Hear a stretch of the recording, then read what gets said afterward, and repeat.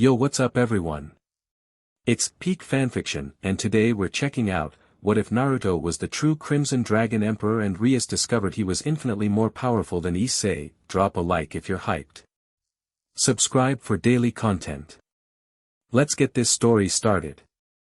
Chapter 1, The Boy Who Smells Like Thunder. The thing about Kuoh Town was that it was almost perfect. That was what unsettled Naruto about it. He'd lived in villages that were rough around the edges, cities that smelled like ambition and old stone, places that wore their history openly the way soldiers wore scars. Kuoh Town didn't do any of that. It was clean and quiet, and the cherry blossoms along the main road bloomed 3 weeks earlier than they should have, and the people smiled at each other with the particular ease of people who had never, not once, looked up at the sky and wondered what was watching them from the other side of it. He sat on the roof of the convenience store on Takamine Street at 2 in the morning with a cup of instant ramen balanced on his knee and watched the town breathe. 3 months he'd been here.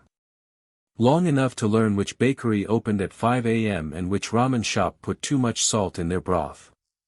Long enough to get a school enrollment sorted, Kuoh Academy, second year, transfer student from Hokkaido, which nobody questioned because people rarely question things that came with a smile and a neatly filled out form. Long enough to feel the particular texture of the supernatural energy that ran beneath this town like an underground river, cool and deep and very, very old. Devil territory. He'd figured that out in the first week. He didn't mind. Devils were fine. He'd met worse things for breakfast.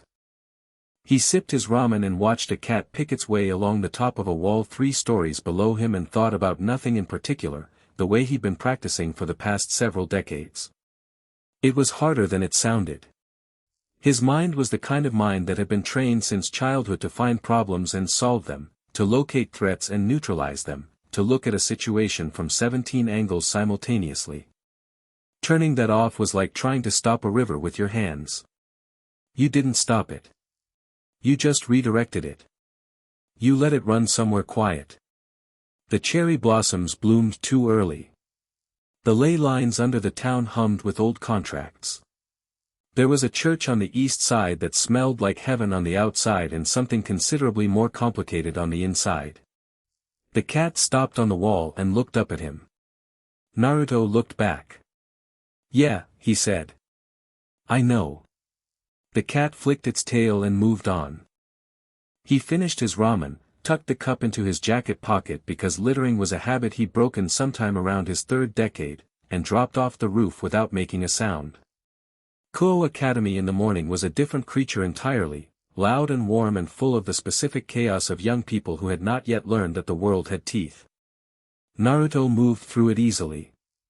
He'd spent enough time around that kind of energy that it didn't startle him anymore. There was something he genuinely liked about it, actually.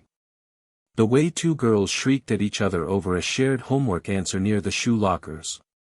The way a boy dropped his entire bento and stood staring at it with the devastated expression of a man who had lost something precious. The normalcy of it. The beautiful, fragile, completely oblivious normalcy. Uzumaki-san. He turned. Motohama was trotting toward him with Matsuda half a step behind, both of them wearing the particular expression of boys who believed themselves to be operating with more social intelligence than they actually possessed. "You were on the roof of the 7-Eleven again," Motohama said, adjusting his glasses. "Someone saw you." "Was it a cat?" Motohama blinked. It was Kiryu-san's older brother. He was walking home from his shift and he looked up and, did he say anything? He said, and I quote, "There was a blonde kid on the roof eating noodles and he looked like he'd been sitting there for 100 years. Naruto smiled. It reached his eyes, which was something people always noticed about him, that when he smiled it was never halfway, it was always the whole thing, like the sun coming out. "He's more perceptive than he looks." "You're weird," Matsuda said, but he said it with something close to admiration. "Thanks." Naruto meant it. He liked Matsuda and Motohama in the way you liked a pair of sparrows. They were everywhere, they were loud, they caused minor chaos wherever they landed, and they were completely harmless. They had attached themselves to him in his 2nd week without really asking permission, which he respected. Boldness deserved acknowledgement. Issei Hayadu was waiting at the classroom door. This was the one that Naruto watched more carefully. Not in a way that would read as anything other than mild interest, he was very good at making his attention look like nothing, but he watched, because Issei Hayadu was interesting in a way that had nothing to do with the boy himself and everything to do with what was sleeping inside his arm. He'd felt it the first day. A warmth. A pressure. The specific psychic signature of something ancient and immense crammed into a container that was, frankly, impressively inadequate for the task. Like keeping a typhoon in a teacup. The teacup was holding, but you could hear it straining. Issei grinned when he saw Naruto. Yo. You look like you didn't sleep again. I slept. On the roof of a convenience store doesn't count. Philosophically, why not? Issei opened his mouth, closed it, and then pointed at him. You can't just say things like that and walk away. But Naruto was already walking away. He took his seat by the window, third row, left side, a position he'd selected on his first day because it gave him clear sight lines to both doors, the window, and the teacher's desk, and because old habits lived in the bones regardless of whether you wanted them to. The morning light came in at an angle and made the dust motes above his desk look like tiny slow stars. He was watching one of them drift when he felt it. Not a threat. Not yet. Just eyes. He turned his head slightly. Across the courtyard, on the second floor of the old school building, the one that was closed for renovation, but wasn't actually being renovated, the one that hummed with the particular dark warm energy of a devil's territory, someone was watching him through a window. Red hair. Green eyes. A posture that said I own this place without any of the insecurity that usually underpinned that posture in people who didn't actually own anything. Rias Gremory looked away first. Naruto turned back to the drifting dust mote and let the corner of his mouth do something that wasn't quite a smile. Interesting. He heard about the Rias Gremory situation within a week of arriving, which meant he'd heard about it within a week of arriving and then promptly not thought about it again because it was not his problem. She was the heiress of the Gremory clan, one of the 72 pillars of the underworld, running a devil peerage out of the old school building under the cover of a occult research club. Her king piece, the tall dark-haired one named Akino, managed most of the actual devil contract work in the area. Her rook, Kaneko, was small and white-haired and looked at Naruto every time he walked past her in the hallway the way cats looked at things that smelled unusual. He didn't mind the cat-like scrutiny. He got it a lot from animals and people with good instincts. It meant their instincts worked. What he knew about Ria specifically, she was powerful, she was smart, she was genuinely kind to the students she protected even when they never knew she was protecting them, and she was operating under a political marriage arrangement that she clearly despised but had not yet found a way out of. He knew this because he listened, and people talked, and the supernatural community in Kuoh was not as airtight as it thought it was. He also knew that she'd been watching him with increasing frequency over the past 2 weeks. Not obviously. But he'd spent a lifetime learning to feel attention as a physical thing, and hers had a particular quality, careful, curious, reassessing, the way you looked at a map when you suspected the roads didn't go where you thought they went. She hadn't approached him yet. He wondered what she was waiting for. The answer came on a Thursday, and it didn't come in the form he expected. He was in the library during free period, nominally reading a book about local geography but actually sitting very still with his eyes half closed and his attention spread out across the town the way he might spread his fingers over water to feel the current, when the thing in Issei Hayadu's arm lurched. Not literally. It wasn't visible. But it moved, not the usual low background hum but something sharp and sudden, like a dog jerking at its chain, and Naruto's eyes opened completely and he sat up straight and looked toward the southeast, toward the district where the church was, and he felt it again. Pain. Old and vast and very, very angry. He was on his feet before he thought about it. The librarian looked up from her desk. Uzumaki-san. The library closes at, sorry, he said, and he was already at the door. He found Issei at a park he'd never been to, sitting on a bench with his hands between his knees and a look on his face that Naruto recognized as the look of someone doing extremely rapid and unsuccessful calculations about the nature of reality. There was a girl sitting beside him who was introduced, haltingly, as Yuma. She had dark hair and dark eyes and a smile that was doing something very specific and very rehearsed, and the moment Naruto stepped into the park's entrance she looked at him and went perfectly, completely still. The thing in Issei's arm went absolutely berserk. Naruto stopped walking. He put his hands in his jacket pockets and looked at the girl, at Yuma, who was not Yuma, whose real name he didn't know yet but whose energy signature was unmistakably fallen angel, the specific gray-gold frequency of someone who had gone sideways from heaven and landed badly, and she looked back at him, and for a moment neither of them moved. Issei was oblivious. "Oh, Naruto.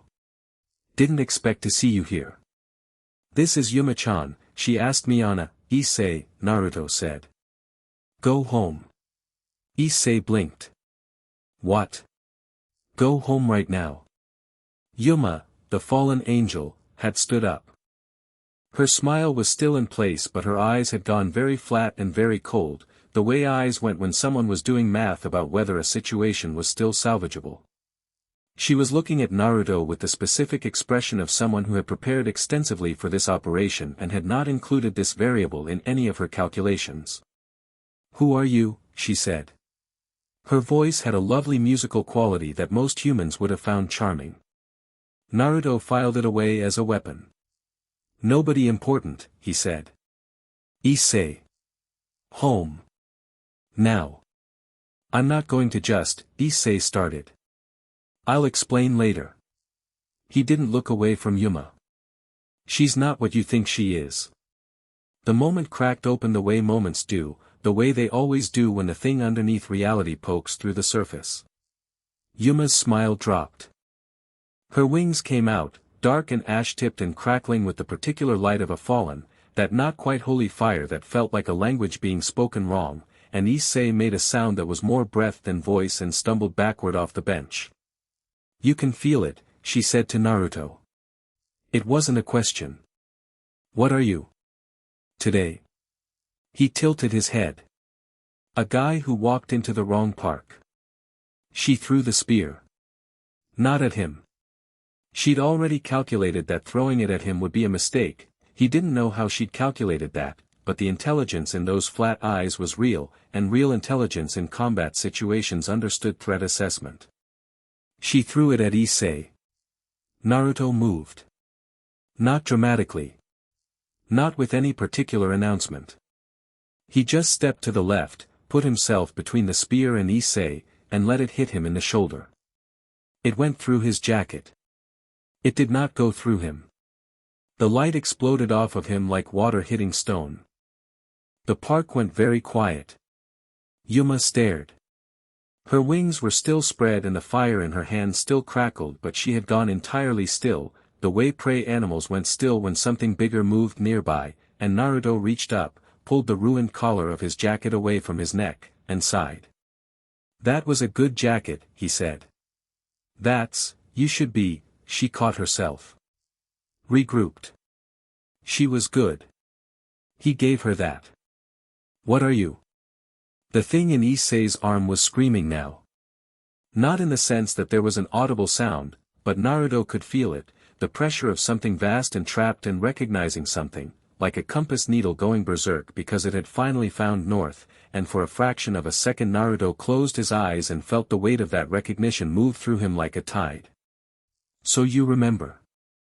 He thought, to no one in particular, or perhaps to the part of himself that existed in a register below the part that ate ramen on convenience store rooftops. After all this time. He opened his eyes. "Run," he said to Yuma. Not cruelly. Almost gently.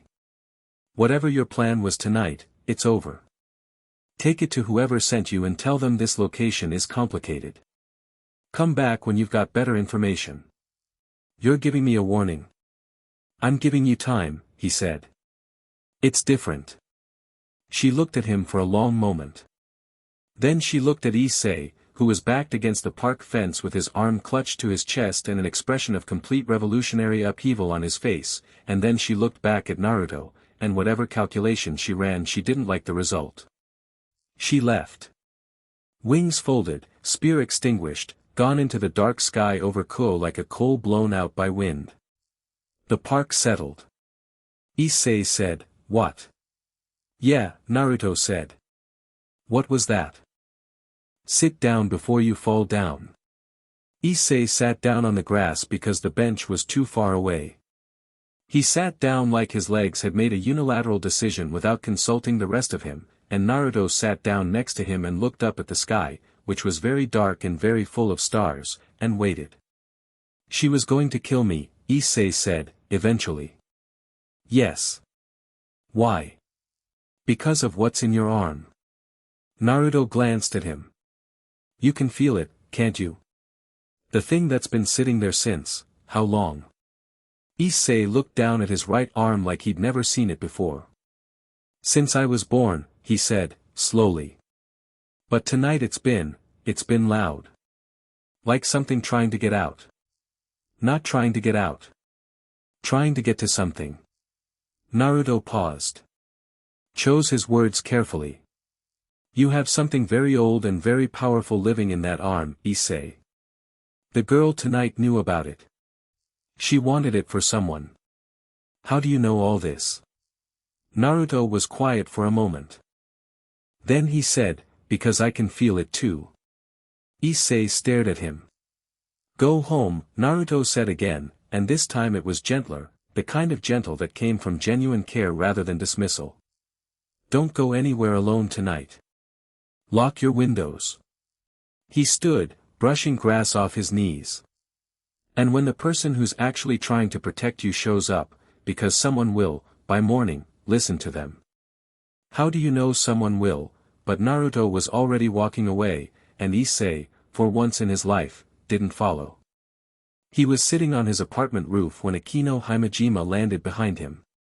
He heard the wings before she appeared, a different frequency from Yuma's fallen fire, this one darker and more complex, the layered energy of a devil who was also carrying something older in her blood, something stormy. He didn't turn around. He was watching the moon. "You interfered," she said. "No introduction. No pretense." He appreciated that. "I prevented a murder," he said. "Slightly different. Rias-sama wants to speak with you." "I know." A pause. "You know. She's been watching me for 2 weeks. Tonight made the decision for her." He finally turned. Akino Himejima was exactly as striking as her reputation suggested, tall, dark-haired, violet-eyed, with the particular composure of someone who had survived something that should have broken them and come out the other side carrying the weight of it gracefully. She was looking at him with an expression he recognized as the expression of someone who had expected something specific and found something else entirely. "What are you?" she asked. It was the second time he'd been asked that tonight. He gave Akino a different answer than he'd given Yuma. "Tired," he said. "But not so tired I can't come to the meeting. Lead the way." She looked at him for another beat.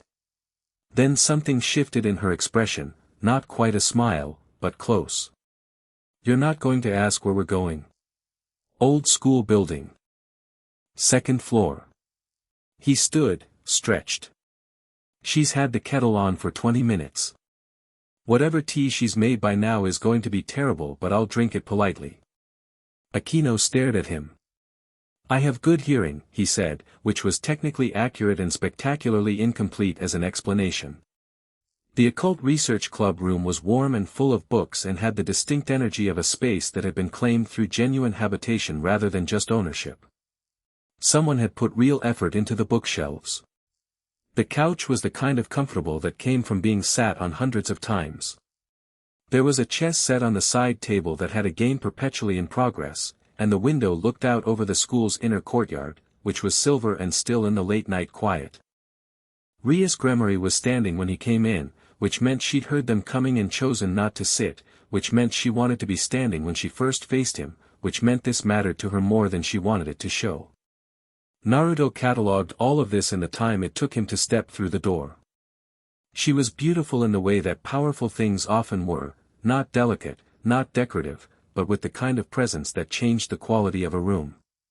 The red hair was as vivid as it looked from across a courtyard, tumbling over her shoulders. Her eyes were that exact shade of blue-green that serious painters spent careers trying to capture. She was wearing the school uniform and she wore it the way someone wore civilian clothes over armor, it was just a layer. Standing behind and to her right, Kaneko, small and white-haired and watching Naruto with the expression of a very old cat in a very young body.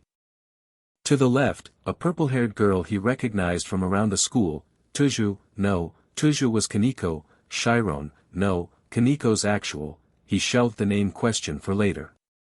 The girl with the purple hair was new to him. She sat at the desk in the corner and watched with wide, serious eyes. Uzumaki Naruto, Rias said. His full name, formal, the way you addressed someone when you wanted to establish that you knew who they were. Gremory Rias, he said, in exactly the same tone. Your tea is going to be overbrewed. She blinked.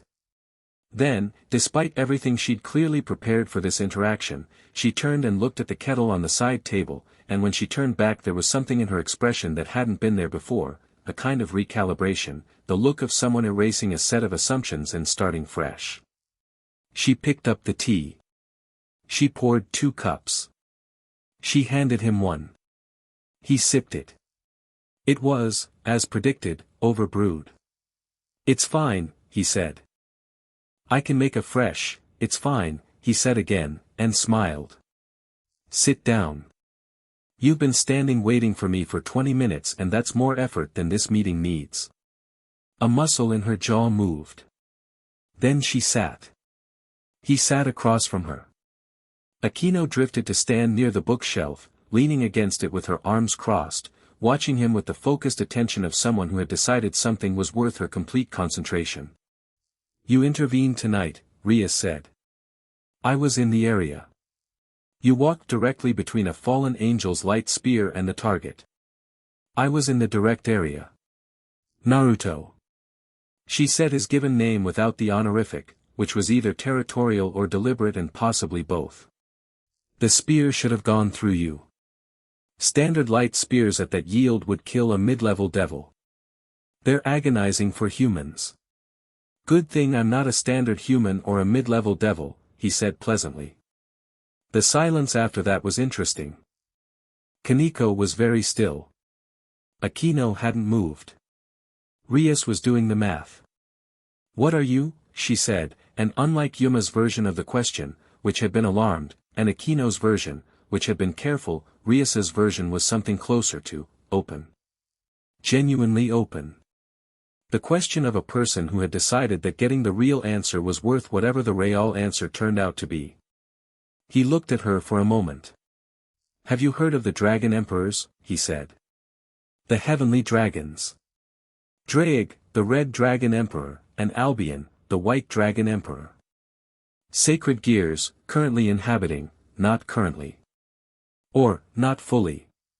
He held his teacup in both hands. The warmth of it was grounding in the way simple physical things always were. Draig's power split. A long time ago. Part of it ended up in a sacred gear, passed from host to host for centuries. The part that got packaged up and handed down. He paused. But the part that didn't get packaged. The part that stayed. Do you know where that went? Rias was very still. It didn't go anywhere, Naruto said, conversationally. It stayed exactly where it started. Because the original Dragon Emperor was still alive.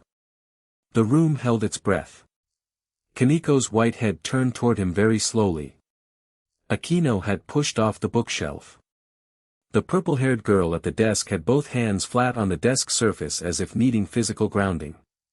Rias said, very carefully, that's the Dragon Emperor lineage. Draig bonded to, there hasn't been a confirmed Dragon Emperor host in 400 years, Naruto said. Give or take. The records say the original emperor died, the records are wrong. He sipped his tea. The original emperor sealed himself away because the alternative was a war that would have taken everything. Heaven, the underworld, the mortal world. Everything. I, determined that one person disappearing was a better trade. The silence this time was different. Heavier. Rias Gremory was looking at him the way she might look at a document she'd found in an archive that contradicted everything she thought she knew about history, not with disbelief, exactly, but with the stunned expression of someone whose categories had just been quietly, thoroughly rearranged. "You're saying," she said slowly, "that you are." "I'm saying the thing in Issei Hayadu's arm knows me," Naruto said. "It's been screaming since I got within range. That's why the fallen angel moved tonight." Someone told her the fragment was reacting, and she came to collect it before she figured out why it was reacting. He set down his teacup. She didn't expect to find the original standing next to the fragment. Aquino said, from the bookshelf, "Drake." "Yeah. The heavenly dragon. The heavenly dragon. The actual one. Inside you." Naruto tapped his chest, just left of center. "He's been very quiet. He's tired. We both are." Something shifted in his expression, something private, and then it was gone.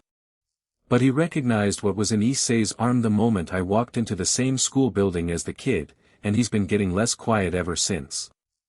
Rias stood up. Not dramatically, she stood the way people stood when sitting no longer made sense, when the body needed to move because the mind was moving fast. She walked to the window and looked out at the courtyard and was quiet for a long moment. "Issei Hayadu is my pawn," she said. "I planned to, tonight was supposed to be the night she stopped. Started again. I was going to recruit him properly after what happened.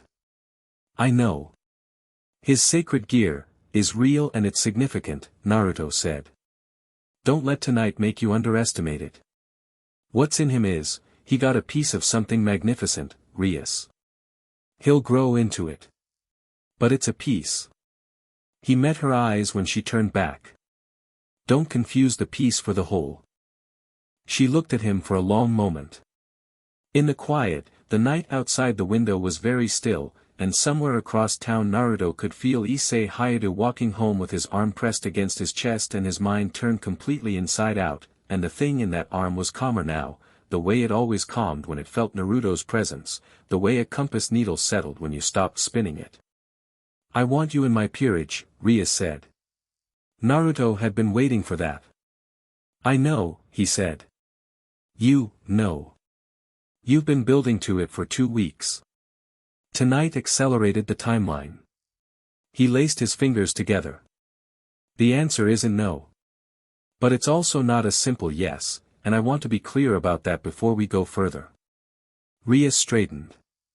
There it was, the dignity of someone who didn't beg, who would die before she made her pitch smaller to make it more palatable. He respected it completely. "What are your terms?" "Not tonight," he said, and stood. "Tonight you have a job to do. Go find Issei. Give him the answer to what happened. Don't sugarcoat it, he's going to need the real version, not the gentle one." He picked up his jacket. Looked at the hole the spear had put in the shoulder. Sighed again. "And tell whoever's handling surveillance on the church district to widen the perimeter. The fallen angel who ran tonight is going to report back, and whoever sent her is going to escalate." He headed for the door. "How do you know that?" Rias called after him. "Because I would," he said, and walked out into the hallway. Aquino was at the door before he reached the stairs. "I'll walk you out." "You want to keep asking me questions," he said. "I want to know if you're going to be a problem." He stopped. Turned. Looked at her, really looked at her, the way he looked at people when he was deciding how honest to be, and Aquino held that look without flinching, which told him most of what he needed to know about her. "I'm not going to be a problem," he said. "I've spent a very long time being a solution to problems. I'm trying to figure out if Kuoh is a place where that means something, or if it's just another place where things fall apart." She held his eyes. "And The corner of his mouth moved. Ask me in a week.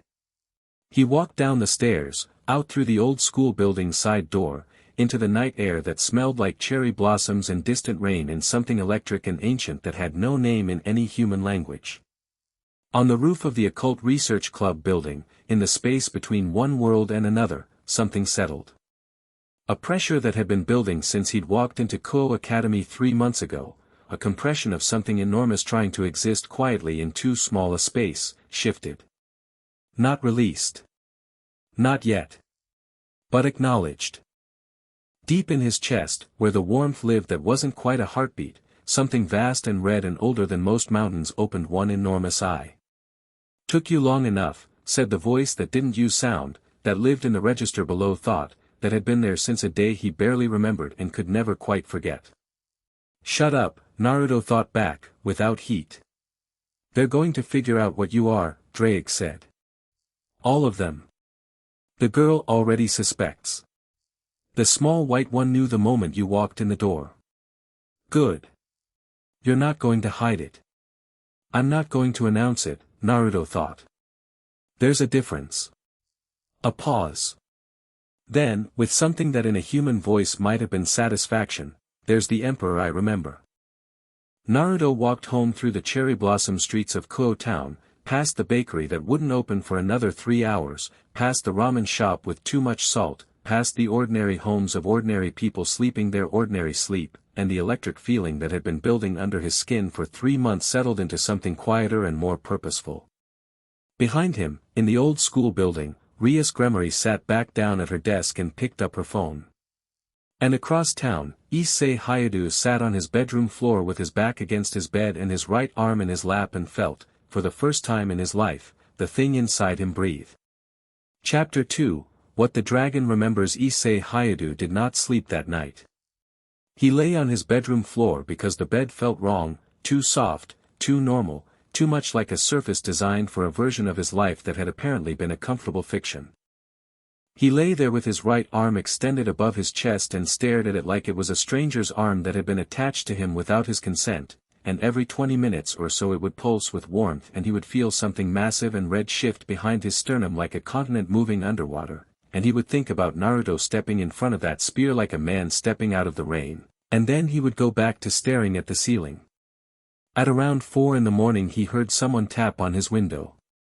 He sat up fast enough to crack his elbow on the bed frame, swore, and turned to find a girl he vaguely recognized from school, red hair, blue-green eyes, second year, the one everyone talked about in those reverent half-whispers reserved for people who occupied a category slightly above ordinary human beautiful, looking through the glass at him with an expression of practiced calm that didn't quite cover the urgency underneath. He opened the window. Issei Rias Gremory said. We need to talk. It's 4 in the morning. I know. You're on my windowsill. We're on the 2nd floor. I know that too. She studied him. You look like someone whose entire understanding of reality just collapsed. Because it did. Good, she said, and there was something almost kind in it. That means you're paying attention. Can I come in? He sat on the edge of his bed and she sat in his desk chair and she told him everything with a directness that he would think about for a long time afterward, not because it wasn't a lot to absorb, because it was an enormous amount to absorb, but because she didn't soften it or package it and the lack of packaging was its own kind of respect. Devils. Heaven. Fallen angels. Sacred gears. The supernatural architecture of the world that had been running underneath the ordinary one his entire life without his knowledge. He had a sacred gear. It was called boosted gear. The creature inside it was a fragment of the heavenly dragon, Drake. A fragment, he repeated. Yes. Not the whole thing. Rias paused. No. Not the whole thing. Something in how she said it made him look at her more carefully. What's the whole thing? She was quiet for a moment in a way that felt deliberate, and he had the distinct impression she was choosing between 2 different levels of honest and had settled on one that was honest but incomplete. That's a longer conversation, she said. What matters tonight is what's in your arm, and what you want to do about it. Issei looked down at his right arm again. He thought about the warmth. He thought about the way it had felt when Naruto walked into the park, like a dog recognizing a specific scent, some deep animal certainty triggering under all his thoughts. It recognized him, he said. Naruto. The thing in my arm. It went absolutely insane. Rias's expression did something complicated. Yes. Why? Longer conversation, she said again, and this time he let it go because something else was pressing. You want to recruit me, he said. She looked at him steadily. I want to give you a choice. What happened tonight, the girl, Rainier, she's not going to stop. The fact that she was interrupted doesn't change her objective. You have something that certain factions of the supernatural world want very badly, and the protection you have right now consists of one blonde transfer student who has still not told me everything about himself and a general policy of hoping dangerous things don't find you. She leaned forward slightly. I'm offering you real protection. Real power. A place to stand. As your pawn. As my pawn. She didn't apologize for the word. He respected that. It's not a lesser position. It only sounds like one until you understand what a pawn can become. He sat with that. Outside his window, Kuoh Town was doing its 4 a.m. thing, which was being very dark and very quiet and completely unaware that its resident devil heiress was sitting in a teenager's bedroom explaining the architecture of the universe. Okay, he said. Rias blinked. Okay. Yeah. He looked at his arm. Something in here has been waiting for something for my entire life. If you're telling me this is what it's been waiting for, this world, this choice, then yeah. Okay. He met her eyes. I'm in. In the morning Naruto made tamagoyaki with the last of his eggs, ate it standing at the kitchen counter of his apartment, and thought about Rainier. Not her specifically. What she represented. The intelligence behind the operation, because there had been an operation, properly structured, not a random act of violence but something planned around specific knowledge of Issei's sacred gear, and the question of how that knowledge had been obtained and who had obtained it was the kind of question that had an uncomfortable answer if you followed it far enough. Kurama said, from the corner of his mind where the fox had been quietly existing for decades in the particular way that enormous supernatural entities existed when they were cohabitating with a person and trying not to be annoying about it, you're planning to find her. I'm planning to understand the situation, Naruto said. You're going to go find the fallen angel who threw a spear at a kid, and you're going to do it before anyone else does, and you're going to do it because you already know something about her that the devil girl doesn't know. I don't know anything for certain. You've been alive long enough to know the difference between certain and probable, Kurama said. You felt it last night. That anger wasn't random. That wasn't a mercenary taking a contract. She had a reason. He ate the last piece of tamagoyaki and thought about the quality of Rainier's anger, yes. Kurama was right. There had been something personal in it, something old and compressed. Not the flat professional effect of someone killing for payment. Something that had been carrying weight for a long time and had found an outlet.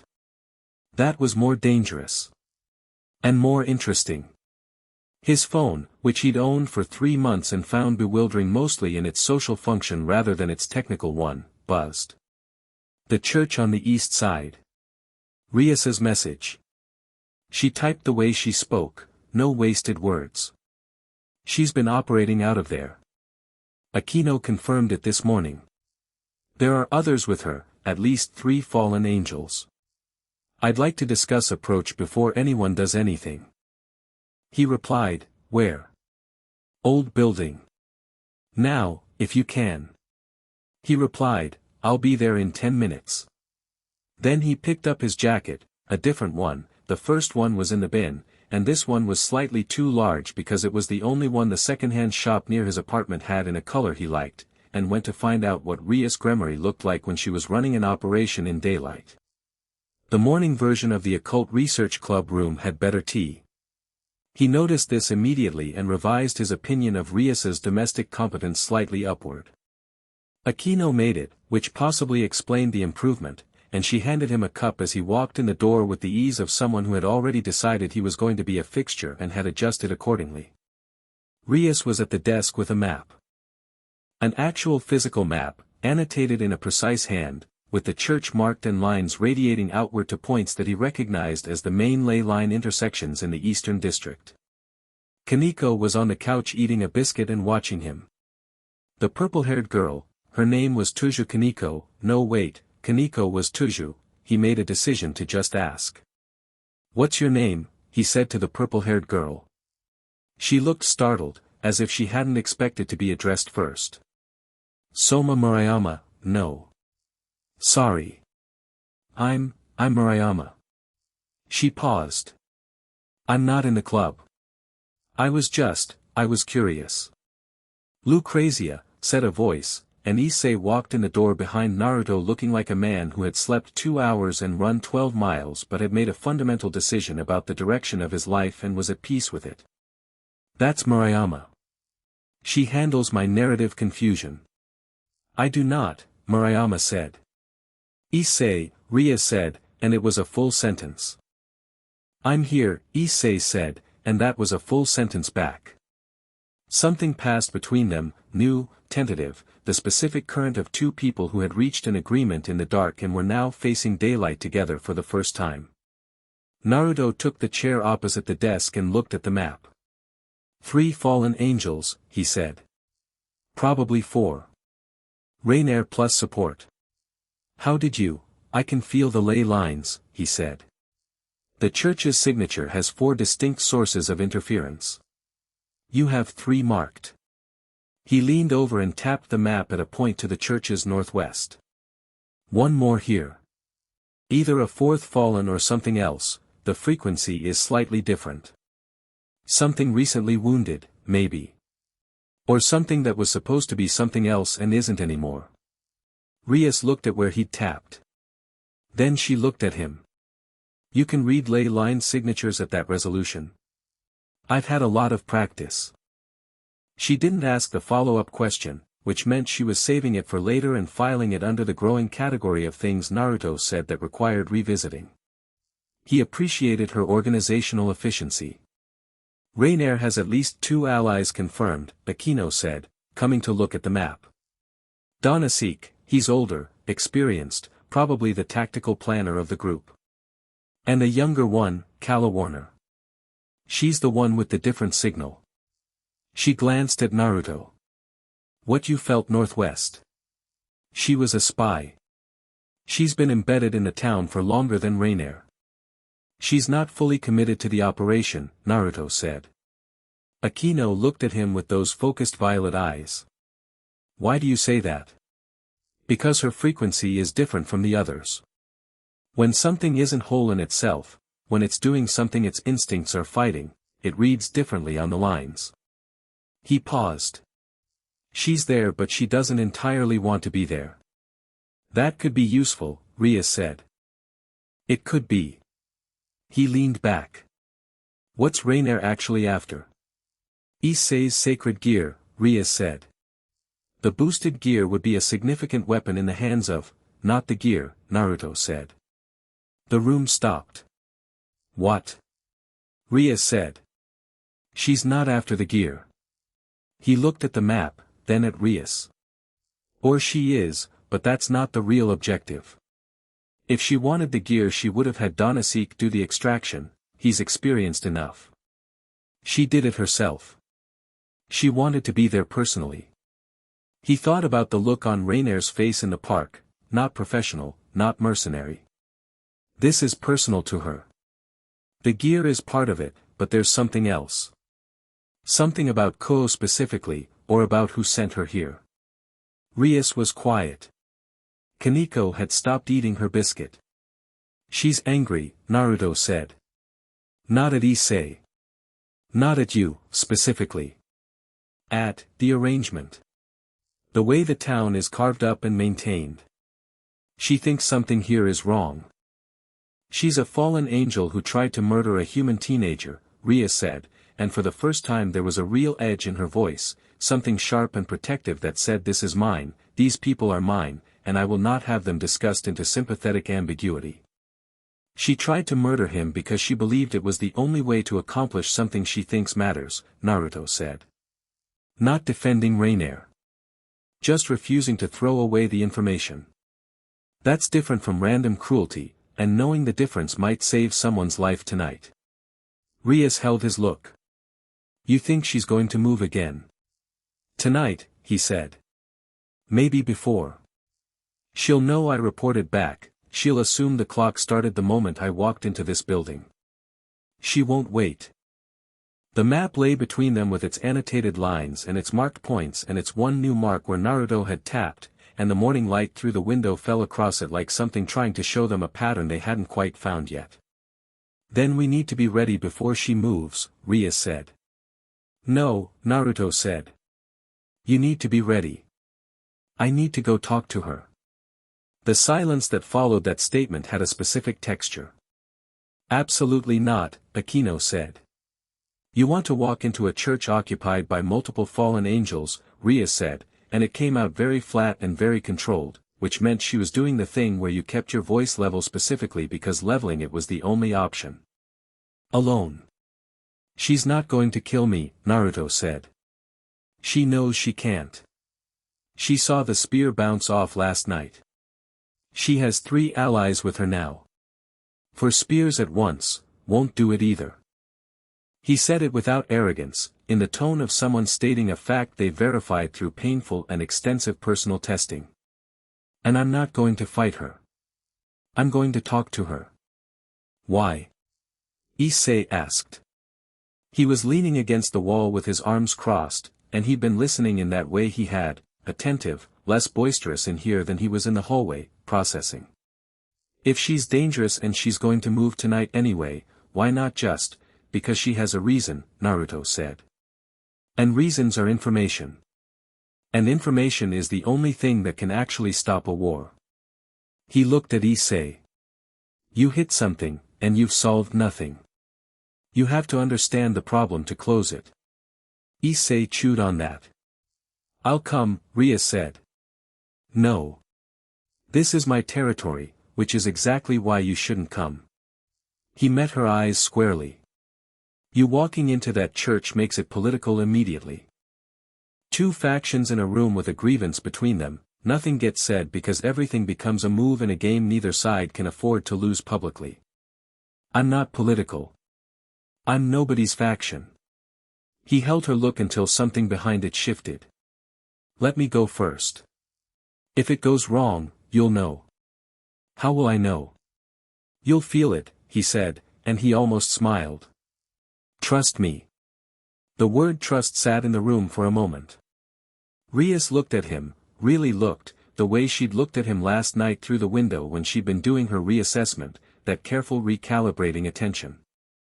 Then she looked at Akino, who gave her something with her eyes that was either I know or don't ask me, and then she looked back at Naruto.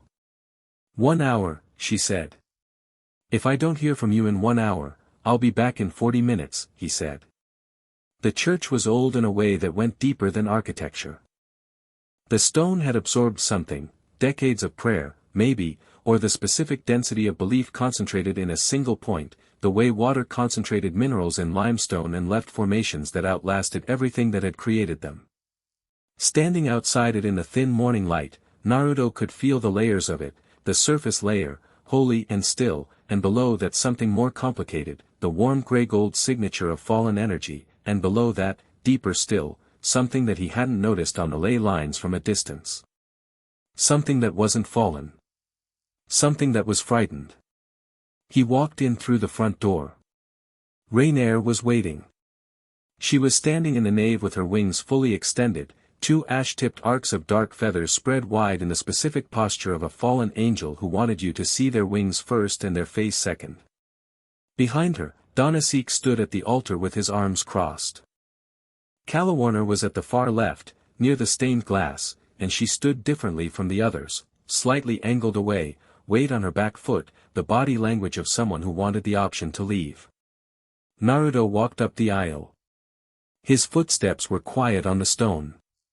He stopped about 4 meters from Rainier and looked at her. She looked back.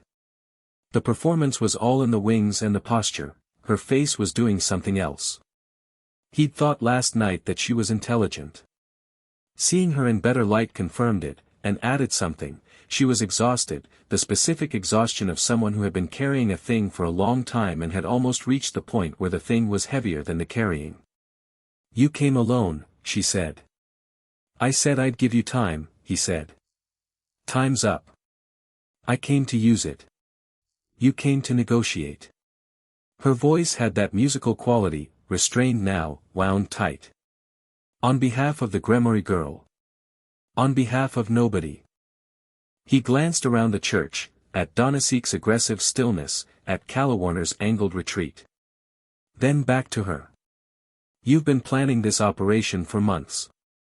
The timing around the kid was deliberate, you waited until his sacred gear was active enough to extract. But you chose this town, specifically." He paused. "Why Kuoh?"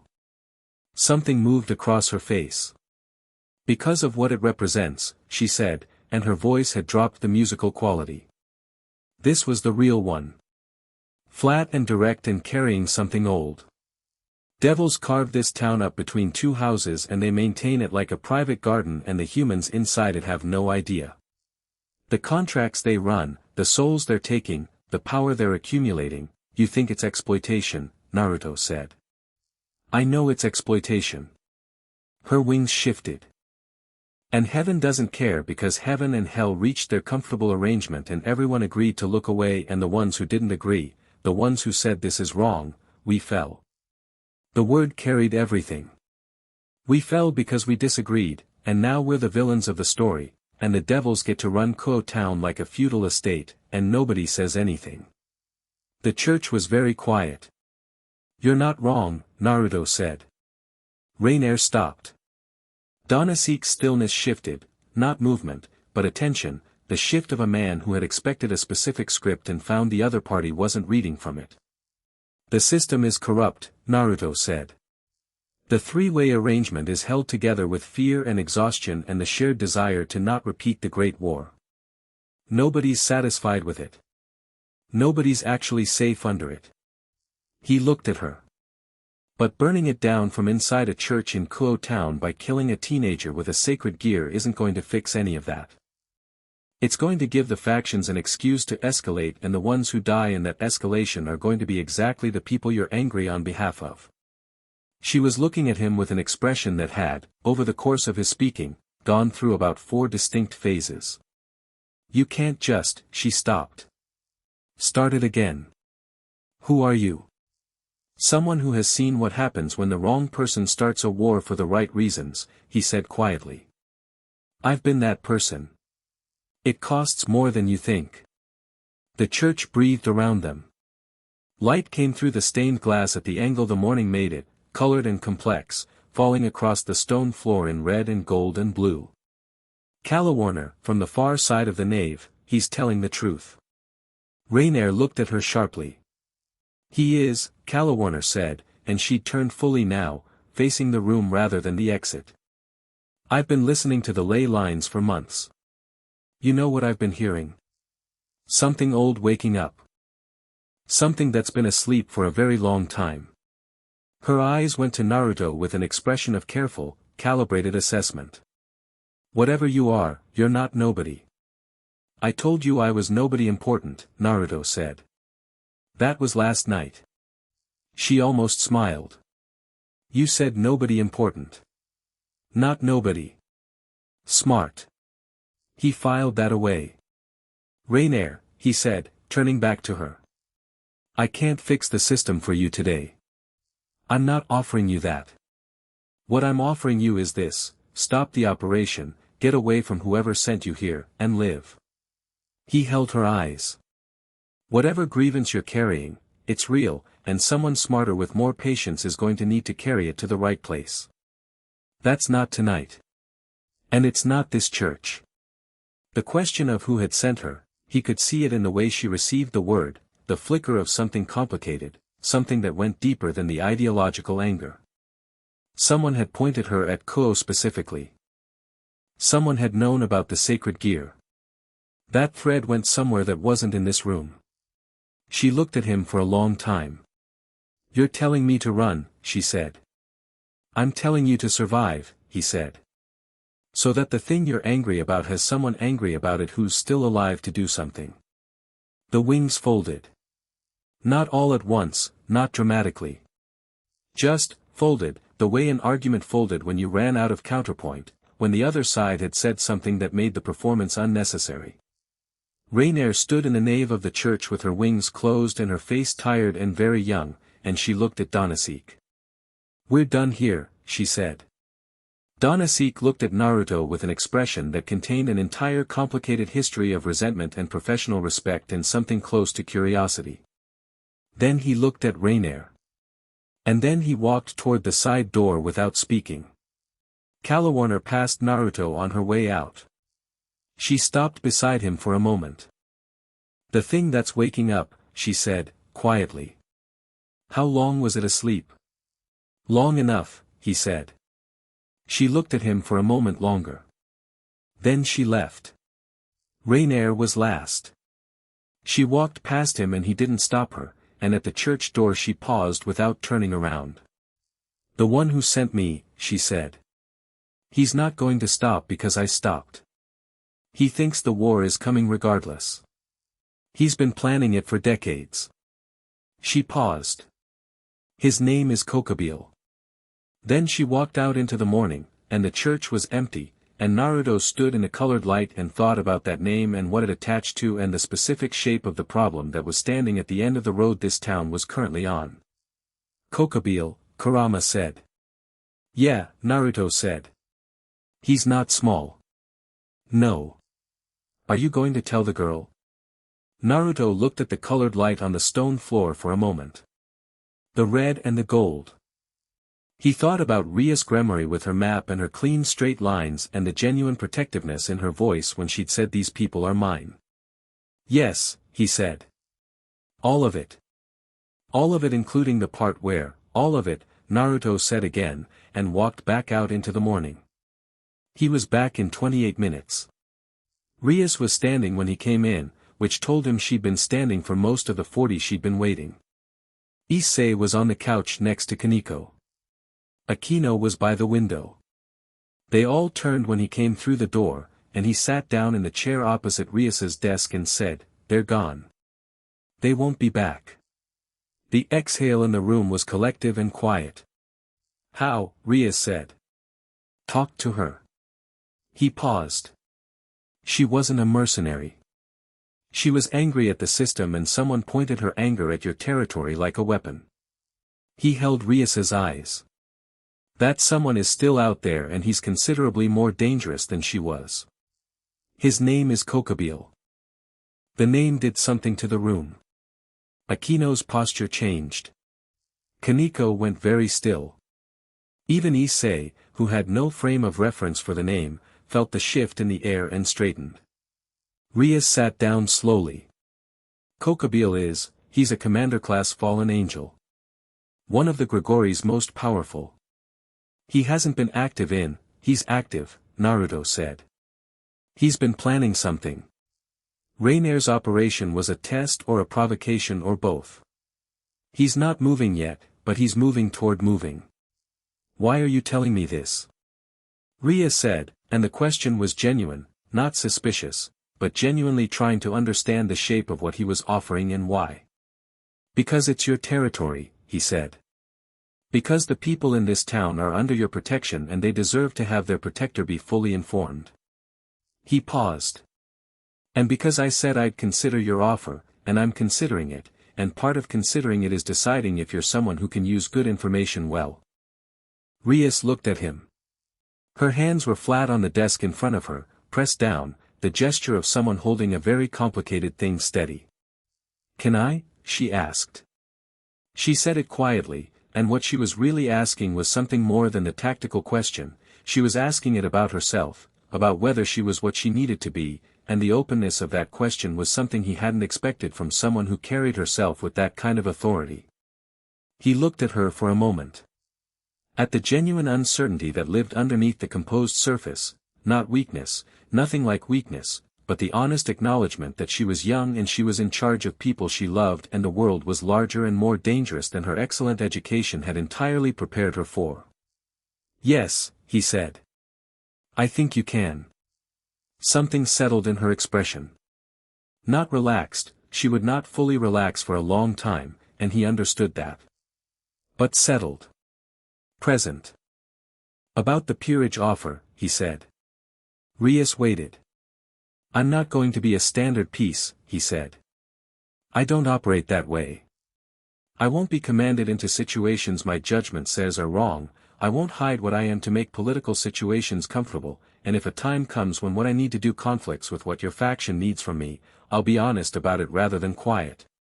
He met her eyes directly. "Those aren't negotiable." "Understood," she said, without hesitation. "And Issei trains," he said. "Properly. Not just power exercises, I want him thinking, reading, understanding the history of the supernatural world. What's in his arm deserves a host who can meet it." "Issei, from the couch, I'm right here." "I know," Naruto said, glancing at him. "That's why I said it where you could hear it." Issei opened his mouth, then closed it, then nodded with the expression of a man who had decided that being directly challenged was better than being talked around. "And one more thing," Naruto said. Rias waited. "The political marriage arrangement," Naruto said. "The one with the Phoenix boy." The temperature in the room dropped approximately 2 degrees. Akino straightened at the window. Kaniko's biscuit paused halfway to her mouth. Rias's expression went very carefully neutral. "That's a family matter. It's a problem that's going to intersect with everything else," he said, not unkindly. "I'm not getting involved in your family's politics. But I'm also not going to pretend I don't know it exists, and when it becomes relevant to the safety of this peerage, which it will, I'm going to be honest about it." He paused. "Is that acceptable?" The careful neutrality held for another moment.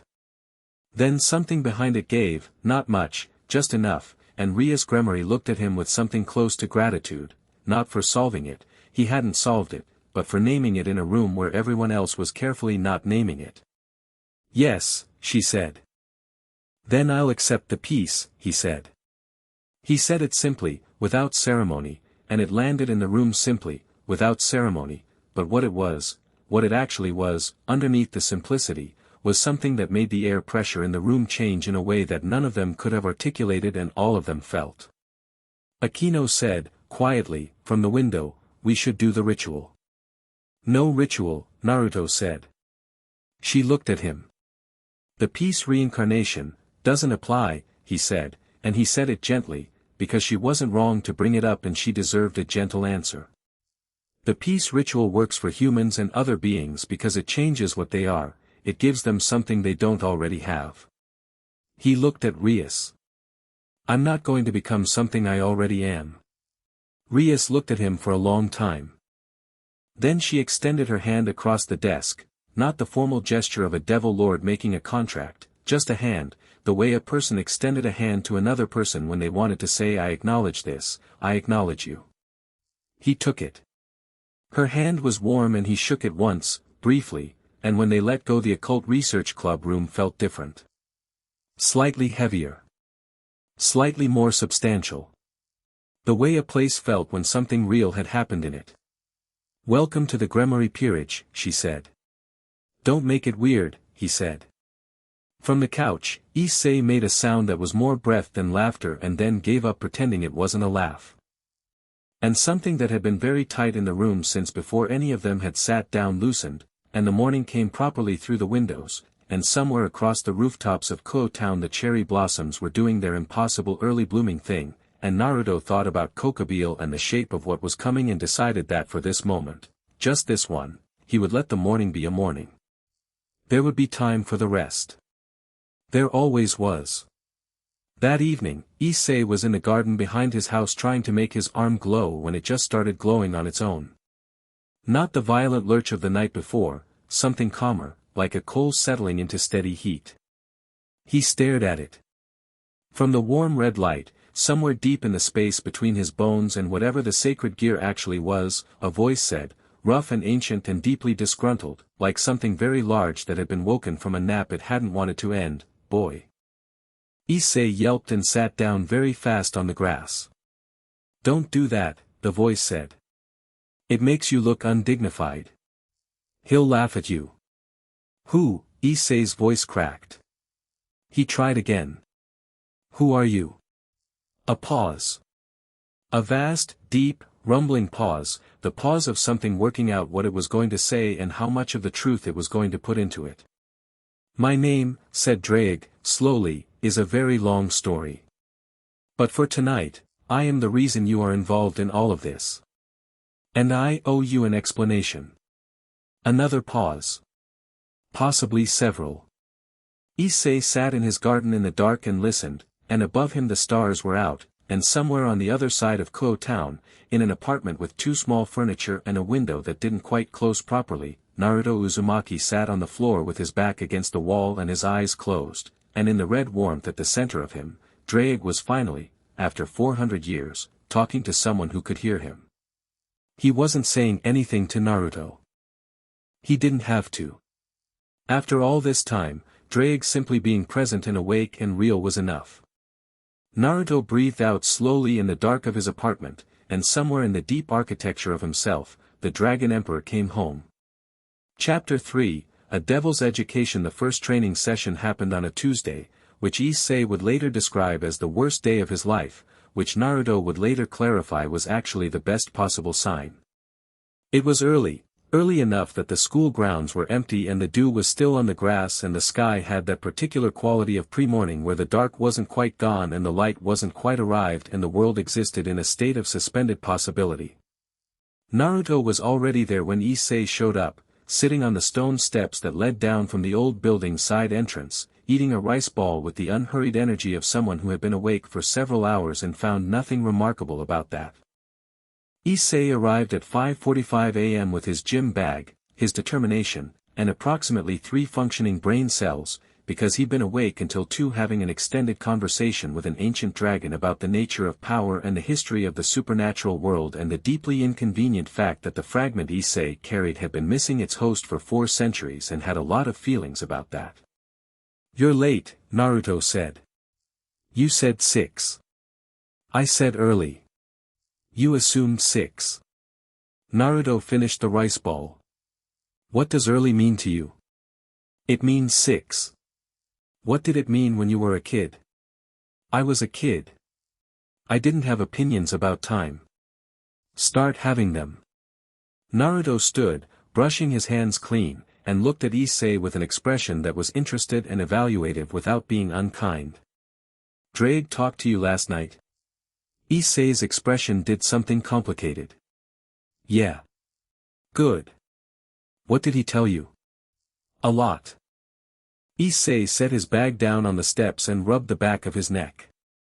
He told me about the split. About why there's a fragment and the rest. He looked at Naruto with something careful in his eyes. He told me what you are. Naruto waited. He said you're the reason any of this exists, Issei said, slowly. The whole Dragon Emperor lineage. The sacred gear system. All of it traces back to you, and what you did, and what got left behind when you sealed yourself away. He paused. He was angry about it. Not at you, exactly. Just angry. Like someone being angry at a storm. You can't be mad at the storm but you can be angry that it happened. Naruto looked at him for a long moment. Something moved through his expression, brief, genuine, the kind of thing that happened on a person's face when they found out someone understood something they'd expected to have to explain. Yeah, he said quietly. That's about right. He also said, Issei continued, in a slightly different tone, that I should not under any circumstances try to compare my power level to yours, because the comparison would be, and I'm quoting here, deeply discouraging to the boy's development. Naruto smiled. The whole face version. He's not wrong. Great. Issei sighed. So what are we doing? We're not training your power, Naruto said, and turned to walk toward the open ground behind the old building. We're training your thinking. Issei followed, slightly wary. What does that mean? It means the boosted gear doubles your power every 10 seconds, Naruto said, walking. Which means in theory if you survive long enough you become stronger than anything. In practice, most boosted gear hosts die in their first serious fight because they spent all their time learning to hit things harder and no time learning to hit things smarter. He stopped and turned. You have something extraordinary in that arm. Don't make it do all the work. Issei looked at him. Draig said something similar. Draig is 400 years smarter than he gets credit for. Naruto looked at the open ground and then looked back at Issei. I'm going to attack you. Your job is to not get hit. A pause. Just, not get hit. Just not get hit. You're not going to tell me how. If I tell you how, you'll do what I tell you. That's not thinking, that's following instructions. I want to see what you do. He paused. Ready? No, Naruto moved. Issei got hit 11 times in the first 10 minutes, which was actually better than Naruto had expected given that Naruto was moving at a small fraction of his actual speed but still moving faster than anything Issei had ever had to respond to. He watched the boy, watched how he moved, where his weight went, what his instincts did when his thinking brain ran out of processing time. There was something there. Not technique, not yet, but a physical intelligence, a body that moved well when the mind got out of its way. After the 11th hit Issei was sitting in the grass looking at the gray morning sky and breathing hard. You move well when you stop thinking, Naruto said, crouching beside him. That's backwards, Issei said. It isn't. Your instincts are good. You override them with your head. Your head is slower than your instincts right now, so every time you think, you lose time. Issei stared at the sky. So I should stop thinking. You should train until thinking and instinct are the same speed.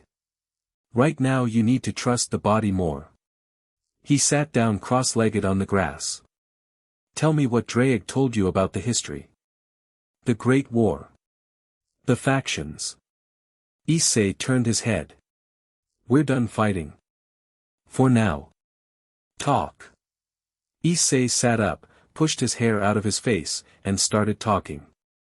He got most of it right, the broad strokes of the three-faction war, the heavenly dragons, the devils and their 72 pillars, the way the current arrangement had been established. He got some details wrong, and when he did Naruto corrected them briefly and accurately, and when Issei asked follow-up questions Naruto answered them without lecturing, and the morning came in properly around them and the school grounds filled up gradually with the sounds of the town waking. And by the time they were done they'd been talking for an hour and Issei had more coherent framework for the world he'd fallen into than most devil peons got in their first month. Why does any of this matter for fighting? Issei asked. Because the people you're going to fight have reasons, Naruto said. If you don't understand the reasons you're always reacting. If you understand the reasons you can sometimes act first. He paused. Same reason you understand the weather before you plan a journey.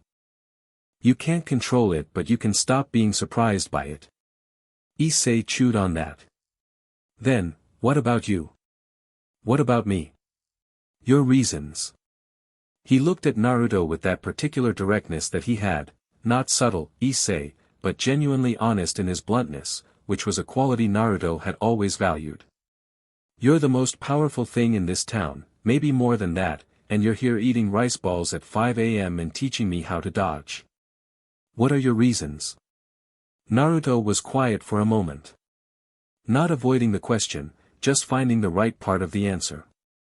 I made a decision a long time ago that led to a lot of pain for a lot of people, he said. Not because the decision was wrong. It was the right decision. But right decisions still have costs, and the cost of mine was significant. He looked at the school building. I've been figuring out what to do with the remainder. The time that came after. And Kuoh. Kuoh has people worth protecting. He stood, And the grass beneath him was crushed flat where he'd been sitting, and when he stood the morning light did something interesting around him that Issei filed away and later spent 3 days not quite being able to describe. Come on.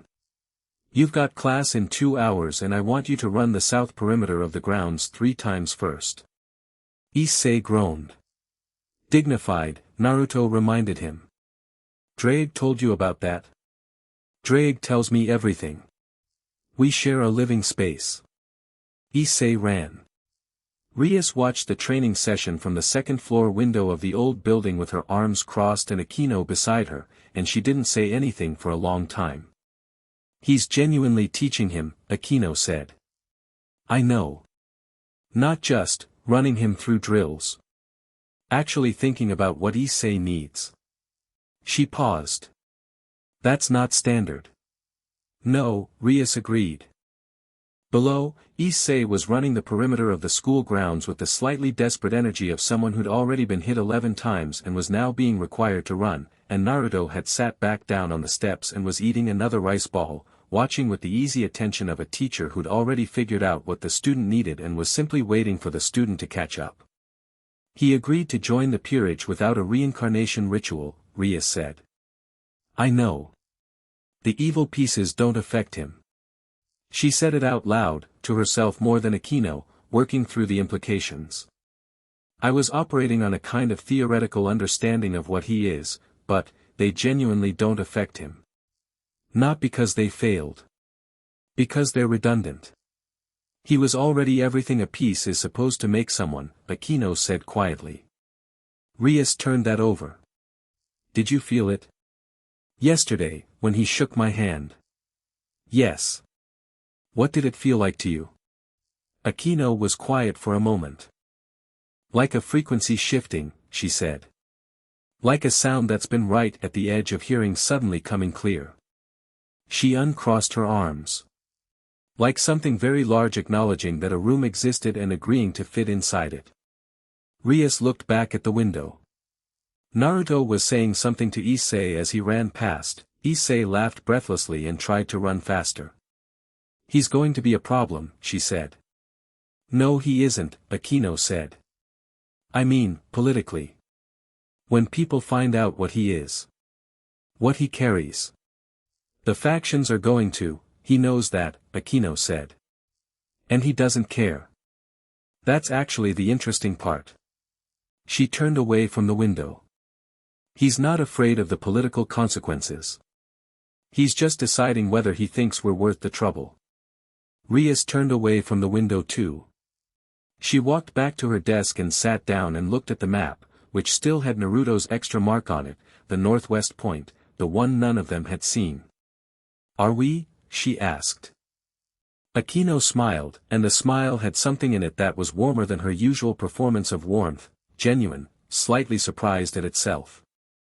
I think so, she said. I think we might be. Riser Phoenix arrived on a Friday. He didn't come himself, initially.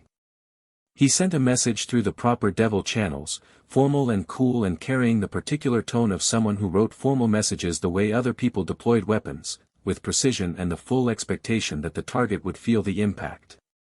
The message said that Riser Phoenix, third son of the House of Phoenix, one of the remaining pillars of the underworld, was looking forward to formalizing his engagement to Rias Gremory and was requesting a meeting to discuss the timeline.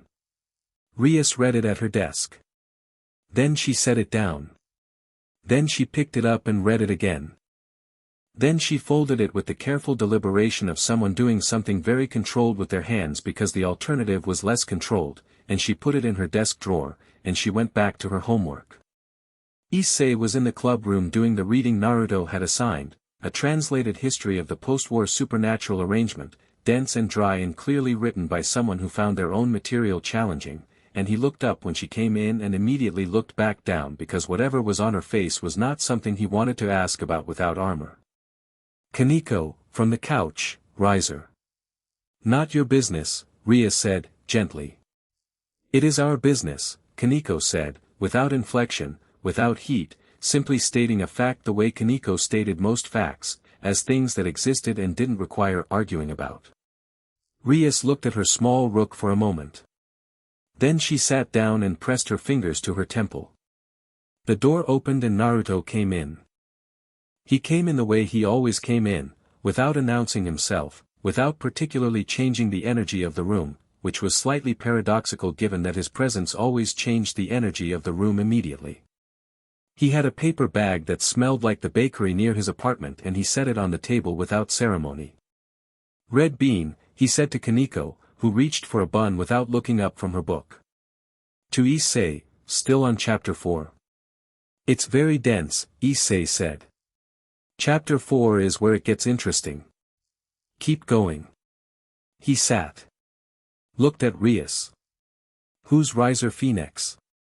The room went slightly careful. Rias looked at him. "You haven't heard of him." "I've heard the name. I want to hear your version." She told him. Not the full family history, she told him what was relevant: third son of the Phoenix family, immortal regeneration ability, rated extraordinarily high in terms of power ranking, and her designated fiancé by a contract her family had entered into that she had no ability to unilaterally exit. He had a full peerage of 14 members. He had never lost a rating game. He believed the arrangement was correct and appropriate and was, she said with the particular careful tone of someone choosing precision over emotion, not entirely stupid about it. He understood that she didn't want it, he just didn't consider her wanting to matter. Naruto listened without interrupting. When she was done he was quiet for a moment. "When's the meeting?" "Next week. He'll come in person." "Has he been to Kuoh before?" "Once. 2 years ago. He and I have an understanding. He stays in the underworld, I run this territory, and the engagement exists on paper until," she stopped. "Until you run out of time," Naruto said. She looked at the desk. "How much time do you have?" "The contract has a resolution clause," she said, quietly. "If I fail to agree to the marriage within the year, my father has the authority to compel it." She said it with the composure of someone who had lived with this knowledge long enough to carry it without visible shaking. "I have, approximately 8 months. The room was quiet. Issei had stopped pretending to read. Kaneko had stopped eating her bun. Akino, who had come in silently somewhere in the middle and was leaning against the bookshelf, was very still. "Okay," Naruto said. Rias looked up. "Okay. 8 months is enough time." He picked up a red bean bun. Problems with solutions don't need to be treated as problems without solutions. You want out of the engagement. Is a rating game challenge a legitimate exit clause? "If I defeat him in a rating game, the contract voids," Rias said slowly. "But Riser has never lost. His regeneration makes sustained damage almost impossible to." "We'll figure that out when we need to," Naruto said. "For now, is challenging him to a rating game an option you can legally exercise?" "Yes. Any devil of noble standing can challenge." "Then that's the option." He said it the way he said most things, simply, without decorating it, as a fact that had been established and could be moved forward from. "When he comes next week, don't let the meeting be about timelines. Make it about terms." Rias looked at him.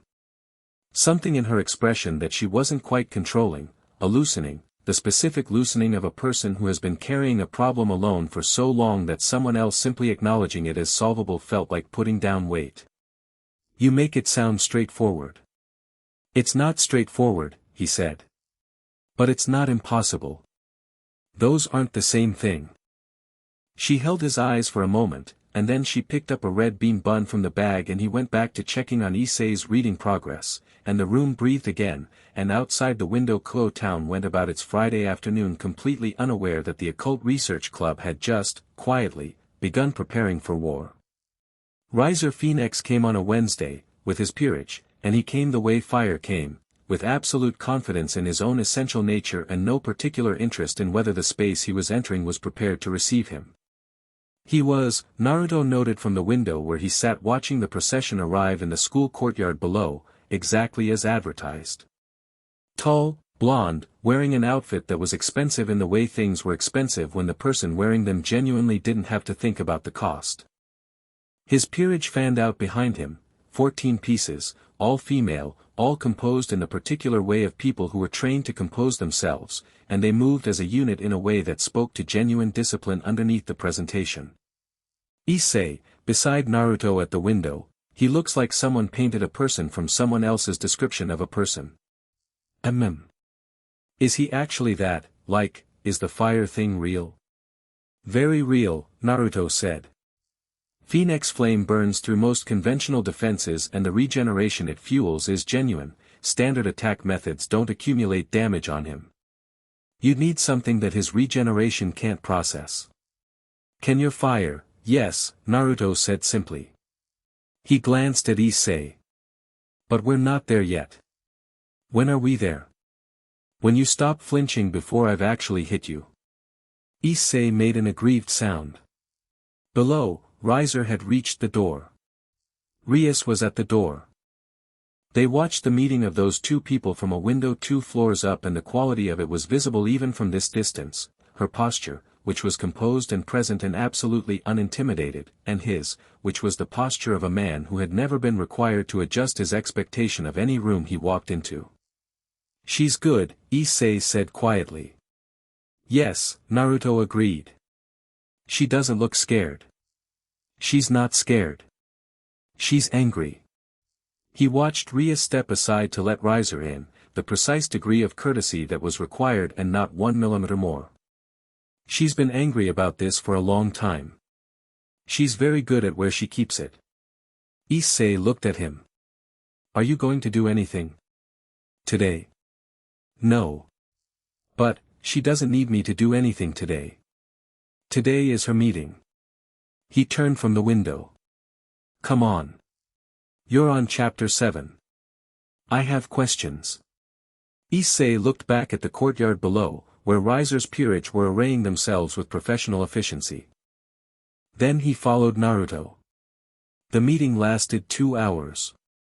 Naruto knew this because he could feel the tenor of the energy in the club room 2 floors down, Rias's controlled anger, Riser's comfortable certainty, and somewhere underneath both of those the specific frequency of people trying very hard to maintain a formal framework around something that both of them knew was fundamentally unresolvable in a room with no mechanism for resolution.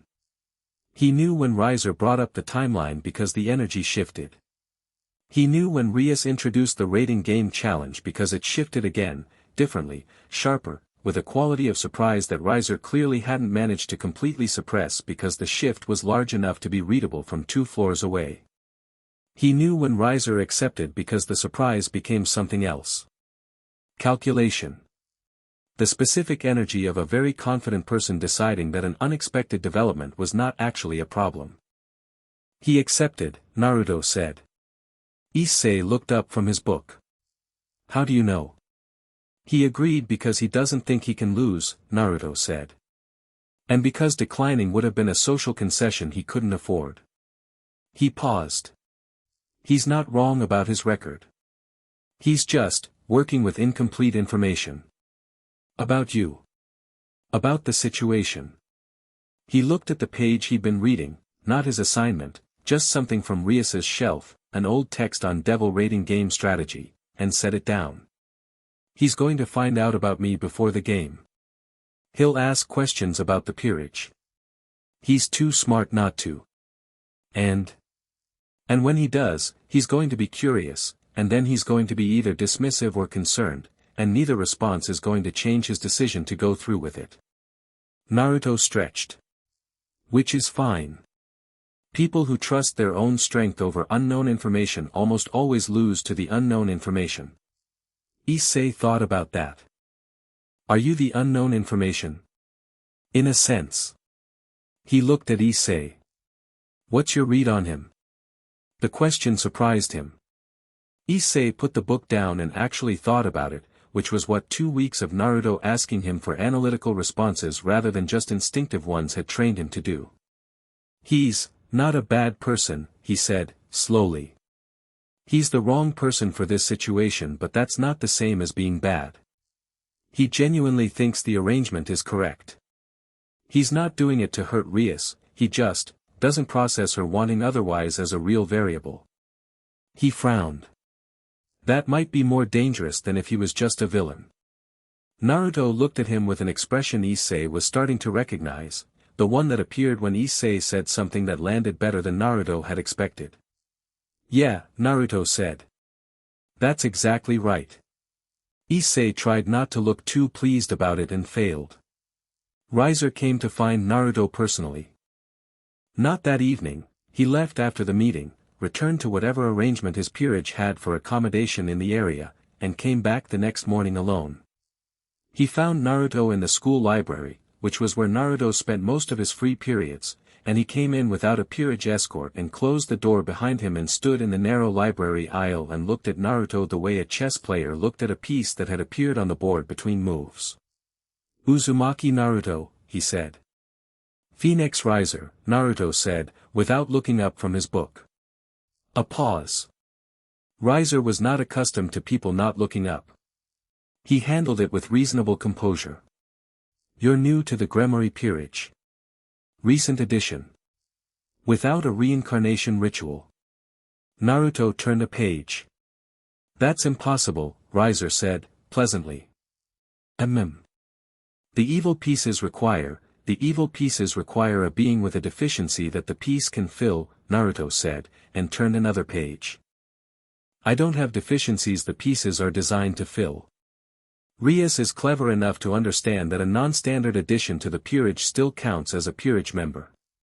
He finally looked up. She read the contract language, not just the convention. Riser looked at him. He was, up close, sharper than the presentation suggested, the golden eyes had intelligence in them, the kind that was easy to miss because it was wrapped in such thorough confidence. What are you? He said. Third time that question. He was developing a collection. Someone who joined the peerage, Naruto said. Why? Because I like to know what I'm dealing with. Riser moved to the chair across the table and sat down, which was not what Naruto had expected him to do, and he filed the deviation from expectation as information. Riser Phoenix sat down when he wanted information. He didn't perform from a standing position at people he was taking seriously. You're not a standard anything. Your energy signature is, I've never felt anything like it. I get that sometimes. The fragment in Hayadu's arm has been resonating differently since you arrived in Kuoh. Riser's eyes were level and direct. I had someone research sacred gear resonance patterns. They told me a fragment resonates when it's near its source. He paused. Its origin source. Not just a compatible holder. Naruto closed his book. That was good research, he said. My family is old, Riser said. We have access to old records. The Dragon Emperor lineage goes further back than the sacred gear system. Further back than most of the records anyone has. He held Naruto's eyes. The original emperor sealed himself away. The records say he died. Records are wrong sometimes. Apparently. A long pause. In the silence, the quality of Riser's presence changed, not smaller, he was not a man who became smaller, but differently weighted. You're going to fight in the raiding game. Probably. Against me. If it comes to that. I regenerate from almost anything, Riser said. Conventional elemental attacks, physical damage, energy, I know, Naruto said. I have 14 pieces. Experienced, trained, I know that too. Then you know that even with your, whatever you are, the numbers, Riser. Naruto said his name the way you interrupted someone who was explaining rain to a person who had drowned before, gently, because it wasn't their fault, but firmly, because continuing served no one. I'm not challenging your competence or your power. You're genuinely formidable. Your peerage is well trained. Your record is legitimate. He paused. I'm just not the variable you're calculating against. Riser looked at him. You're calculating against Rias, Naruto said. Against the strength of her peerage as you've assessed it, minus what you know about me, plus uncertainty margin. That's how you've been thinking about this since she issued the challenge. He held the golden eyes calmly. The problem is the uncertainty margin. You know it exists but you can't size it, and unknown quantities make people uncomfortable, so you're here trying to size it. A moment. And? Riser said. And you're not going to be able to size it, Naruto said, pleasantly. Not from a library conversation. Not from research. Some things are only measurable in practice. He picked his book back up. I'll tell you this much, the thing Rias is fighting for is real to her. The thing you're fighting for is a contract. He found his page. That distinction tends to matter more than people expect. Riser sat across from him for a moment longer. Then he stood. I hope you're as interesting as you seem, he said, and there was something genuine in it, not quite respect, but its immediate predecessor, the moment before respect when someone has decided a thing might actually be worth their attention. Come to the rating game and find out, Naruto said, and turned his page. Riser left without another word. The library door closed quietly, and Naruto sat in the afternoon library quiet and thought about the shape of the coming fight, not with excitement, not with concern, but with the patient attention of someone assembling a picture they already knew the outline of, filling in the details methodically, making sure nothing was missed. Across the room, tucked behind the chemistry section where nobody had any reason to be, Kaneko dropped silently from the top shelf she'd been sitting on, landed without sound, and looked at Naruto. You knew I was there, she said. Since Riser came in. He turned another page. You wanted to hear it directly. I don't trust reports, she said. Smart. He looked at her. What's your read? She thought about it with the specific gravity she brought to thinking, the kind of weight that said this wasn't performative consideration but actual processing. He'll fight hard, she said. He's proud. He'll want to win without his best advantage, at first, because winning easily insults him. She paused. When he realizes he needs his best advantage he'll use it without hesitation. When he does, can you handle his queen? She looked at him. Yubaluna. She's powerful. Can you handle her? Yes, Kaneko said, without elaboration, which was a complete sentence in Kaneko's language. Then we're fine, Naruto said. She looked at him for another moment. Then she went to the shelf she'd been sitting on, 7 feet off the ground, in the chemistry section, picked up the book she'd apparently been reading the entire time, and kept reading. Naruto smiled at his own book. 3 days before the scheduled rating game, Rias called the whole peerage together in the clubroom. All of them, Issei, Akino, Kaneko, and Asia, who had arrived 2 days after Rainer's retreat and been reincarnated as a bishop, sitting with her hands in her lap and her enormous eyes moving carefully between each person as they came in the way she looked at most things, with a willingness to receive whatever came, without armor, without pretense.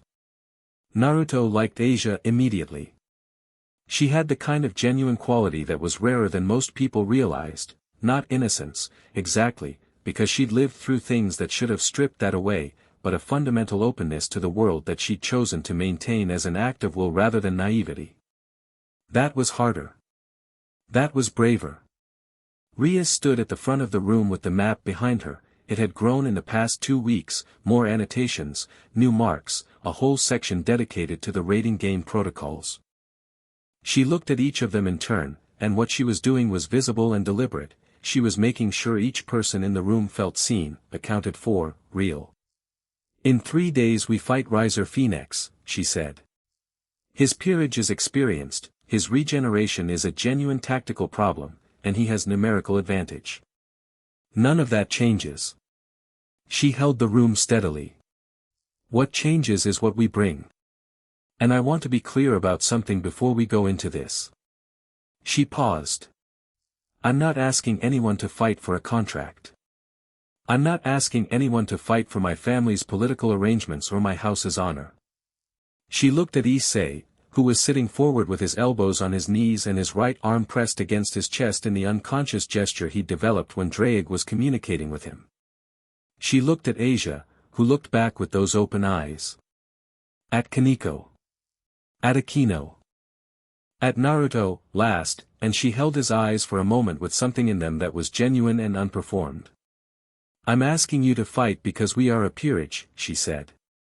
"We are this specific group of people, and that is worth something, and 3 days from now I want Riser Phoenix to understand what that means." The room was quiet. Then Issei said, "I'm going to be honest, I don't fully understand how rating games work yet." Rias blinked. "Like, mechanically," he added. "I have the big picture but the specifics," Issei, Akino said, with a smile that was mostly exasperation and partly fondness, "will send you materials." "There are materials. There are always materials. Why didn't anyone send me materials before?" Chapter 7, Naruto said, from his corner. Issei turned. Chapter 7 of the history book has a section on rating game codex. You would have hit it tomorrow. Issei processed that. "You knew I was going to ask." "I knew you were going to need to know," Naruto said. "Same thing." Rias looked between them with an expression she was getting used to making, the expression of someone watching a dynamic that didn't fit any of her existing categories and had decided not to categorize it, just to observe it. 3 days, she said, bringing the room back. "Rest, train, prepare. Akino will send tactical breakdowns of Riser's known pieces to everyone by tonight." She paused. "And Naruto?" He looked at her. "What do you need from me?" she said. "Not as a king to a piece. As a person asking another person." He thought about it honestly. "Nothing before the game," he said. "But after," he paused. "After, I want to talk about Kokobile." The name moved through the room the same way it had the first time, that shift in air pressure, that specific weight. "After," Rias agreed. "And 3 days before the rating game, in the warm club room with the books and the chess set and the map with all its annotations, the Gremory peerage had a meeting that felt less like a military briefing and more like a family deciding what mattered, and outside the windows of Kuoh Academy the cherry blossoms were falling in the late afternoon light, and somewhere in the deep red warmth of the thing that lived in Naruto's chest, Drake was awake and quiet and, for the first time in 400 years, something adjacent to content. "Ready," he said, in that voice below words. "Ready," Naruto agreed. Not for the rating game, that was 3 days away and already solved. For what came after. For the shape of the real threat, out at the edge of the horizon, coming closer with every day that the peace held and Kokobile watched and waited and decided when the moment was right. The cherry blossoms fell. The town breathed. 3 days. Chapter 4, Burning Crowns. The rating game arena existed in a pocket dimension that smelled like ozone and old stone and the specific electric quality of a space that had witnessed a lot of violence and remembered all of it. Naruto stepped through the transition point, a shimmer in the air behind the old school building, maintained by devil infrastructure he could feel humming in the walls like a second heartbeat, and came out the other side into gray morning light and the wide flat terrain of the game field. It looked like a city. Not Kuoh, a generic approximation of a city, the kind of place that existed specifically to be fought through, with streets wide enough for significant movement and buildings solid enough to matter tactically and enough variation in elevation that there were genuine choices to be made about positioning. Someone had designed this with care. He walked the perimeter of one block while the rest of the peerage oriented themselves, feeling the edges of the pocket dimension, the walls that defined the game space, the monitors that were already running. Rating games had observers, recording arrays, a whole apparatus of documentation that served both the entertainment function and the adjudication one. Somewhere, people were watching this. He thought about that for a moment and then filed it away because it wasn't relevant to what he was about to do. "Peerage positions," Rias said, and everyone gathered. She had the calm of someone who had been preparing for 3 days and had converted anxiety into focus, which was the best possible conversion. Her eyes moved across each of them, Issei, Asia, Kaneko, Akino. Then Naruto, with the slight pause she always gave him now, the half-second of recalibration. Standard opening, Akino takes elevation on the east structure, Kaneko forward pressure on the left flank, Issei center approach. Asia holds the rear anchor. She paused. Naruto. I'll find Riser, he said. A beat. Directly? Akino said. Is there a reason not to? His whole peerage will be dealing with you, he said. All of them except Riser. He's going to come find me personally once he realizes where I am, he's too proud not to. So I'm going to make it easy for him and go first. He looked at Rias. Your job is the peerage. Clear them systematically.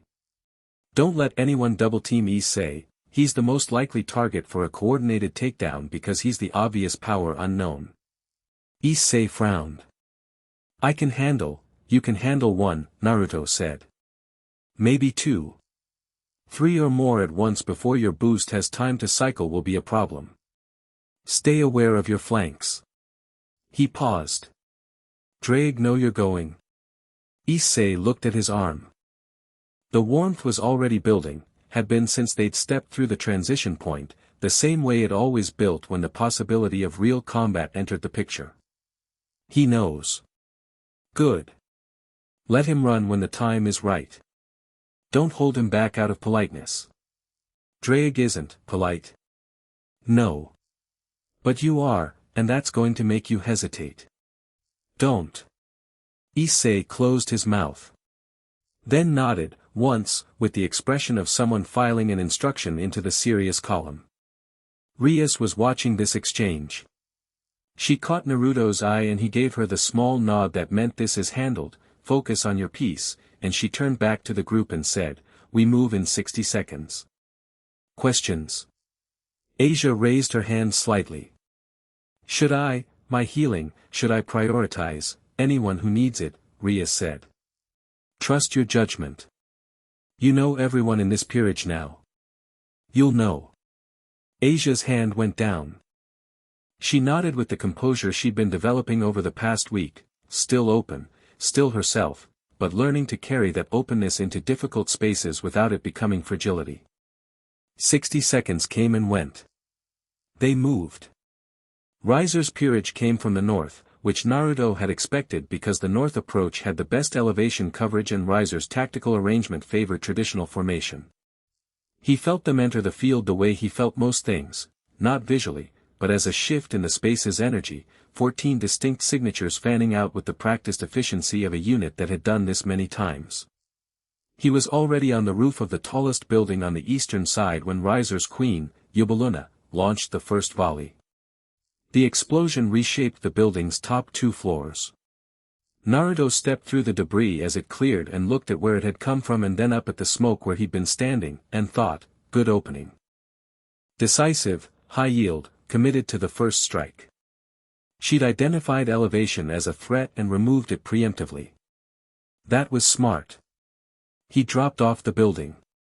Not falling, choosing the descent, landing on the street 4 stories below with a sound like a footstep, and the 3 members of Riser's peerage who had been moving through the street toward his position stopped when they felt him land and looked at him with 3 different flavors of professional assessment. A set of twins, bishops, he categorized by their energy signatures, and a tall girl with a lance who was one of the knights. The knight moved first because knights always moved first, it was the nature of the piece, all forward momentum and committed lines. She was fast.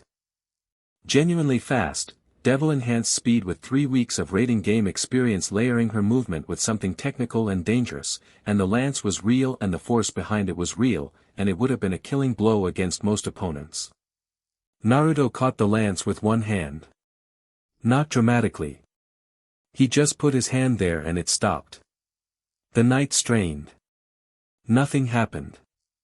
She looked at her lance, then at him, then at her lance again, and in that moment of recalculation one of the twins launched a magic attack from the left, blue-white, dense, a good mid-range blast with solid formation behind it.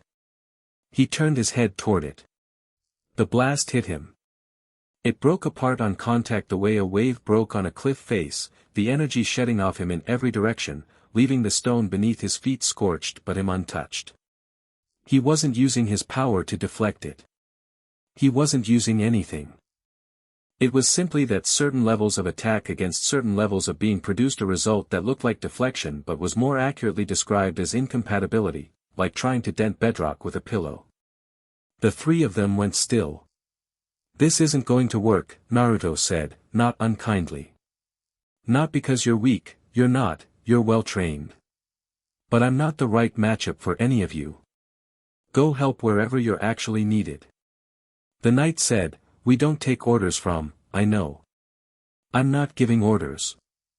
I'm telling you what's going to happen, and what's going to happen is I'm going to walk past you and you can either make this difficult or not, and making it difficult isn't going to change where I'm going." He looked at her steadily. "Your king is somewhere in this field being exactly as confident as he was when we talked in the library. He's not going to appreciate that his pieces spent their time on me instead of, the twins were already gone." The knight looked at him. Then she lowered her lance, 3 degrees, which wasn't surrender but was acknowledgement, and stepped to the side. He walked past her. He found Riser in the central plaza. Not by accident. He'd walked there deliberately, taking the most direct route, because the central plaza was where someone like Riser waited, at the center, at the most visible point, because confidence was a statement that preferred to be made in open spaces. He was there with 2 of his pieces flanking him, both rooks by the weight of them, and he was looking at something in a communication device when Naruto came around the corner. He looked up. "You came to me," he said. "Said I would. Your peerage, is handling your peerage." Naruto glanced at the 2 rooks. "You can send them away. This doesn't need witnesses." Riser's expression moved through several things quickly. Then he said, "Leave," to the rooks, without looking away from Naruto. They left, though both of them looked back twice. The plaza was quiet. Somewhere across the city, Naruto could feel combat, Akino's lightning, which had a specific crisp signature he'd catalogued in the first day of knowing her, was engaged on the east side. Issei's boosted gear had activated. He could feel the particular climbing warmth of it, the power building in the doubled every 10 seconds rhythm that was going to be genuinely terrifying in another year when the boy knew how to use it properly. He focused on what was in front of him. Riser had changed from the library. Not in any physical way, he was still the same composed, golden-eyed, impeccably dressed devil lord. But something in his stance had shifted. The conversation in the library had done what it was meant to do. It had moved him from dismissive to genuinely interested, and genuinely interested Riser was, Naruto suspected, considerably more dangerous than confident Riser. "I did more research," Riser said. "I figured. The name Uzumaki doesn't appear in any underworld record." He paused. "But the energy signature description in the oldest devil archives, the Dragon Emperor manuscripts, the ones sealed in the Gremory family vault because Surzex thought they were mythology, they describe something that matches you." "Surzex is smart," Naruto said. "He should unseal them. The manuscripts say the original Dragon Emperor's power was categorically different from the sacred gear fragment," Riser said, and now he was being precise, and precise. Riser had clearly made a decision about how this conversation was going. "They say the fragment is to the original as a candle is to a bonfire." "That's about right. Then why are you here?" "In Kuoh. In Rias's peerage." He looked at Naruto directly. "Someone with that power doesn't need a peerage. Doesn't need the political shelter of a noble house. So why?" Naruto looked at him for a moment. It was a real question, asked by someone who had genuinely thought about it, and it deserved a real answer. "Because the people in that peerage are worth being next to," he said. "And because there's something coming that they can't face without a better picture of what they're dealing with. And because," he paused, and something honest moved across his face. "Because I've spent a very long time alone and I'm tired of it." Riser held his look. "That's not the answer I expected," he said. "People rarely expect honest answers." Naruto rolled one shoulder. "Are we going to fight, Riser? Because I walked over here and we've been talking for 3 minutes and your peerage is getting reduced while we stand in a plaza." Something sharp came into Riser's eyes. You're very confident. I'm accurate, Naruto said. Different thing. Being confident implies I could be wrong. I'm not. He let that land. And Riser Phoenix, who was many things but was not a coward and was not slow, made his choice.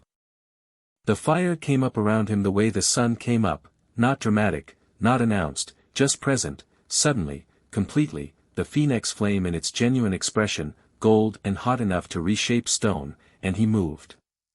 He was fast. Faster than most of his opponents had ever seen, fast enough that in 14 rating games not one piece had ever managed to read his initial movement cleanly, and he threw everything into the first strike because he was also smart enough to understand that against an unknown quantity you didn't probe, you committed. The strike landed. Naruto was still standing there. Riser landed 3 meters back, and for a moment neither of them moved. Right, Riser said, and his voice had gone very measured and very quiet. So that's how it is. Yeah, Naruto said. I'm sorry. Don't be. Something in Riser's expression that wasn't quite a smile. I've won 14 rating games, Uzumaki. I've never faced anything that I hit and didn't move. He stopped. Looked at his own hand. That's remarkable. He came again. This time the fire was higher, the attacks more varied, he was adapting in real time, changing angle and approach with the speed of someone who had learned in practice rather than theory, and Naruto let more of it land because watching how Riser adapted was more interesting than simply standing there, and because Riser deserved the dignity of being taken seriously. He was impressive. Genuinely. The flames climbed and changed pattern and the heat was real and intense and Naruto's jacket was definitely gone again, which was becoming a pattern he was going to need to address with better wardrobe choices. After 2 minutes Riser stopped. He was breathing hard. Not exhausted, the regeneration kept him from genuine exhaustion, but the specific breathlessness of someone who had committed completely and encountered a surface that committed completely back and found the experience philosophically significant. How much of this is you, he said. Seriously. What percentage? Naruto tilted his head. Of my power? Of what you're actually capable of? Naruto thought about it honestly. Today. In this context. He looked at his hands. Less than I'd insult you by quantifying. The silence after that had a very specific texture.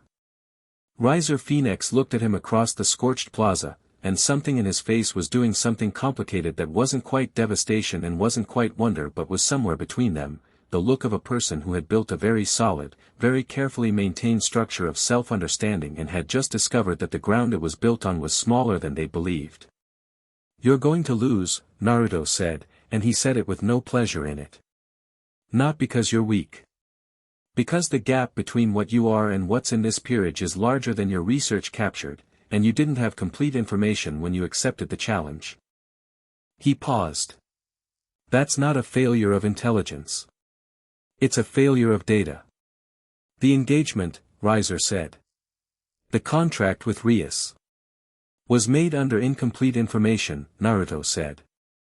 Your family agreed to a marriage with a Devil Lord's daughter. They didn't agree to this. He held Riser's eyes. Walk away from the game.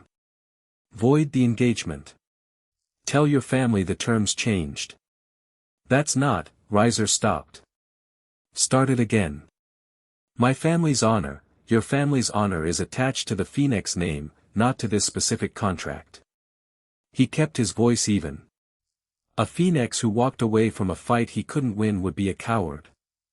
A Phoenix who recognized that the landscape changed and made a strategic withdrawal is something else. He paused. You're smart enough to know the difference. Riser was very still. From across the city, Naruto felt the sharp sudden signal that said Issei's boosted gear had hit a threshold, the boy had found his first real rhythm with it, the boost cycling in a way that wasn't just raw power but was starting, just beginning, to carry something intentional. Pride moved through Naruto briefly, clean and genuine.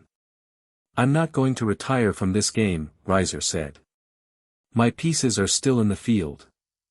I know. My queen, Yubaluna is going to lose to Akino, Naruto said. In about 4 minutes. She's very good, but Akino has something she doesn't. What? Genuine anger, Naruto said simply. Your queen fights for a contract. Akino fights because she has something to lose. Riser absorbed that. Your rooks and bishops are going to be handled by the others. He paused. If you want to continue the game, continue it. I'll wait here. But I want you to know what you're continuing it toward. Why? Riser asked. Why are you could have ended this in 30 seconds. You could have made your point with force and I'd be retired from the game already. Why the conversation? It was the right question. Naruto looked at him. Because you're going to be relevant after today, he said. The engagement ending doesn't make you disappear.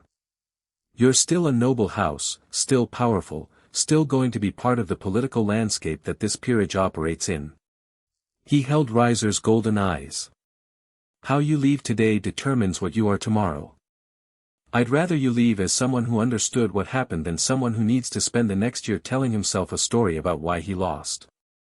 Riser was quiet for a long time.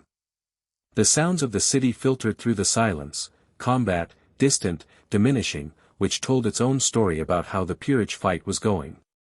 Naruto waited without impatience, because patience was something he'd had long enough to have made peace with it. Riser said, Rias doesn't want the engagement. No. She never did. No. I knew that. He said it quietly, and what was in it was not quite shame but was its honest neighbor. I knew and I thought, the arrangement was correct regardless. That wanting wasn't a relevant factor. He paused. That was wrong. Yes, Naruto said. I'm not going to apologize to her, Riser said. Not today.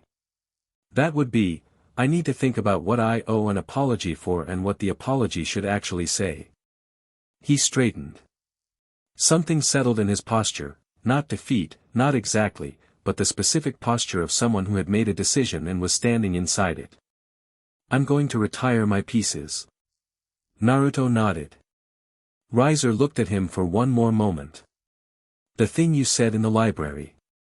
That she's fighting for something real and I'm fighting for a contract. He paused. You were right. I know, Naruto said. So did you, actually. You just needed someone to say it out loud. Riser turned. A pause. Without looking back, what's coming? You mentioned to Rias that there's something coming. Not your fight, Naruto said. Not today.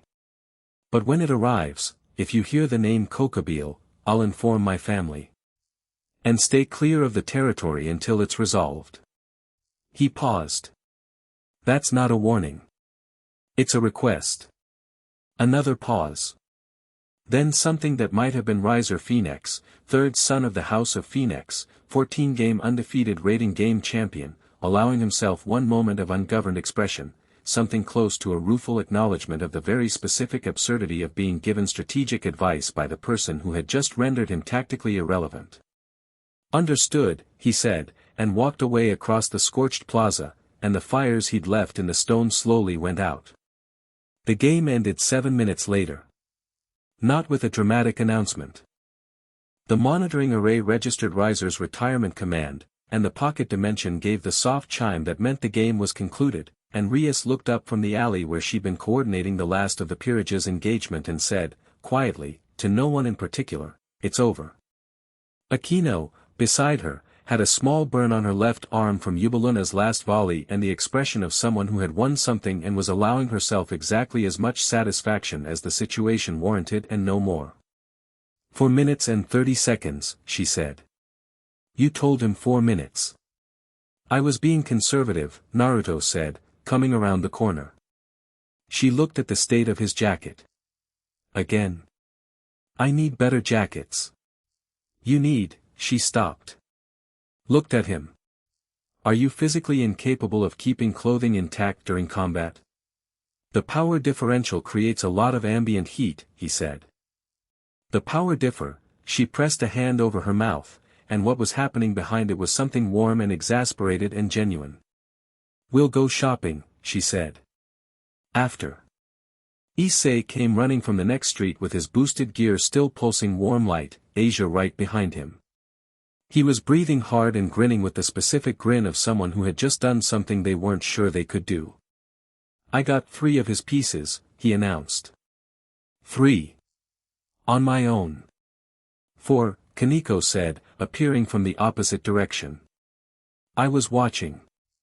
The blue-haired one you fought to a draw, she retired voluntarily after you boosted the 4th time. Counts as yours. Issei's grin went enormous. Asia had both hands pressed to her cheeks. Issei-kun, you were incredible, the way the light went, boosted gear, he said, with the tone of someone who had said those words before but hadn't yet gotten tired of saying them. There are still 2 of them, Drake said, presumably to Issei, though Naruto could feel the edges of it, the dragon's voice carrying its specific satisfied warmth, the sound of something that had been compressed for a long time uncurling carefully into more space. Rias was standing in the middle of the street. She'd heard the game chime. She'd tracked the retirements. She knew the result. But she was standing in the middle of the street in the raiding game pocket dimension with her red hair loose and her expression doing the thing where everything behind it was very loud and the surface was very quiet. Naruto walked to her. He didn't say anything. He just stood next to her, and the team noise happened around them, Issei and Asia's celebration, Akino's dry commentary, Kaneko eating a biscuit that had appeared from somewhere, and the quiet between him and Rias was a different kind of quiet from all of it. He agreed to retire the engagement, she said, eventually. He agreed to retire the pieces. The engagement, he considered how to phrase it. He said he needed to think about what the apology should say. She looked at him sharply. He's not a bad person, Naruto said.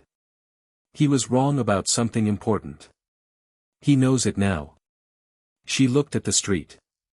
I've been afraid of this day, she said, and she said it very quietly, under the noise of the others. Not of losing. I'm not afraid of losing. I was afraid of winning and then having the aftermath be worse than the problem. Politics. My family's reaction. His family's reaction. The fallout, it will be complicated, Naruto said. But complicated is navigable. You have people. She looked at her peerage, Issei demonstrating something to Asia who was watching with wide delighted eyes, Kaneko and Akino in close conversation about something tactical that had gone well. Then she looked at Naruto. We have people, she said. The correction was quiet and deliberate. He held her eyes for a moment. Yeah, he said. We do. The pocket dimension chimed again, transport return, 2 minutes. Around them the constructed city began its dissolution sequence, the buildings going translucent at the edges, the light shifting back toward the particular quality of the real world waiting on the other side. Akino appeared at Naruto's shoulder. You and Riser, she said. What actually happened in that plaza? We talked.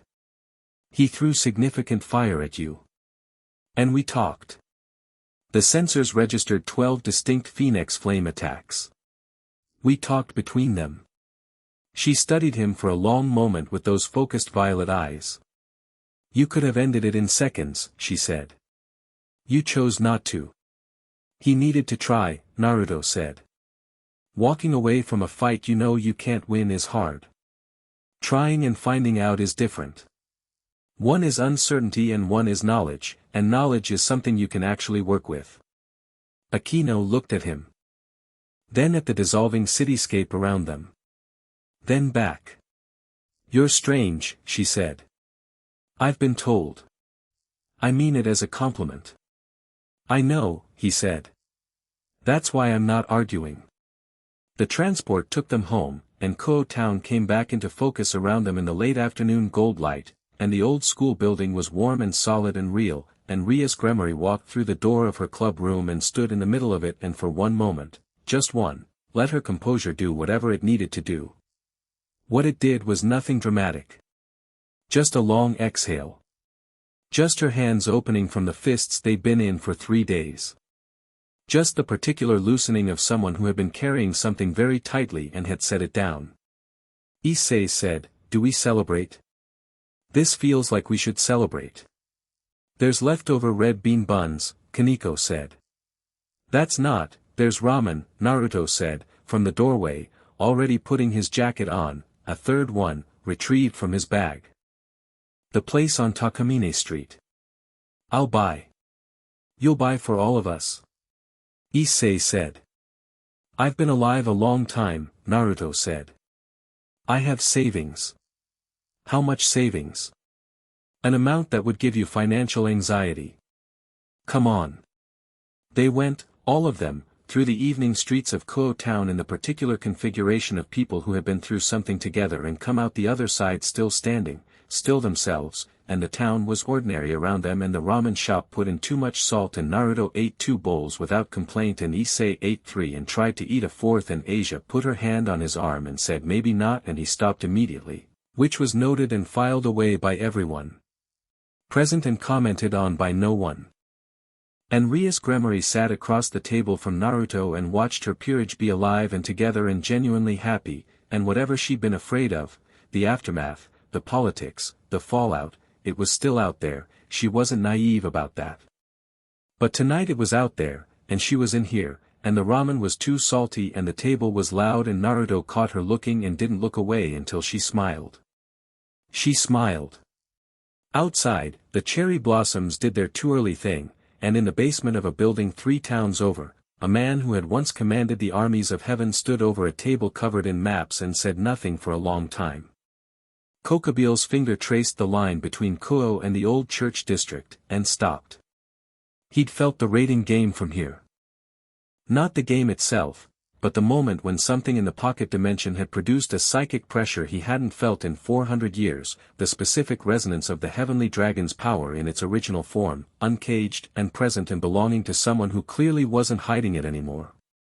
He'd spent 40 years engineering a path to his war. He looked at the maps. He looked at the line his finger had drawn. He thought, for a moment, about the shape of what was sitting in Kuoh Town and what that meant for his planning. Then something lit in his eyes that wasn't concern. It was hunger. The old consuming kind, the kind that had been burning in him since the day the peace was signed and the war ended and the world told him that the thing he'd been built for was over. He pulled out a separate map. Older, hand-drawn, with a circle around Kuoh Academy. "Interesting," said Kokabiel, to no one, and began rewriting his plan. Chapter 5, The Weight of Old Names. The 2 girls arrived on a Thursday morning and they arrived wrong. Not obviously wrong, on the surface they were exactly what they looked like, 2 young women in church-affiliated traveling clothes with luggage that had been carried a long distance and expressions that said they'd been on the road for several days and were tired in the specific way of people who had been alert for too long. One had silver hair cropped close to her jaw, brown eyes, and moved with the efficiency of someone who'd been trained to move efficiently since childhood. The other was taller, with long dark hair and a blindfold she wore with the particular ease of someone for whom it was functional rather than performative. Naruto saw them from the window of his second-floor classroom at 7:50 a.m., 20 minutes before first bell, when the school grounds were just beginning to fill. They were standing at the main gate looking at the school building with the kind of focused attention that people gave to places they'd been told to find rather than places they'd chosen to visit.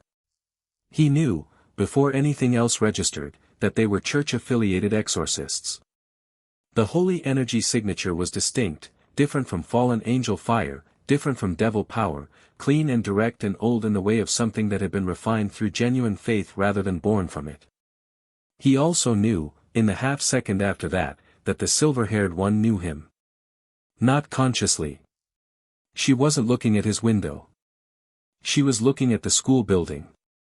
But something in her energy had snagged on something in his the way a compass needle snagged on north, a reflexive recognition that her brain hadn't processed yet but her body had already catalogued. He thought, this is going to be a conversation. He went to class. He'd find them afterward. Zenobia Quarta found the occult research club by the direct method of asking 3 students where the weird club with the red-haired girl was. 2 of them pointed at the old building. The third looked offended on Rias's behalf and then pointed at the old building.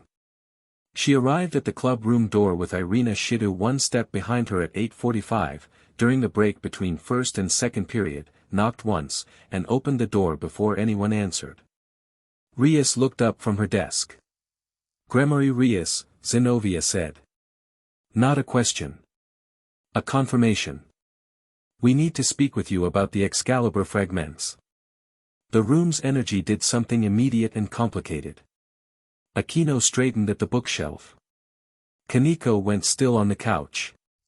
Issei, who had been sitting at the table ostensibly doing homework but actually reading chapter 9 of the history text Naruto had assigned, looked up with the expression of someone who had just encountered a word they hadn't learned yet. "Excalibur," Issei said. "Sit down," Rias said to the 2 girls, and then to Issei, "Chapter 12 has context." Issei looked at the book. "I'm on 9. Then read faster." Zenobia and Irina sat down. Irina was looking around the room with an expression that was genuinely open and curious, the kind of curiosity that didn't have threat in it. Zenobia was looking at Rias with the direct efficiency of someone who had a specific amount of information to deliver and was going to deliver it in the most direct path available. "The church has had 7 of the original Excalibur sword fragments," Zenobia said. 2 weeks ago, 4 of them were stolen. "By whom?" Rias said. "Fallen angels operating out of this region," Zenobia said. "We tracked them here. The intelligence we have suggests they're being used for something significant, something that requires multiple Excalibur fragments combined." "Kokobile," Rias said. Both girls went still. "That's a significant claim," Zenobia said, and her voice had taken on a different quality, the quality of someone whose direct line to the information they'd been working with had just been redrawn by someone else knowing the destination. "It's not a claim," Rias said. "We have intelligence that Kokobile has been operating in this region. He used fallen angels as proxies several weeks ago. The Excalibur theft fits the pattern." Irina said, from beside Zenobia, "How do you have intelligence on a Gregory commander?" "We have someone in this peerage who has good information," Rias said, and didn't elaborate, and Irina's gaze moved across the room, Aquino, Kaneko, Issei, and then toward the door behind them, which opened. Naruto came in. He came in the way he came in, which was to say without announcement, carrying 2 rice balls in a paper bag because he'd gone to the convenience store between first period and break, and he was halfway to his usual chair before Irina made a sound. Not a word. A sound, sharp, involuntary, the sound of someone who has been hit by something they weren't prepared for and didn't have time to moderate their response to. She was on her feet before the sound finished, and what was on her face was absolutely unguarded, recognition, and something underneath recognition that was older and more complicated than recognition, layered with years of something that she hadn't expected to feel in this room on this Thursday morning. "Naruto," she said. The room went very quiet. He stopped. Turned toward her fully. Looked at her face, the dark hair, the blindfold, the open expression that was currently completely undefended, and let it resolve into recognition. "Irina," he said. His voice was different when he said her name. Not dramatically different, he wasn't a person given to dramatic difference. But softer. The specific softness of someone handling something that had been put down a long time ago and hadn't expected to pick up again. Zenobia was looking between them. "You know each other." It wasn't Naruto who answered. Irina said, with a voice that was doing complicated things, "We met, a long time ago. Before I was assigned to the church's active division. Before, a lot of things." She was still looking at Naruto. "You haven't aged." "No," he said. "How long has it been?" "For me. Feels like 8 years. Maybe 9. He sat down in his chair. "For the calendar?" "Longer." She sat back down slowly. Zenobia was watching this exchange with the expression of someone who had arrived expecting a devil political meeting and found themselves in a different kind of room entirely. Rias, very carefully and with the specific attention of someone cataloging information in real time, you knew each other. She was 17, Naruto said. I was, passing through the region where she was training. We had about 3 weeks of overlap. He looked at Irina. You were learning the two-sword style. You kept dropping your left-hand blade on the follow-through. She made a sound that was almost a laugh. I fixed it. I can see that from how you're sitting. He could, the particular weight distribution of someone whose left side had caught up to their right, the subtle evenness of someone who had corrected an asymmetry. You got good. I had a good teacher for the basics, she said, and something in her voice was careful in a way it hadn't been a moment ago. That was 9 years ago, Zenobia said. You look exactly the same. I told you, Naruto said, and that was the whole answer. Zenobia looked at him. Then at Rias. Then at Naruto again, with those direct brown eyes that didn't do anything other than what they said they were doing. What are you? That's a popular question, Issei said from the table, without looking up from his book. It really is, Aquino agreed. Rias said, he's part of this peerage. That's the relevant answer for today. She held Zenovia's eyes with the particular steadiness she had when she was drawing a line she wanted acknowledged without argument. The Excalibur problem and Kokobile are the priority. What specifically do you need and what are you bringing? Zenobia, who was clearly someone who understood the value of tabling non-essential threads, nodded. We have information on where 2 of the fragments are being held. A third location we've narrowed to a radius but haven't confirmed. We're 2 exorcists without significant backup in devil territory, and the fallen angels we've tracked are not operating at a level we can engage alone. She paused. We came to make a practical arrangement. The church and the Gremory house share an interest in keeping Kokobile from having what he's building. What is he building? Rias said. Something that uses the resonance frequency of multiple Excalibur fragments to open a wound in the barrier between the supernatural world and the human one, Zenobia said. Not a weapon exactly. A signal. Something loud enough that every major faction has to respond. He wants to restart the war, Naruto said. Zenobia looked at him. Yes. How did you? Because I know the type. He set down his rice ball. He doesn't want a weapon. He wants a reason. The Excalibur resonance is a triggering event, something big enough and visible enough that heaven can't ignore it, the underworld can't ignore it, and both sides have to mobilize. Once they mobilize, the people who want to fight get their war. He paused. He's been waiting 40 years for a reason. He's building one because none came naturally. Zenobia held his gaze. That's a very specific analysis. I've seen it before. He looked at the rice ball. The pattern is always the same. Someone who was built for conflict hits a long piece and they can't recalibrate. They don't know how to exist without a war, so they create the conditions for one and wait for someone else to pull the trigger. He paused. Kokobile won't fire the first shot personally. He'll arrange the kindling and light a match and step back. Then we stop him before the match, Zenobia said. We stop him before the kindling, Naruto said.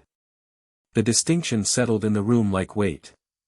Rias was watching him with the expression she had when he said something that moved her, planning 2 steps forward. Irina had been quiet through this. She was looking at Naruto with an expression that had resettled itself into something more composed but hadn't lost the underlying complication.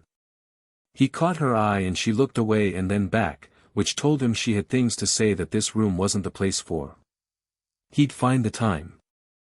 After the meeting, when Zenobia and Irina had been given provisional access to the club room and Rias had sent Issei to get the relevant chapter summaries printed out and Aquino had gone to coordinate surveillance updates, Naruto found the roof of the old building and sat on the edge of it and waited.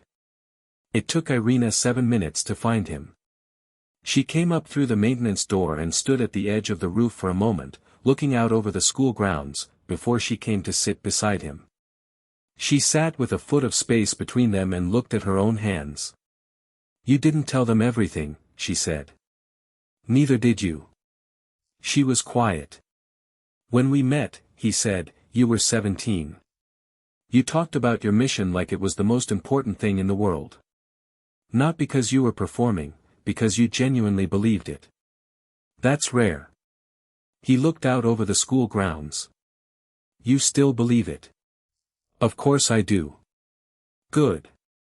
He meant it. "What do you need to say?" She exhaled. "I recognized what you were back then," she said. "Or, I half recognized it. I knew you were different. I knew the power was, not standard. But I was 17 and I thought," she stopped. "I thought you were a very powerful human or a hybrid something. I filed it and moved on. And now? And now I'm 26 and I have 9 years of working in the field and the church has fragments of the old records and I've been in this room with you for 20 minutes and I know what you are." She turned to look at him. Her blindfold was precise and still, but her face was completely open. "Dragon Emperor. The original lineage." "Yes," he said. "The church records say you died. The records are wrong. Clearly." She looked at her hands again. "Are you going to tell me why you're here? The real version?"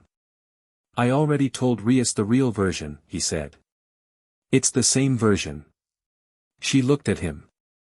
"Because there are people here worth being next to," he said.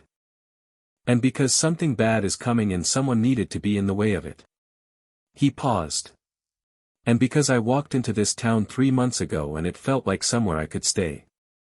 I haven't felt that in a while." She was quiet for a long time. The school grounds below were filling up with the sounds of passing period, students moving between classes, the completely oblivious ordinary life of Kuoh Academy going about itself without any awareness of the conversations happening on its rooftops. 9 years ago, Irina said. "You told me something. Do you remember?" He thought about it. "I told you a lot of things. You said, the thing that makes you worth anything isn't how hard you hit. It's how clearly you see." She paused. "I've thought about that a lot. I've used it." Something moved across her face. "I wanted to say thank you. Properly. Which I couldn't do 9 years ago because you disappeared before I thought to say it." He looked at her. "You're welcome," he said, and meant it. She stood. Straightened her jacket. Put the composure back on, not performed, just settled into, the specific ease of someone who had said what they needed to say and could now move forward cleanly. "The Excalibur fragments," she said. "Zenobia and I can handle 2 of the 3 confirmed locations if we have backup. Who do you want?" "Kaneko for one," she said, without hesitation. "I've fought alongside Rook class before. Her instincts are good." She paused. "Issei Hayadu for the other." He looked at her. "I know how that sounds," she said. "He's new. But the boosted gear at that threshold is a disruption factor for fallen angel operations that I'd rather have on my side than not." She met his eyes. "You trust him?" "I do." "Then I trust your judgment." He almost smiled. "And the 3rd location?" She looked at the horizon. "That one's going to be Kokabil himself, or his direct operation. That's not ours." "No," Naruto agreed. "That one's mine." The briefing that evening was practical and fast, which Naruto appreciated. Rias ran it the way she ran things when the stakes were clear, no excess, no performance, just the information and the decisions.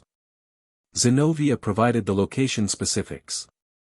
Issei spent 12 minutes trying to understand the map until Kaneko simply put her finger on the relevant points and said, here, and Issei nodded with the expression of someone grateful for the intervention. Asia had been quiet all evening. She was sitting at the far end of the table doing something small and focused with her hands. It took Naruto a moment to realize she was praying, quietly, the way she'd been doing it since she arrived, in the margins of rooms and moments, not dramatically, just as a continuous background practice of the faith that was both her nature and her history and the complicated things she was still navigating with the people who had once claimed to represent it. He sat next to her. She looked up. Sorry. Am I in the way? No. He looked at her hands. Does it help? Praying. She thought about it with the seriousness she brought to genuine questions. It helps me remember what I'm doing it for, she said. Not the action. The reason. She paused. Does that make sense? Yes, he said. Very much. She looked at the table where Zenobia was pointing at something with precise gestures and Issei was nodding with intensity. She's very direct, Asia said. Not critically, observationally. She's honest, Naruto said. Sometimes honest people look direct when they're actually just not bothering to be subtle. Are you like that? He thought about it. Sometimes. Less than I used to be. He paused. I learned that some things land better when you take a moment to find the right approach. He glanced at her. You're worried about tomorrow. She didn't deny it. I'm not a fighter, she said. My power is healing. When things happen, I'm always behind, watching, trying to undo damage. I never feel like I can prevent it. She looked at her hands. I want to be useful before things go wrong, not just after. You are, he said. Prevention isn't always about hitting the problem before it hits you. Sometimes it's about keeping the people around you intact enough to keep fighting. He paused. You kept Issei in the raiding game for 2 full engagements with the healing support you ran from the back. Without that he'd have been retired in the 3rd encounter. You were the reason 4 of Riser's pieces lost their primary target and had to divert. He looked at her. That's prevention. She sat with that for a moment. I didn't think about it that way, she said. Most healers don't. He stood. Start thinking about it that way. It'll change how you work. She watched him go back to the main table, and something in her expression settled into something more resolute, and she folded her hands together one last time and then opened them and put them flat on the table and looked at the map like someone who had decided they were going to understand it. The next morning came gray and cool, the specific gray of early autumn pressing into the remnants of summer, and Naruto was outside before anyone else was awake. He stood at the edge of the old building's courtyard and felt the town. Not the surface, the underneath. The ley lines, the pocket dimension infrastructure, the 3 distinct signatures of the fallen angels holding the Excalibur fragments, and below all of that, like a fault line running deep under the city's foundation, the particular energy of Kokobile. Kurama was awake. The fox was almost always awake when Naruto was doing this kind of sensing. It was one of the areas where their instincts ran parallel, both of them developed through lifetimes of combat and intelligence and the specific skill of knowing a threat's shape before you saw its face. He moved last night, Kurama said. I know. Closer. I know. Naruto traced the fault line in his perception. He's not ready to move yet. He wants the fragments first. He might not wait for all 3. No, Naruto agreed. 2 might be enough for what he's planning. He opened his eyes. Which means we have today and tonight. And then? And then we stop him. How? The same way we've stopped everything else, Naruto said. By being bigger than the problem. Kurama made a sound that was somewhere between a scoff and a satisfied rumble. 400 years and you're still the most arrogant person I've ever inhabited. You love it. I tolerate it. The door behind him opened. He heard the footstep, knew it was Rias before he turned, the weight of it, the specific quality of her presence that he'd catalogued over 6 weeks. She came to stand beside him. She was dressed but hadn't done her hair yet, which was the first time he'd seen it loose outside of combat situations, and it was longer than it looked when it was styled, falling past her shoulder blades in that particular red that caught whatever light there was and held it. You were up early, she said. I'm usually up early. I know. She looked out over the courtyard. What did you feel? He moved, Naruto said. Closer. We have a day, maybe less. She absorbed that with the quiet she used when absorbing things she didn't want to react to too quickly. The teams are ready, she said. Zenobia and Irina know their locations. Issei and Kaneko are briefed. I know. You're going to the third location alone. Yes. She turned to look at him. It was early enough and quiet enough and the morning was grey enough that the usual layer of Rias Gremory, noble devil heiress, had thinned somewhat, and what was underneath was simply her, the person who had built this peerage, who worried about each of them in specific individual ways, who was genuinely formidable and knew it and carried the knowledge with rather than without grace. I don't like it, she said. I know. Not because I doubt you. She said it straight, which was the only way she said things that mattered. I just don't like the idea of not knowing what's happening. Akino will be mobile, he said. If I need signal I'll send it on the ley lines. You'll feel it. I'll feel it. She repeated it with the tone of someone testing the sufficiency of a statement and finding it barely sufficient but accepting the barely. That's your whole contingency plan. I won't need a contingency. You're very calm about this. I've been doing this a long time, he said. She looked at him. That's the second time I've wanted to ask you something about that and stopped myself. Ask. A pause. She looked back at the courtyard. What was it like? The ceiling. Being away from everything. For that long. He was quiet for a moment. Not avoiding, finding the honest answer. Quiet, he said. At first the quiet is unbearable. You're built for noise, for people and problems and movement. The quiet feels like dying. He paused. Then it stops feeling like dying and starts feeling like rest. And then the rest goes on long enough that it starts feeling like disappearing, and that's the part that's hardest. The part where you start to forget what you were before the quiet. She was very still beside him. What brought you back, she said. He looked at the horizon. The fact that the world was still making noise, he said. Even through the seal. I could feel it. Not clearly, but the edges of it. Problems. People in trouble. The particular frequency of a world that needs someone to be paying attention. He paused. I got tired of hearing it through a wall. The gray morning sat around them. Somewhere in the town, Issei was probably waking up already. He'd been getting up earlier every week, a habit that Naruto noticed and didn't comment on because commenting would make it self-conscious, and self-conscious habits broke. After this is over, Rias said. After Kokobile, what do you want? He looked at her. She held his look with the steadiness she had when she was being precise about something that mattered.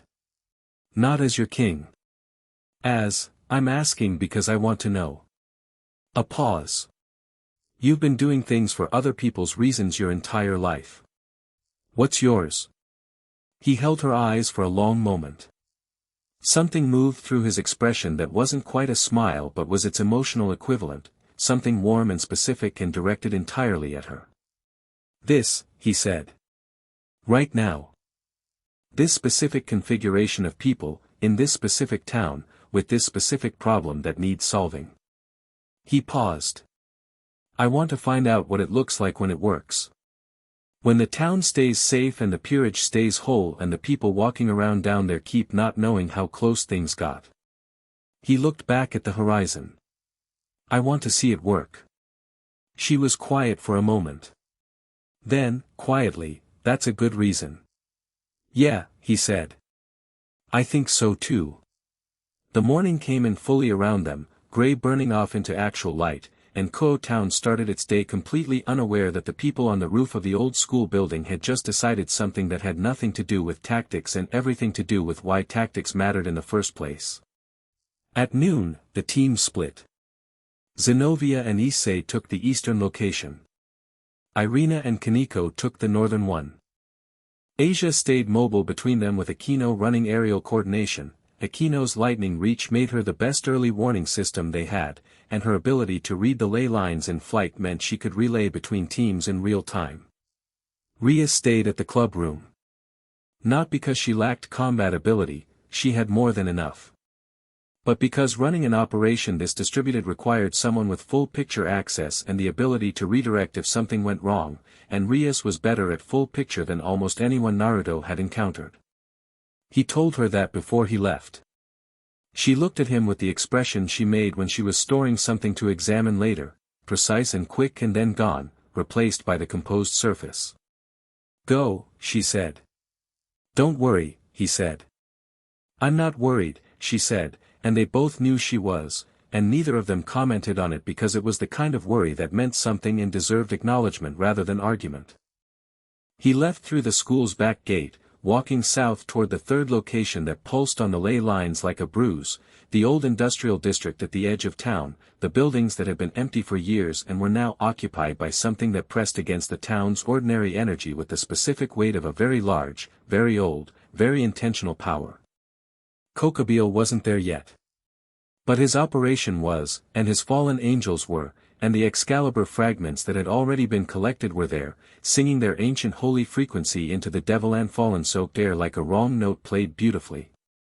Naruto walked toward it with his hands in his pockets and the morning light behind him and the weight of what was coming settling into his bones the way it always settled, not heavy, just real. The specific reality of something that needed doing and had found the right person to do it. Behind him, across the town, he felt two simultaneous engagements begin, Zenobia and Issei at the eastern location, clean and fast. Irina and Kaneko at the north, slightly messier, Kaneko's reclass force rewriting the shape of the fight quickly. They were fine. He turned his attention forward. The industrial district came into view. He kept walking.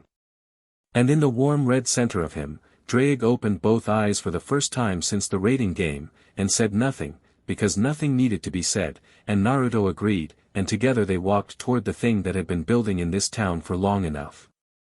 Time to be done with the building.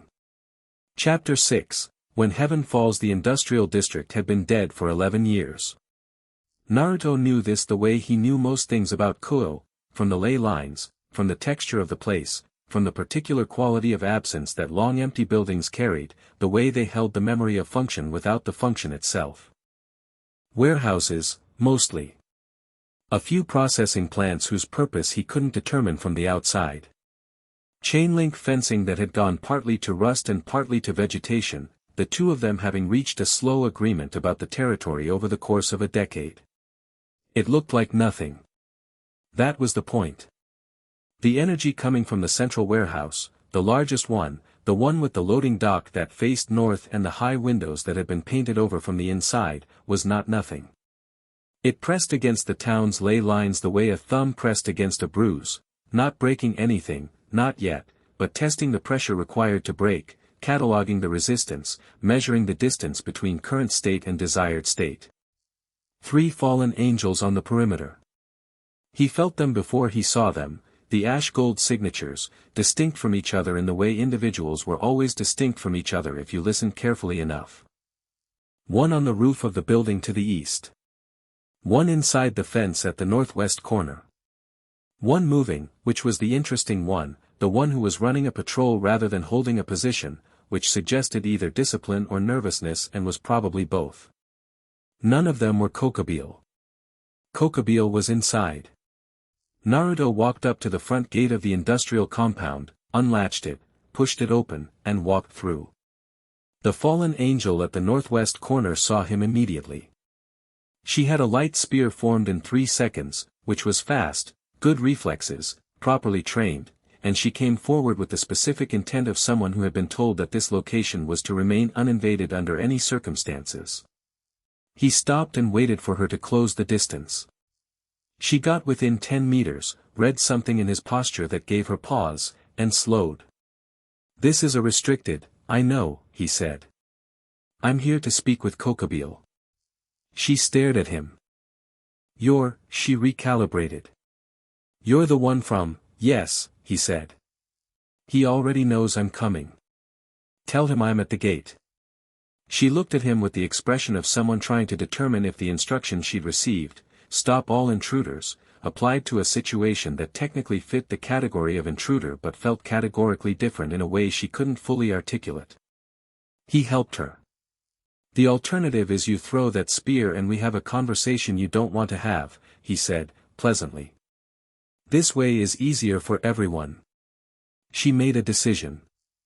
The spear extinguished.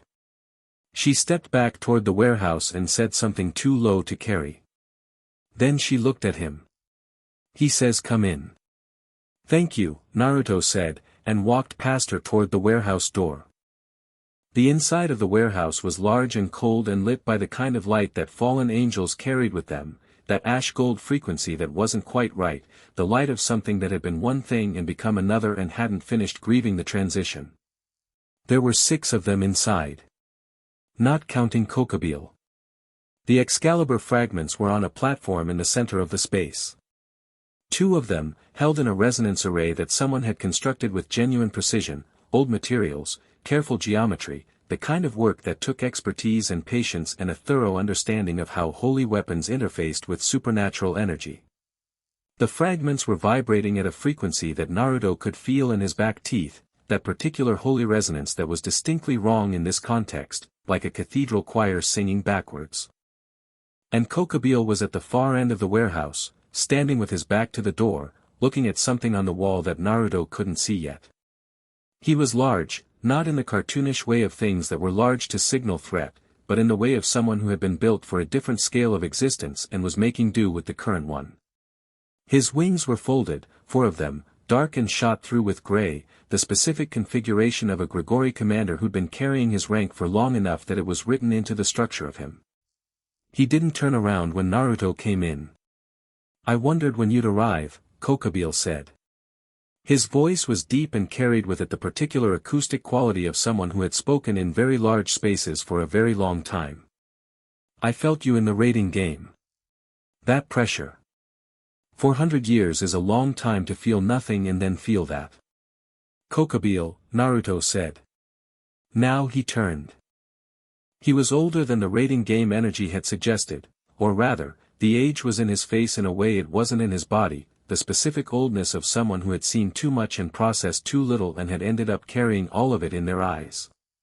He looked at Naruto the way people looked at things they'd been told were theoretical and had just found to be actual, with a kind of greedy recognition, the expression of someone whose hunger had been validated.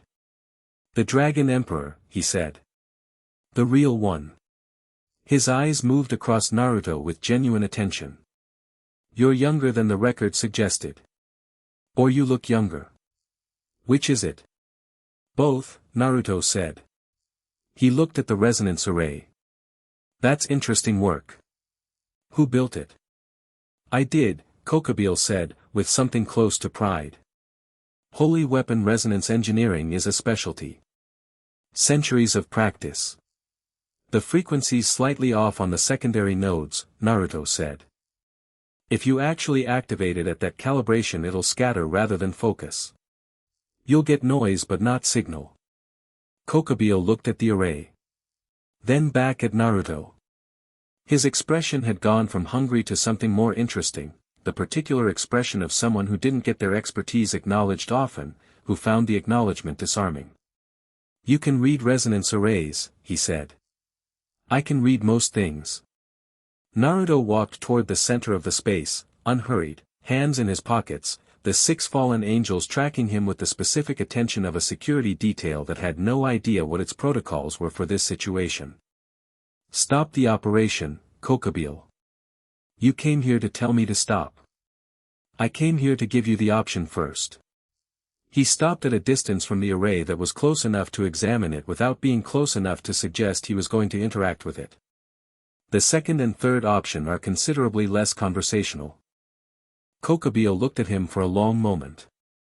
Then he did something that Naruto hadn't quite expected. He walked to the side of the warehouse, pulled a chair from the wall, sat down, and crossed his arms. Not the posture of combat. The posture of someone who had decided this was a conversation worth having before it became something else. Tell me why, Kokabeel said. Why stop? Why you're here? In this town. In this configuration. He looked genuinely curious, the intelligence in those old eyes clear and focused. You sealed yourself away because a war was coming and you were the only thing large enough to prevent it. 400 years later the war's still not here, the peace is still holding in its miserable incomplete way, and you're in a devil girl's high school peerage eating rice balls at a convenience store. He paused. Why? I told someone recently, Naruto said. Because the world was still making noise and I got tired of hearing it through a wall. That's not sufficient. For who? For what you are. Kokabeel leaned forward slightly. You are the Dragon Emperor. Not the fragment in that boy's arm, the actual lineage. The power that won't fit in any system because it preceded all the systems.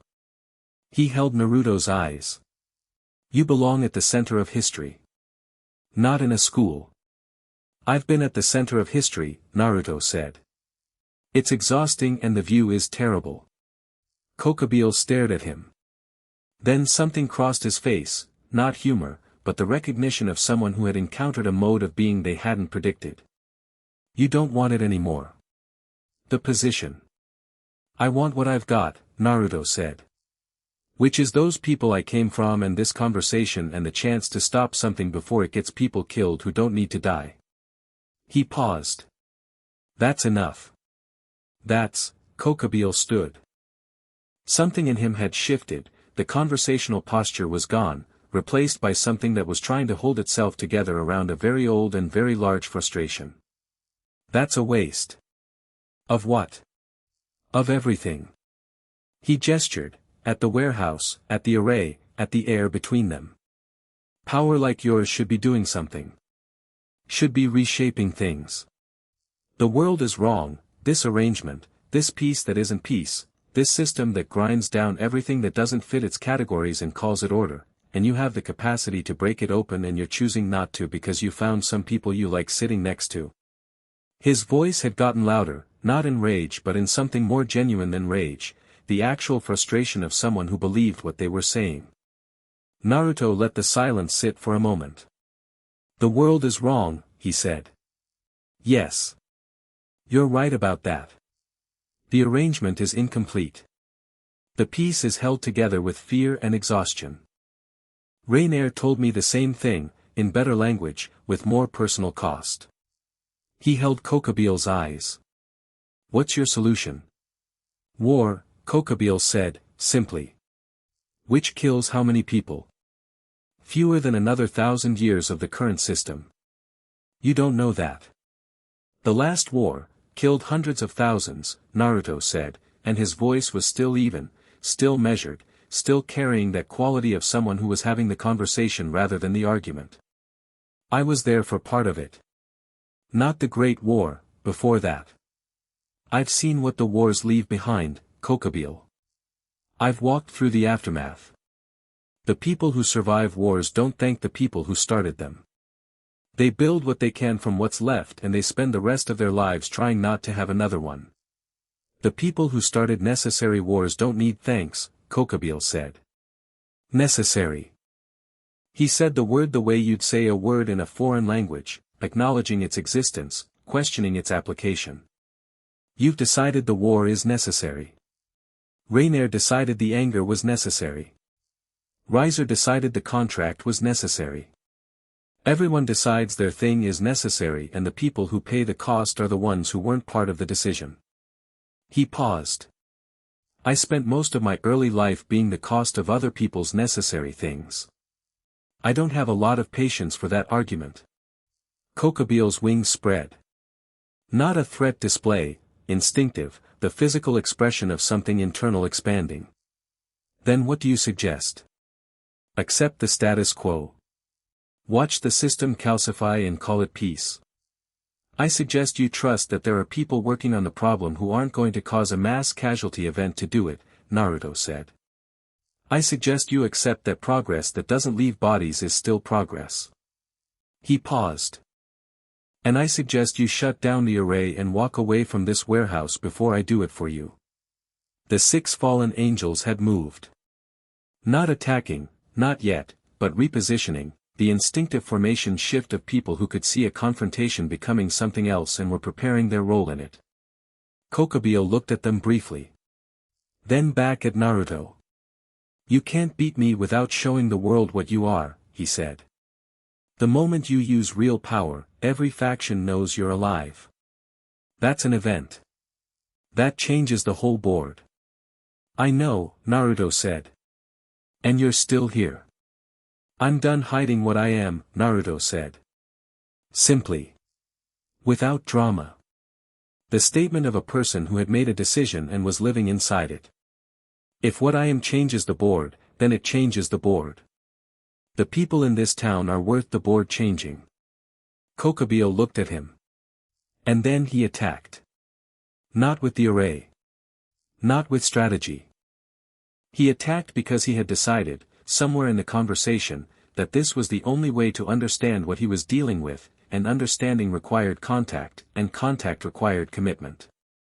He came with everything, for wings spread, the specific energy of a Gremory commander who had been a weapon of heaven for centuries, multiple light constructs forming simultaneously, each one distinct and precise, the kind of attack that spoke to genuine expertise.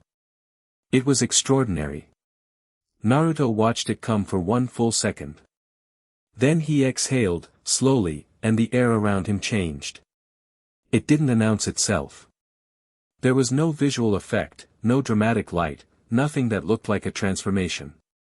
Just a quality in the air shifting, the way a room felt different when someone very important walked in, and then the first wave of Kokubio's attack hit him and the warehouse shook. The windows that had been painted over from the inside blew out. Not from the attack. From the deflection, the energy coming off Naruto as Kokubio's constructs broke against him, shedding in every direction, the kinetic math of something massive hitting something that didn't move and wasn't going to move. The walls cracked. The floor scoured.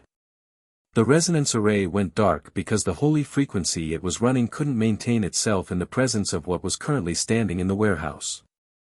The 6 fallen angels went backward. Not from direct force, from the pressure in the air, the specific effect of being in a space with something whose energy signature was rewriting the room's understanding of what was possible. Kokubio landed. He was breathing hard. Not from exhaustion, from something more like genuine shock, the specific breathing of someone whose model of the world had just been revised extremely rapidly. 400 years, he said, and his voice was different. "And that's, you're not using, no," Naruto said. "How much of that was?" "None of it," Naruto said. "That was ambient. That was me standing here." Kokubio stared at him. "I told you," Naruto said.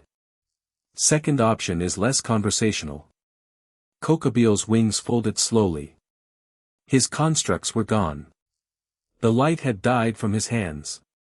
He stood in the ruined warehouse with the scorch marks spreading from where Naruto stood and the blown-out windows letting in the cold morning air and looked at the Dragon Emperor with an expression that was, for the first time in the conversation, completely unguarded. What was in it was not fear. Kokubio was genuinely not afraid, he was too old for fear, too thoroughly built for combat to carry it as an active state.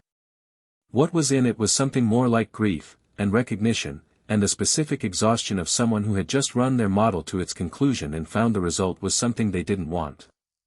"You're telling me to give up," he said. "I'm telling you that what you want to break has someone standing in front of it," Naruto said. "And you've just established what that means in practice." Silence. "The array," Naruto said, and glanced at it. The constructs that had held it were dark, the resonance elements inert now. "The fragments need to go back." "They'll go back to the church," Kokubio said. "Which means they go back to heaven's arsenal." "They go back to being not a weapon for triggering wars," Naruto said. "What the church does with them after is their problem and they'll sort it. But they don't stay here." He paused. "This is a conversation you're going to need to have with Sirzex and Gabriel eventually, Kokubio. Not me. I'm not a faction and I'm not going to be. But the leaders of the actual factions are, not satisfied with the status quo. They're working. He paused. Let them work. Kokubio looked at him for a long moment. Then at the array. Then at his hands. I've been building to this for 40 years, he said.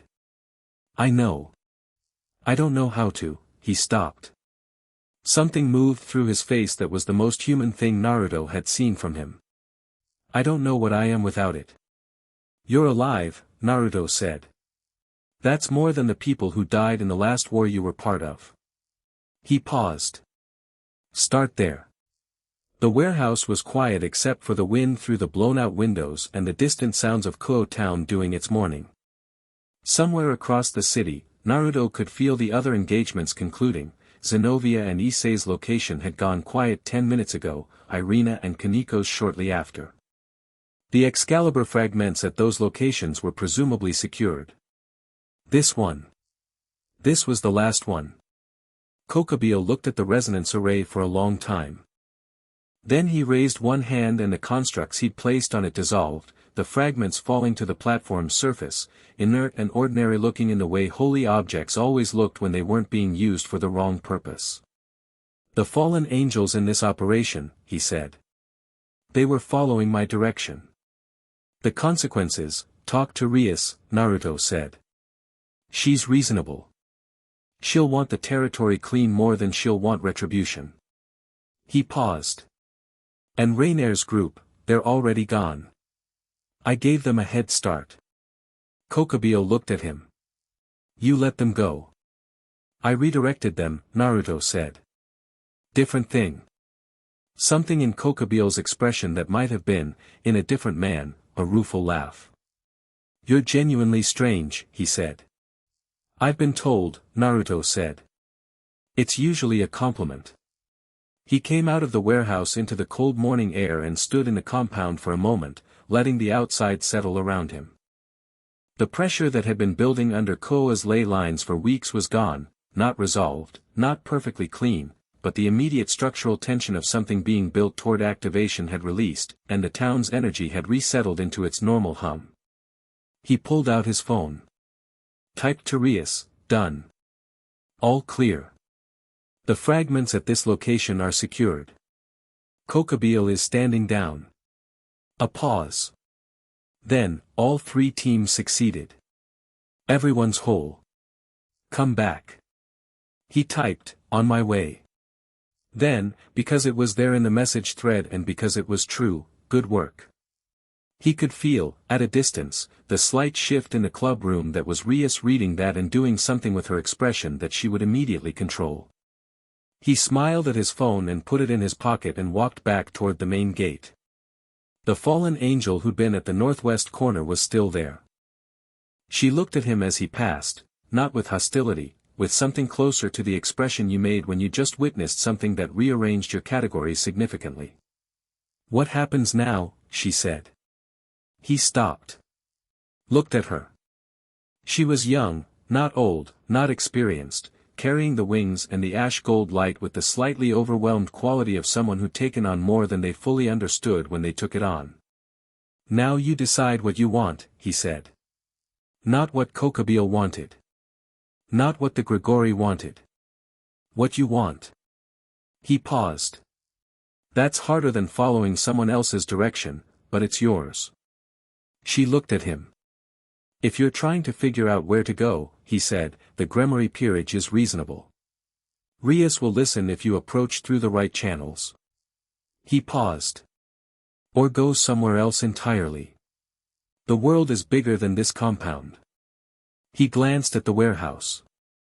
Bigger than whatever that was supposed to start.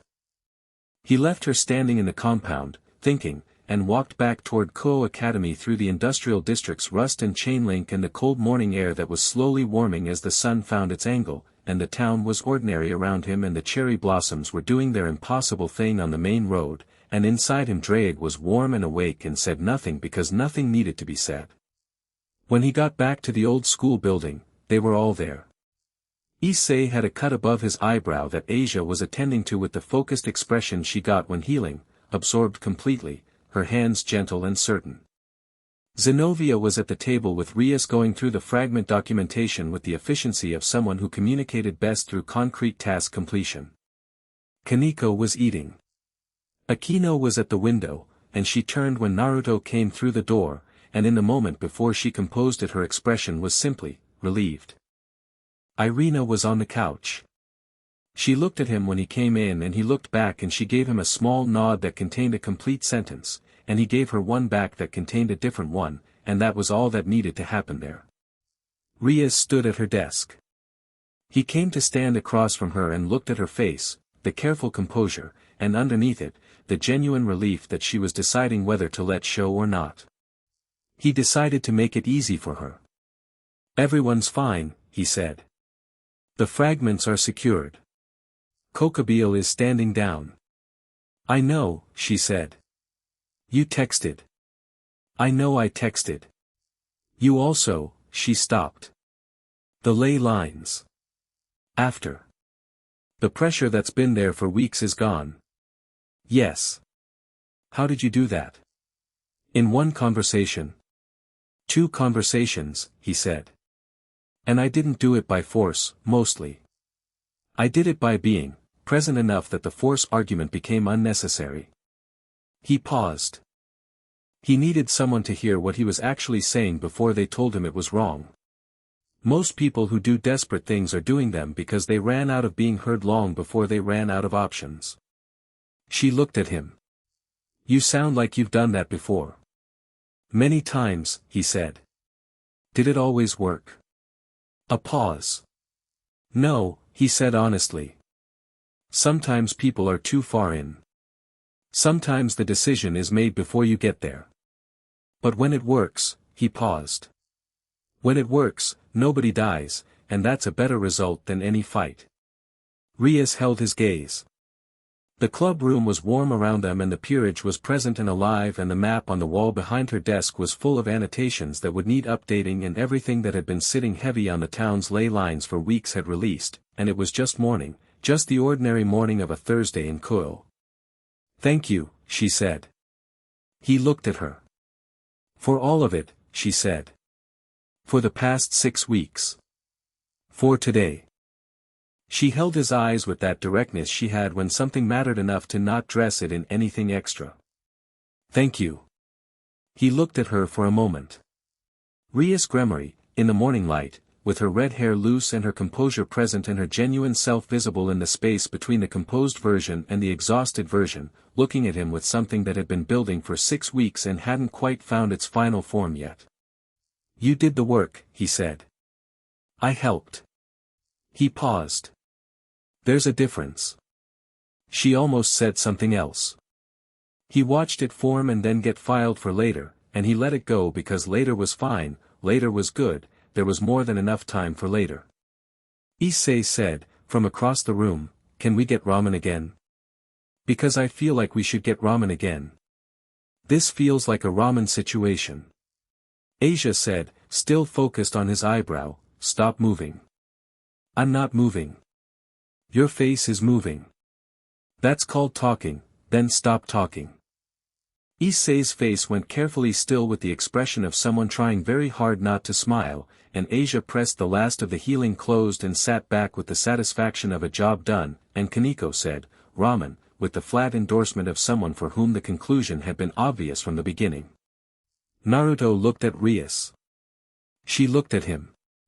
"Ramen," she agreed, and the whole room moved, and the morning was ordinary and Kuoh Town was intact and the people walking under the cherry blossoms on the main road went on not knowing how close things had gotten, and that was exactly how it was supposed to be. Outside, the last of the gray morning burned off completely. The sun came in. That evening, Kurama said, "Someone's coming." Naruto was on his apartment roof. Not eating ramen this time, just sitting, the way he sat, with the town spread below him and the stars above and the clean feeling of a problem solved properly still sitting in his chest. "I know," he said. "You felt him?" "Since last week." He looked at the sky. "He felt me too, probably." "The raiding game." "The White Dragon Emperor," Kurama said. Not alarmed. Stating the shape of the thing. Valor Lucifer, Naruto said. Yes. What does he want? Naruto was quiet for a moment. The name sat in the town's ley lines like a different kind of pressure from Kokobeel's, not building towards something violent, something more like expectation. The anticipation of a thing that had been looking for something and had finally found it. He wants to understand what I am, Naruto said. And then he wants to fight me. Can he? Naruto looked at his hands. At the warmth in his chest. At the sky above Kuoh Town and the stars that were just beginning to come out. That, he said, is a more interesting question. Kurama was quiet. He's not Kokobeel, Naruto said. He's not Riser. He's not, he paused, finding the right shape for it. He's someone who has found the same answer I found, but arrived at it from the wrong direction. What answer? That the only thing worth anything, Naruto said, is finding out what you actually are. He paused. He thinks you find that out through fighting. Through having, through taking, through reduction. He looked at the stars. I think you find it the other way. He'll disagree. I know, Naruto said. That's why it'll be interesting. Below, Kuoh Town finished its Thursday and moved into its Thursday night, and somewhere in the sky above it, moving in the specific direction of something that had decided where it was going, the White Dragon Emperor's presence pressed at the edge of the town's ley lines, feeling, assessing. Naruto felt it back. Let it know he was there. Felt the response, not surprise, not alarm. Something like satisfaction. The recognition of a thing that had been looking and found. He stayed on the roof a while longer. The night was very clear. Chapter 7, The Emperor's Confession. The morning after Kokobeel, the town did what towns did, it continued. The bakery opened at 5. The ramen shop started its stock at 6. Kuoh Academy's first bell rang at 8 and the students came through the gates with their bags and their conversations and their complete, beautiful, total ignorance of what had been sitting above their ordinary lives for the past several weeks. Naruto walked through it on his way to school and felt the normalcy of it like sunlight on a cold day, not warm enough to change the temperature but warm enough to know the sun existed. He'd slept properly, in a bed, for 6 hours, which was more than he'd managed in 3 days. Kurama had let him, which was the fox's specific version of care, not offering comfort, just not interrupting. The morning felt clean. It lasted until second period, when Valor Lucifer walked into his classroom. Not literally, Valor didn't come through the door with a late slip and an apology to the teacher. What happened was subtler and in its own way more interesting. Naruto was sitting in his window seat during second period chemistry and the teacher was writing something on the board and Naruto was paying approximately 40% attention to it and 60% attention to the town's ley lines. And at 9:17 a.m. a presence landed on the school's outer wall with the specific energy signature of someone who had decided that conventional entry points were for other people. He felt it resolve into clarity. White Dragon. Albion's frequency, not the fragment, or not only the fragment, but the full complex resonance of someone who had been in genuine dialogue with their sacred gear long enough that the two of them had started to sound like one thing. It was, Naruto had to admit, impressive. Whatever Valor Lucifer was, he had done the work. He also felt the deliberateness of the approach, the way Valor had timed his arrival to first period, had chosen the wall rather than the gate, had made his presence readable on the ley lines rather than masking it. That last part specifically. He wasn't hiding. He was announcing. He wants you to know he's there, Kurama said. I know, Naruto said. He wants me to come out. Are you going to? He looked at the chemistry board. The teacher was working through a reaction mechanism that he'd understood on site. After class. A pause. Then, with the specific quality Kurama reserved for genuine amusement, you're going to make the White Dragon Emperor wait through a chemistry lesson. He can learn something, Naruto said. Class ended at 10.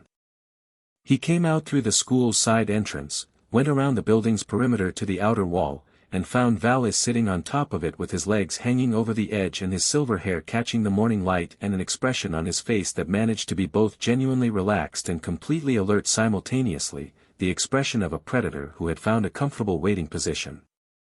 He was younger than Naruto had expected. Not young, not inexperienced, the energy was too dense and too certain for inexperience, but young in the sense that his face still had the clean lines of someone who hadn't been carrying the weight long enough to leave marks. 17, maybe 18. Gray eyes that were the specific color of early morning sky, light and direct, and watching Naruto come around the corner with the focused attention of someone who had been waiting for this specific thing for a specific amount of time. He dropped off the wall as Naruto arrived. Landed without noise. Dragon Emperor, he said. Valor Lucifer, Naruto said. A pause. Something moved through Vala's expression, not surprise exactly, but a recalibration. He'd expected something. He wasn't quite getting it. You know who I am. Since last week. Naruto stopped a few meters from him. Hands in pockets. The morning light was direct and clear between them. I felt you the night after Kokobile. You announced yourself on the ley lines. I did, Valis said. Why? Because I wanted you to know I was coming. He tilted his head slightly. Surprising someone like you would be, he paused, looking for the word. Wasteful. Naruto looked at him. The word was interesting. Not arrogant, precise. Valley wasn't saying he couldn't surprise Naruto. He was saying that a surprise approach to this conversation would have produced a different and lesser version of whatever he was here for. What do you want? Naruto said. To understand what you are, Valis said. And then to fight you. In that order. In that order. He held Naruto's eyes without the slight social avoidance that most people employed in sustained direct eye contact. No performance. Albion told me about you. When I felt the pressure from the raiding game, that was you not even trying, and it was still the most significant thing I've felt. Albion said the last time he felt the original Dragon Emperor's energy was 400 years ago, and it was across a sealed dimension, and it still registered as the loudest thing in his experience. He paused. I want to know what that actually is. Why? Because the only thing worth knowing, Valis said, is what the limit is. What the actual ceiling of power and capability is in this world. I've been looking for it my whole life. He paused. You might be it. He said it the way you said a mathematical finding, without emotion, without theater, as the logical conclusion of a calculation he'd been running for years. And underneath the calculation, visible if you were looking, something that wasn't logical at all, the specific hunger of someone who had built their entire self around a single question and had spent years being unable to find the answer. Naruto looked at him for a moment. How old are you? A slight pause at the apparent change of subject. 18. How long have you been doing this? Running, fighting, looking for the ceiling. Since I was 12. And before that? Something shifted in Vala's expression. Very briefly, the specific shift of someone touching a surface they didn't usually touch. Before that was different. Your grandfather, Naruto said. The shift went deeper. Not pain, not quite, something that had calcified around pain over years of not letting it be pain. That's not relevant to, it's the most relevant thing, Naruto said, not unkindly. You spent your childhood in a situation that made being powerful feel like the only safety. You got strong enough to leave.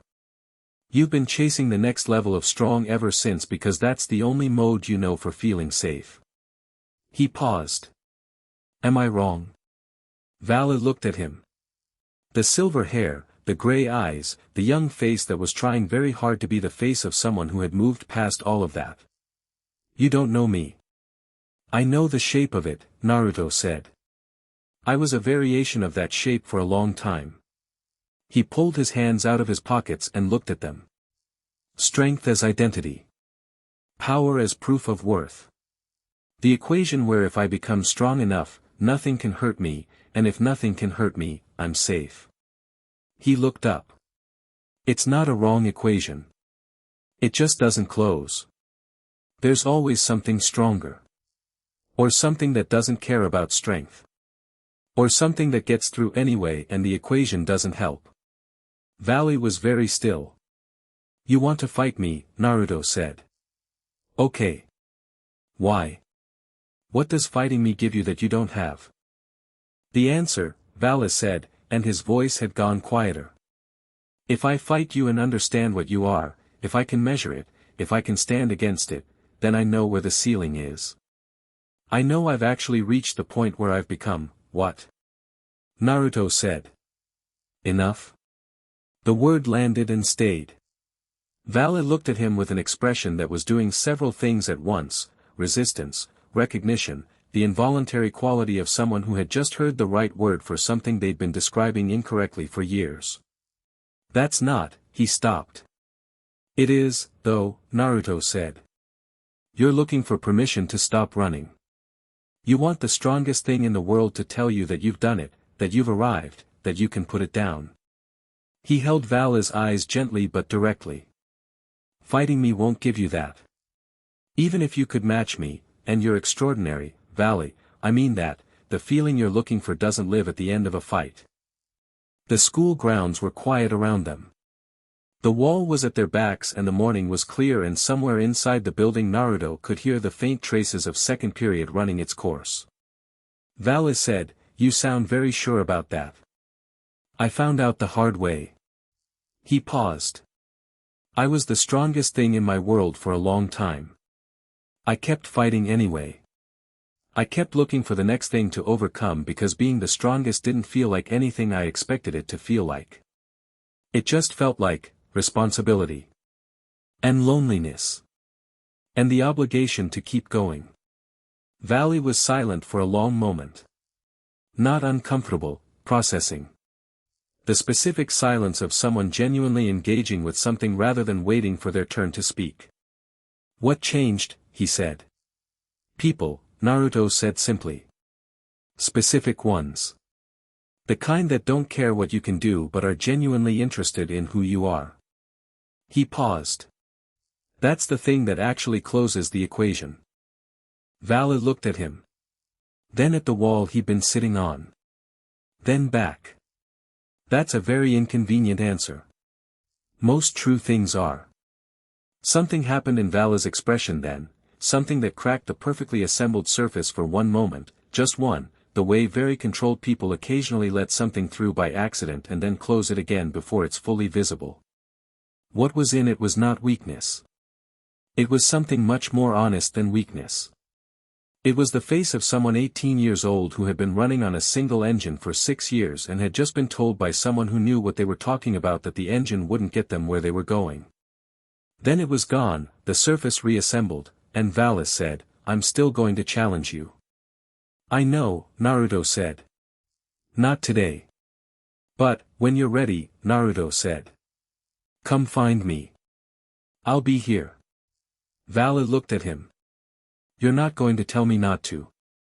You're not going to not do it regardless of what I tell you, Naruto said. You need to work through it in your own way. I'm just letting you know I understand why and I don't hold it against you.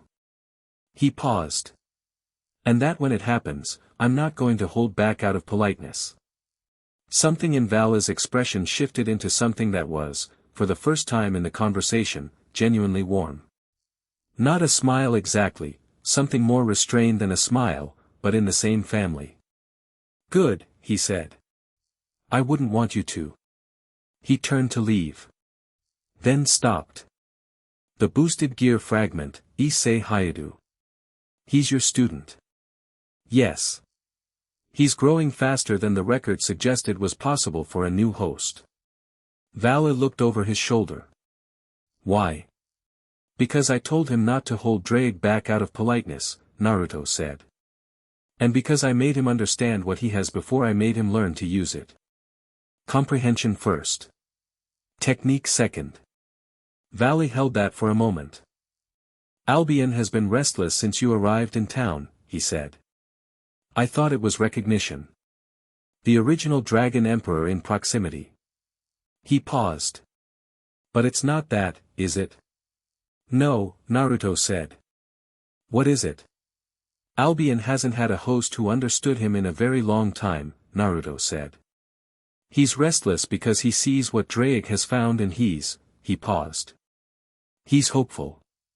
Valley was still for a long moment. Tell him to be patient, Naruto said. Tell him his host is getting there. Another pause. Then Valley turned away. Don't assume I'm going to become one of your people just because you talk to me. I'm not assuming anything, Naruto said. I'm just being honest about what I see. What do you see? Someone extraordinary, Naruto said, who hasn't figured out yet what to do with it. He heard Valley leave the way he'd arrived, over the wall, without noise. The presence on the ley lines moved away from the school grounds in the specific direction of someone who was moving away from something while thinking very hard about it. Naruto stood in the morning for a moment longer. Then he went back inside. Third period was starting. At lunch, Rias found him. Not in the cafeteria, he didn't usually eat in the cafeteria, preferring the roof or the library depending on whether he wanted air or quiet, and today he was on the roof because the air was good after the gray of the past week and sitting in it felt useful. She came up through the maintenance door the same way she had before Kokobile, and sat beside him in the same configuration, and this time she was closer than she'd been that morning, close enough that the distance between them was a choice rather than a default. He let it be a choice. Valor Lucifer was here, she said. Second period. You met him. We talked, he said. He's not a threat. Not currently. She was quiet for a moment. He's the White Dragon Emperor. He's genuinely dangerous, Naruto. His track record is legitimate, Naruto said. He's one of the most powerful beings alive at his age. Albion's fragment and his own lineage, he's remarkable. He paused. He's also 18 and running on a wound he hasn't examined yet, and until he does, most of his energy is going into forward momentum instead of direction. He looked out over the school grounds. He'll come back. To fight you. Eventually. He paused. It'll be fine. She looked at him. You're very calm about the White Dragon Emperor announcing an intention to fight you. I'm calm about most things, he said. That is aggressively true and occasionally maddening, she said, and there was something in her voice that wasn't quite complaint, the warmth underneath the complaint, the specific tone of someone who found a quality both frustrating and endearing and had given up separating the two.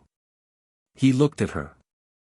She was in her school uniform and her hair was up today and the afternoon light was good for her the way certain lights were good for certain people, finding the specific angles that suited them. She was looking at the school grounds below with the expression she had when she was thinking about something she'd decided to say. What? He said. I'm thinking about how to say something. Say it the way you'd say anything else. This is different, she said. He waited. She turned to look at him.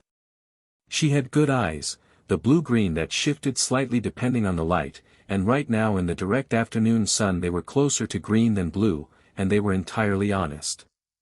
The past 6 weeks, she said. Since you walked into the clubroom.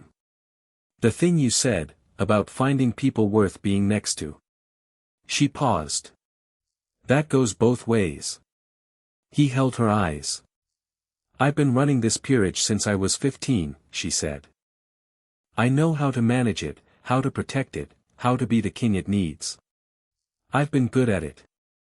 She paused. I've also been doing it alone, in the sense that there wasn't anyone I could, not manage. Not coordinate with. She stopped. I haven't had someone to think with, she said finally. Until you. The rooftop was quiet. Below, the lunch period was doing its thing, the full pleasant chaos of a school in the middle of a day. I know, he said. And then, because it was true and she'd been honest and honesty deserved honesty, I've been alone longer than you've been alive.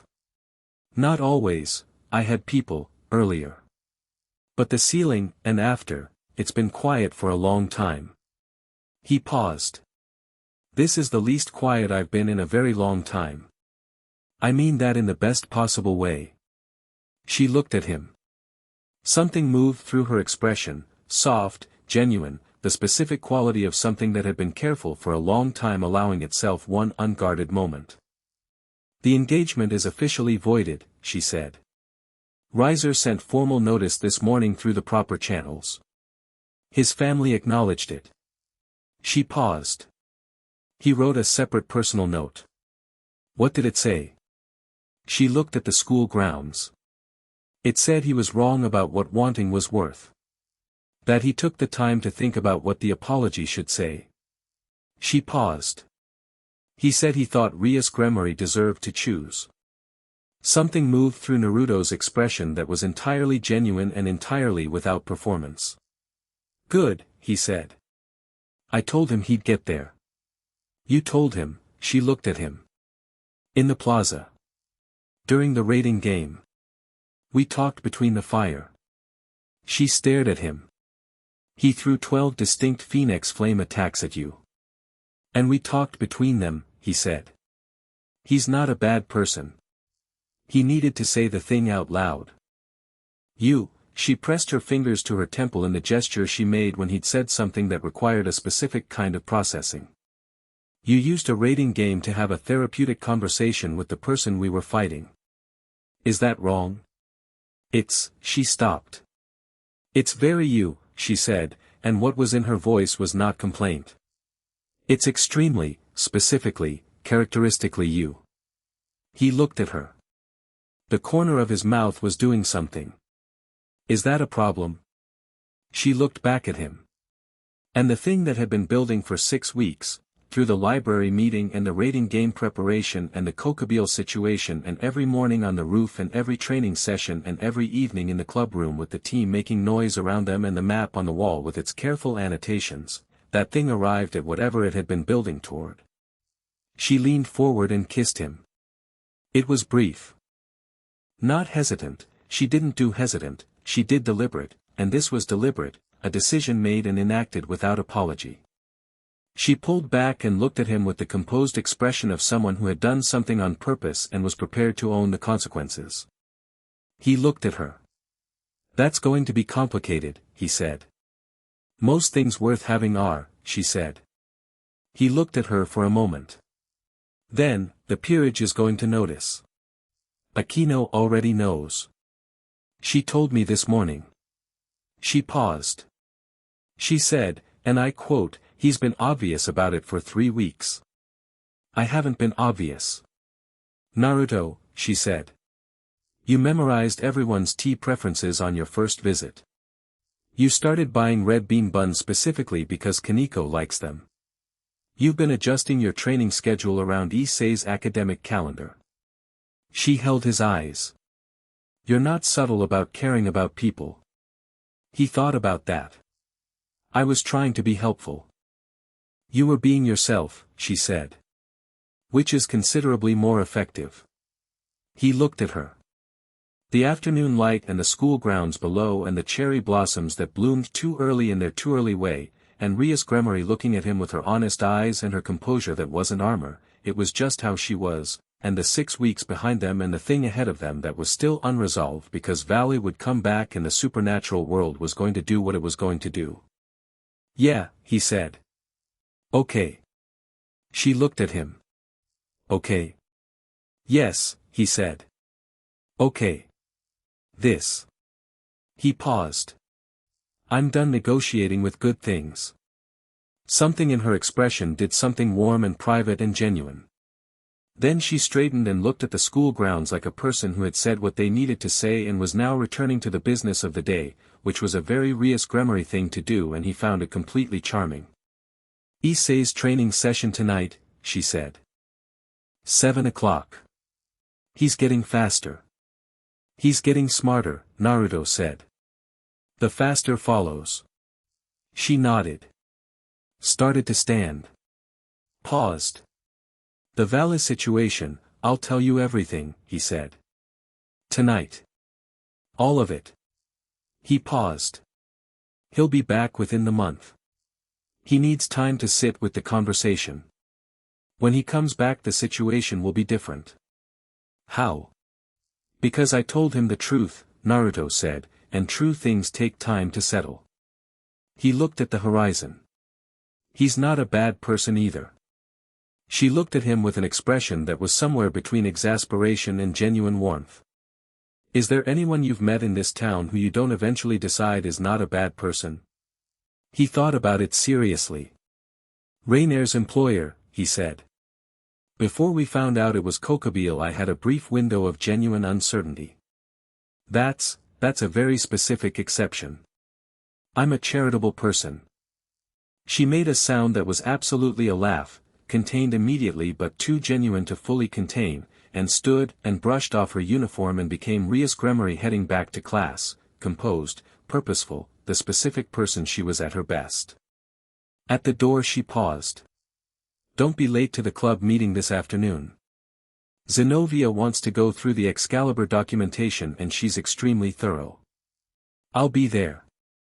She left. He stayed on the roof a while longer, feeling the town below him, the clean simple hum of Kuoh going about its afternoon with its full pleasant ignorance. The ley lines were quiet. The pressure from Kokobile was gone. Vala's presence had left the area, moving somewhere east, carrying a conversation it needed to think about. The afternoon was warm and clear and genuinely peaceful. You're happy, Kurama said. The fox sounded almost suspicious about it. Yes. That's unfamiliar. Not entirely, Naruto said. I've been happy before. Not like this. He thought about it. No, he agreed. Not quite like this. The girl, Kurama said. And the peerage. And Issei. And the town. He paused. All of it. The specific configuration.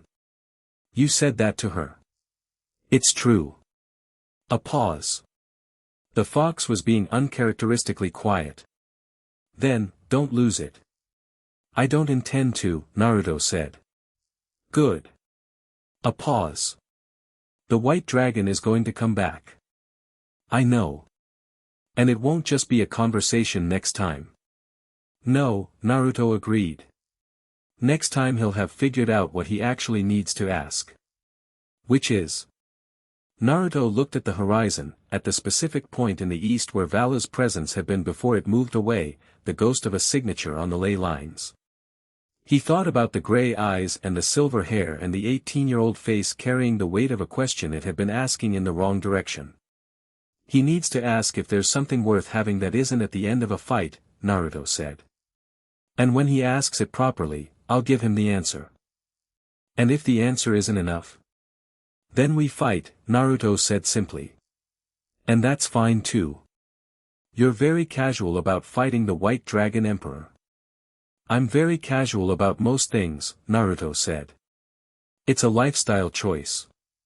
Kurama made the sound that was not a laugh and very much a laugh and went quiet, and the afternoon stayed warm, and Naruto stayed on the roof until the bell rang for fifth period, and then he went back inside, and the day continued, and it was ordinary, and it was good. That evening, the club room. Zenobia had spread the Excalibur documentation across every available surface and was going through it with the systematic efficiency of someone who communicated love through thoroughness. Irina was beside her, occasionally annotating, and the two of them had the specific comfort of people who had been working together long enough that the working was its own language. Issei was training with Naruto in the courtyard below, or rather, Issei was attempting to maintain his boosted gear at a sustained threshold while Naruto pushed back at gradually increasing pressure, the specific training of building a ceiling by repeatedly running into it. From the window Akino and Rias watched the red light pulse and build and pulse again. He's going to be something extraordinary, Akino said. He already is, Rias said. When Drake starts actually talking to him properly, he already is, Naruto called up from the courtyard, without looking at the window. Akino looked down at him. How did you hear that? Good hearing, he said, which was still technically accurate and still spectacularly incomplete. Below, Issei's boosted gear flared and Naruto stepped into it and the pressure wave from the interaction rattled the old building's windows, and Issei shouted something triumphant, and Asia who was sitting on the courtyard steps watching let out a small delighted sound, and Kaneko, who was in the doorway with a biscuit, said, "Better," in the flat way that from her meant significantly more than the word suggested.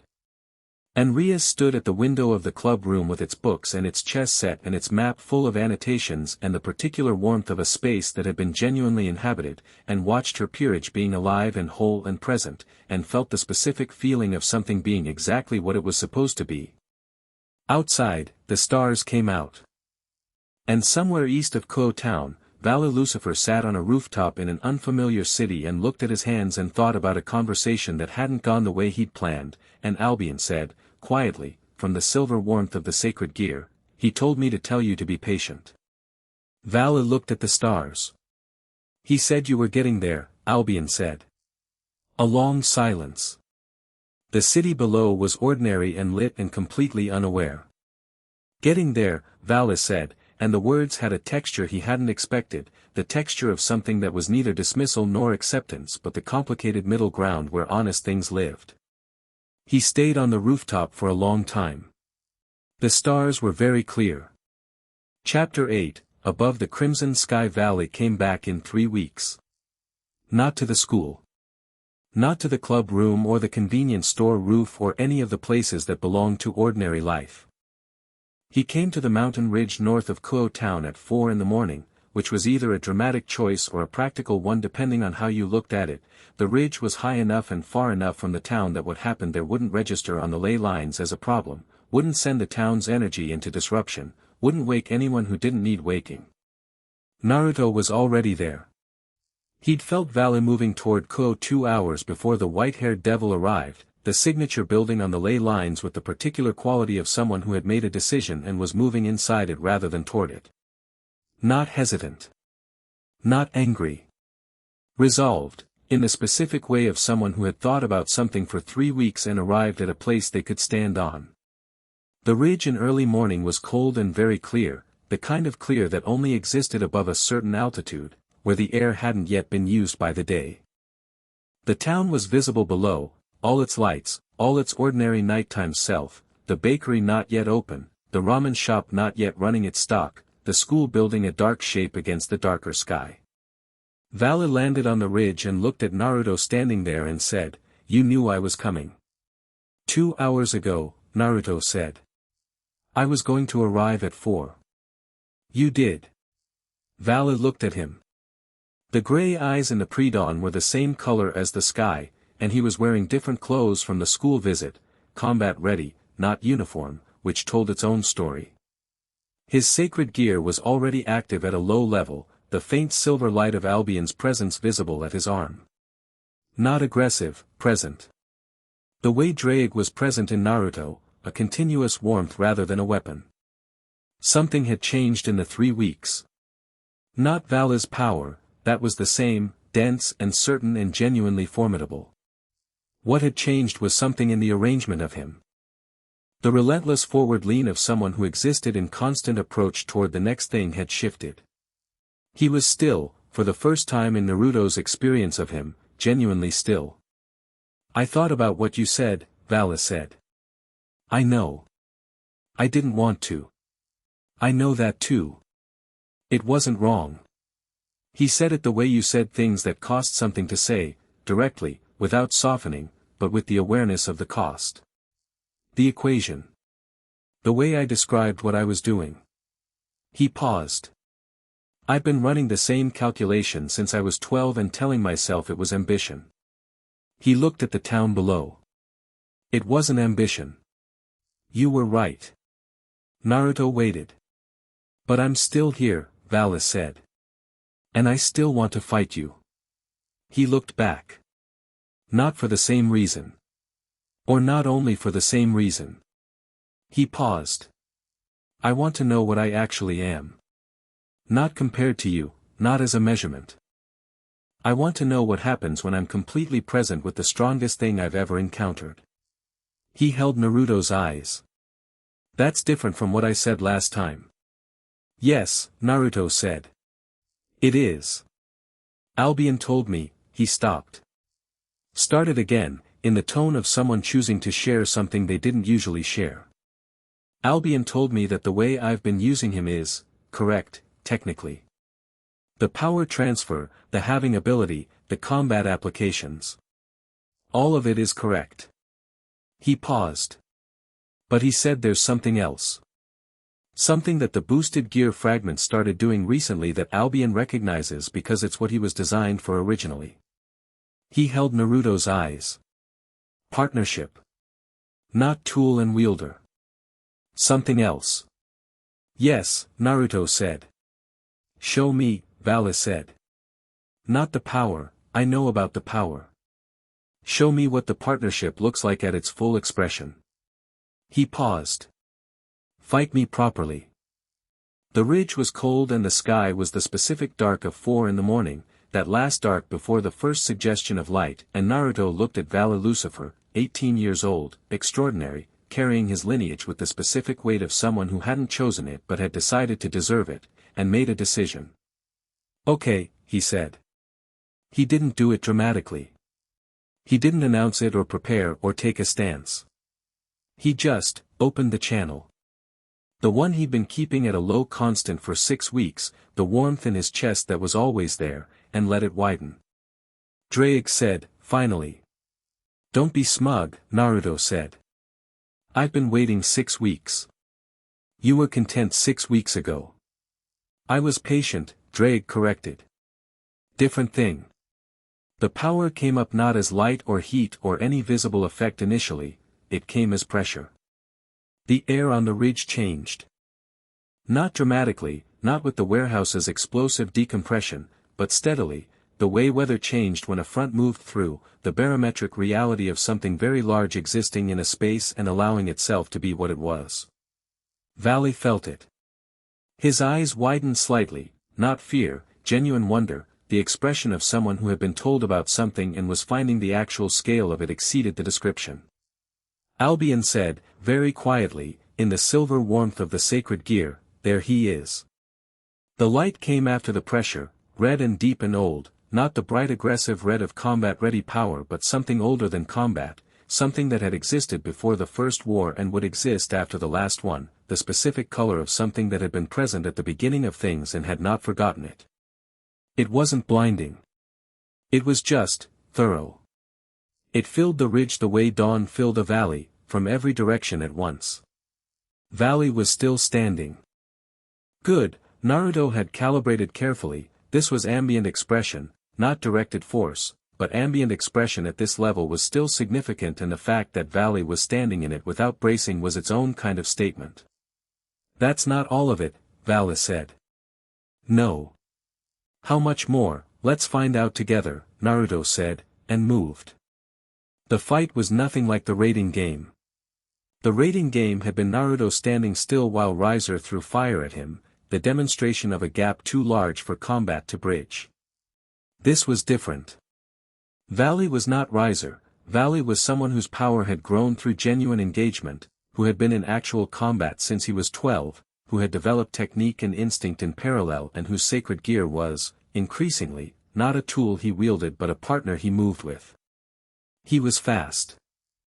The divine dividing ability, having opponent's power with each hit, transferring it to himself, meant that every contact Valley made was both attack and accumulation, a compounding investment in his own capability. Against most opponents this was functionally unbeatable. The math simply didn't allow for sustained resistance. Naruto let him make contact. Not passively.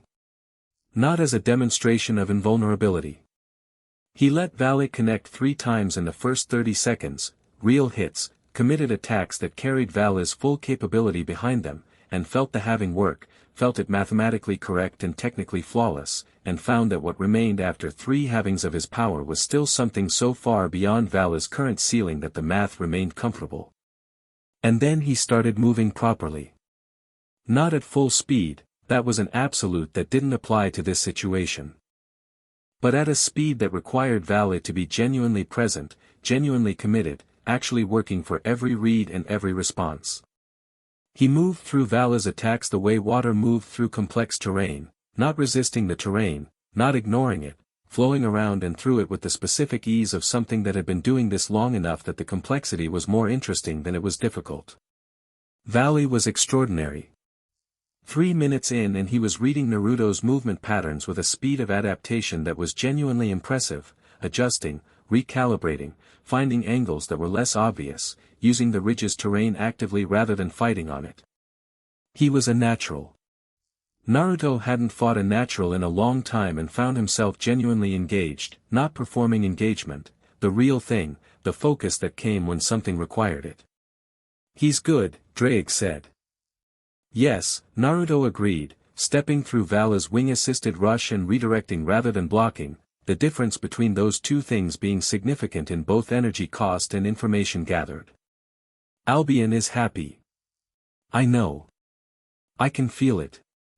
And he could, the silver warmth of the other dragon's presence, not adversarial, not the old mythological rivalry of two forces designed to oppose each other, but something that had been waiting underneath that rivalry for longer than the rivalry had existed. Recognition.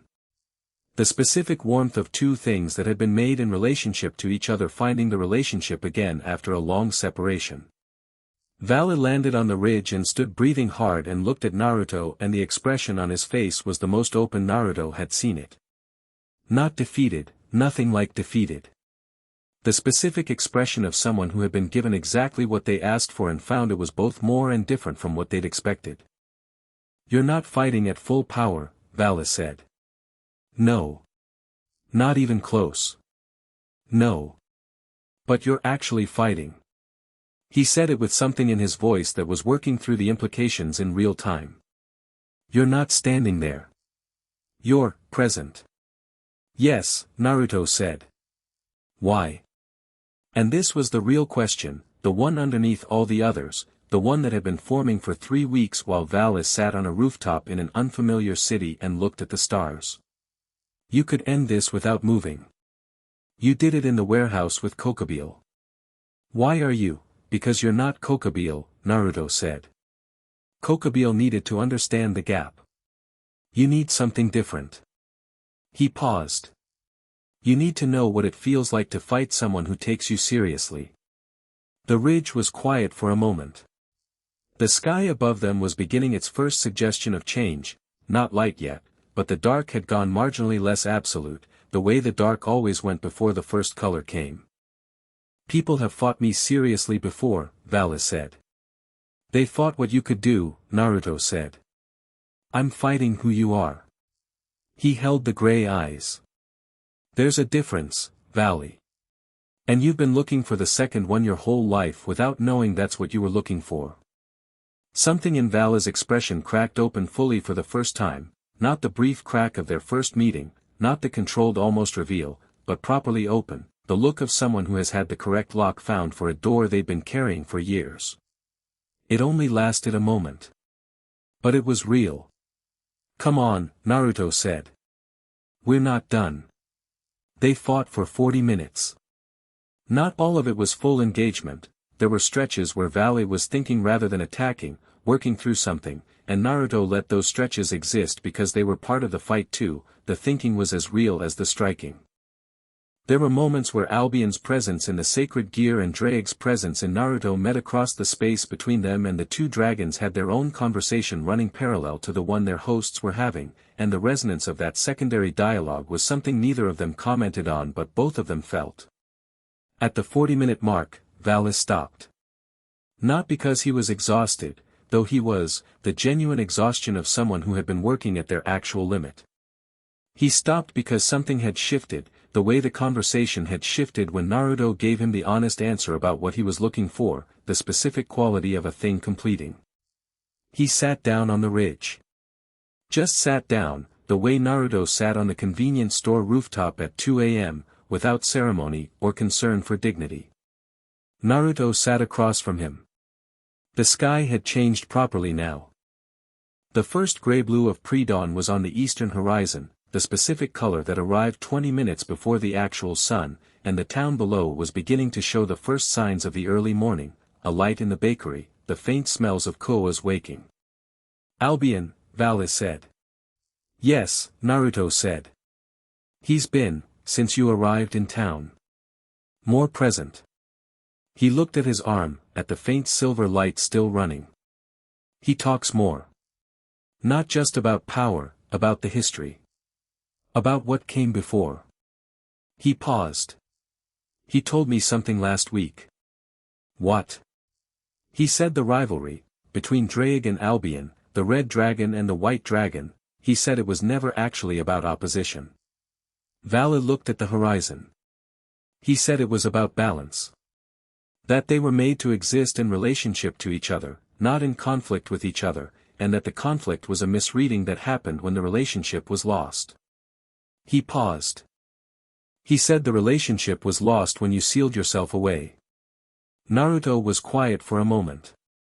Yes, he said. So the 400 years of rivalry between the fragment hosts, was two orphan powers filling the absence of the relationship with the only version of connection they understood, Naruto said. Combat. Opposition. The only way they knew to reach each other. He paused. It was never supposed to be that. Vala sat with that for a long time. The sky continued its changes, the gray-blue deepening toward something with actual color in it, the first suggestion of gold at the very edge. What was it supposed to be? Valley asked. Compliments, Naruto said. Red dragon's strength grows. White dragon's ability distributes. In the original configuration, not opposed, parallel. Working in the same direction. He looked at the horizon. Think about what your having ability actually does. You take power and redistribute it. In the right application, that's not a weapon. It's a system. It's balance. Valid turned that over. Then, the boosted gear grows Issei's power and my divine dividing takes excessive power and redistributes it. He went still. They're not supposed to fight each other. No, Naruto said. They're supposed to regulate, Vala said. And the word landed in him visibly, the specific landing of a concept that rearranged several other concepts simultaneously. One accumulates, one distributes. In a world where supernatural power concentrations cause wars, he stopped. That's actually a remarkably elegant system, Naruto said. If you use it correctly. Which requires not fighting each other. Which requires understanding what you're actually for. The silence that followed had the quality of something that had been said and couldn't be unsaid, the specific quality of a truth that had found its place and settled. The sky was properly pre-dawn now, the gold at the horizon deepening toward orange, and Kuoh Town below was properly waking, the bakery lights clear and the first cars on the main road. Valis said, the Cow's Brigade. Naruto waited. I've been working with them, Valis said, and there was something careful in how he said it, not defensive, but precise, the care of someone making a statement they want to be understood accurately. Not because I agreed with everything they wanted. Because they were the only group that would let me do what I needed to do without interference. He paused. I'm telling you this because you told me the truth and it's appropriate to return it. Are you leaving? Naruto said. Vala looked at him. I'm reconsidering the arrangement. He held Naruto's eyes. There are people in the brigade who want the same thing Kokobile wanted. A war. They've been using me as a resource and I've been letting them because the access was useful. He paused. I should probably stop doing that. Probably, Naruto agreed. There's a faction leader, Vala said. Chow Chow. Human. Uses a spear, the true Longinus, the highest tier sacred gear. He's been building towards something for years. The Cow's Brigade is mostly his operation at this point. He paused. He's going to move eventually. Not immediately. But the infrastructure he's been building, it's the same pattern you described. Kindling. How much time? I don't know exactly. He paused. Months, maybe. Less than a year. He looked at the horizon. I'm telling you this because the people in your town are worth protecting, Naruto said. Yes. And something in how Valis said it was different from the clinical way he usually processed things, something more personal, the specific quality of someone who had spent 40 minutes being taken seriously and found it had rearranged something fundamental. Stay in contact, Naruto said. When you know more. Vala looked at him. You're trusting me. I'm trusting what I saw tonight, Naruto said. And what Albion told Drake, which I've also been listening to. He paused. You're not a bad person, Valley. Vala's expression did something complicated. You say that about everyone. Only the people it's true about, Naruto said. Which is most people, if you get far enough under the circumstances. The sun came over the horizon. Not gradually, it came the way the sun always came, in a single definitive moment where the light went from suggestion to fact, and the ridge was suddenly gold and warm and the town below was fully visible in the morning, its ordinary beautiful self, the cherry blossoms on the main road catching the first light and doing their thing. Valis stood. Naruto stood. They looked at each other in the morning light, and what was between them was something that hadn't existed 3 weeks ago, something that had been built in 40 minutes of genuine engagement and one honest conversation, and it didn't have a clean category but it was real. The Dragon Emperor, Valis said, and his voice had something in it that hadn't been there before, not reverence. Valis didn't do reverence. Something more like acknowledgement. The specific acknowledgement of someone who has found the thing they were looking for and found it was different from what they expected and has decided the difference is better. You're genuinely strange. I've been told, Naruto said. Usually a compliment. It is, Valis said, and left the way he always left, over the air, without announcement, the silver white of Albion's presence moving east into the morning. Naruto stood on the ridge for a while longer. The town was below him and the sun was up and the day was starting and Drake was warm in his chest with the specific warmth of something that had been in conversation with its other half for the first time in 4 centuries. How is he? Naruto said. Albion? Drake's voice had a quality in it he hadn't heard before, old, deep, something the dragon had clearly been holding for 400 years. He's good. He's been good. He missed, a pause. He missed me. As I missed him. You could have told me. You needed to get here on your own, Drake said. If I'd pushed you toward it, it wouldn't have been the same. Naruto thought about that. That's surprisingly wise.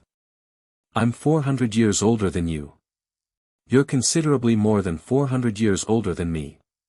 Yes, but the last 400 were the relevant ones. Naruto smiled at the horizon. Then he went down the mountain toward the town. He got back to Kuoh at 6:30, which gave him time to stop at the bakery before it ran out of the good ones.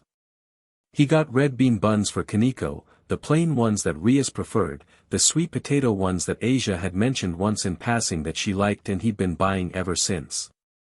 The club room was open when he got there. Rias was already at her desk, which meant she'd either not slept or had slept briefly and come in early.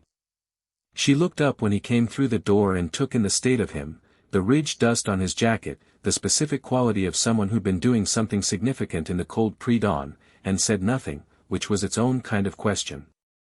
He set the bag on the table. Sat down across from her. Valley, she said. Yes. How did it go? He told her. All of it, the fight, the conversation, Albion and Drake, the Cows Brigade and Chow Chow and the thing that was building toward Kuoh in the medium-term future. He told her the way he'd promised to tell her things, completely, without editing for her comfort, trusting her with the full picture. She listened the way she always listened when the information mattered, without interruption, processing in real time, the small adjustments in her expression tracking what was significant and what was operational and what was something else. When he finished she was quiet for a moment. Chow Chow, she said. The true Longinus. Yes. That's not a small problem. No, he said. But it's not today's problem.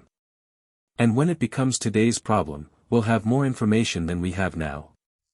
She looked at him. Because Valley is going to stay in contact. Yes. You trust that. I trust what I saw on that ridge, he said. He spent 3 weeks thinking about one honest conversation. That's not the behavior of someone running a long game. That's the behavior of someone who was genuinely affected. He paused. He's good, Rias. Extraordinary, actually. He just needed someone to reflect that back at him correctly. She held his eyes. You do that, she said. With all of us. You reflect things back correctly. I try to see clearly, he said. That's all. It's not all, she said. Seeing clearly and choosing to say what you see, those are different skills and most people only have one. She paused. You have both. He looked at her. You're being generous. I'm being accurate, she said. You told me the difference between those two things yourself. He almost smiled. I did.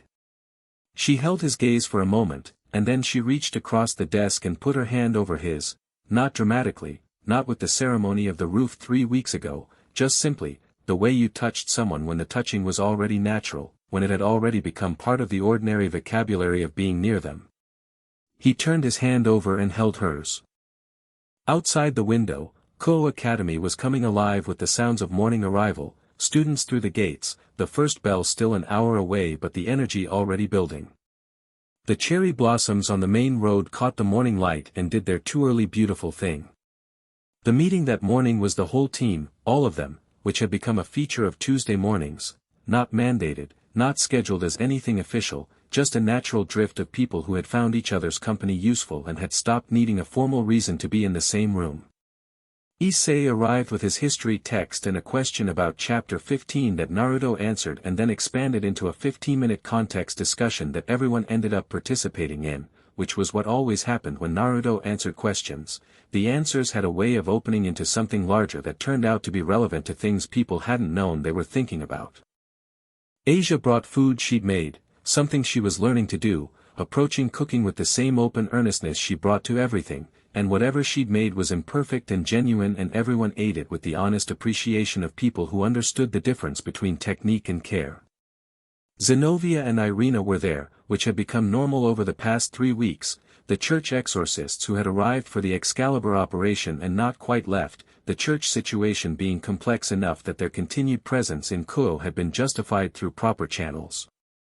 Zenobia sat beside Issei and asked him direct questions about his training progress with the specific earnestness of someone who communicated respect through interest. Irina caught Naruto's eye from across the room and gave him the small nod that was their ongoing language, the one that meant things are fine, we're fine, the past is the past and the present is good.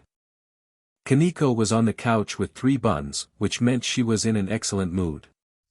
Akino was by the window, and she was watching Naruto with the specific focused attention she occasionally directed at him, not suspicious, not calculating, something warmer and more thoughtful than either. When he looked at her she said, "You went north this morning." "Yes." "The ridge." "Yes."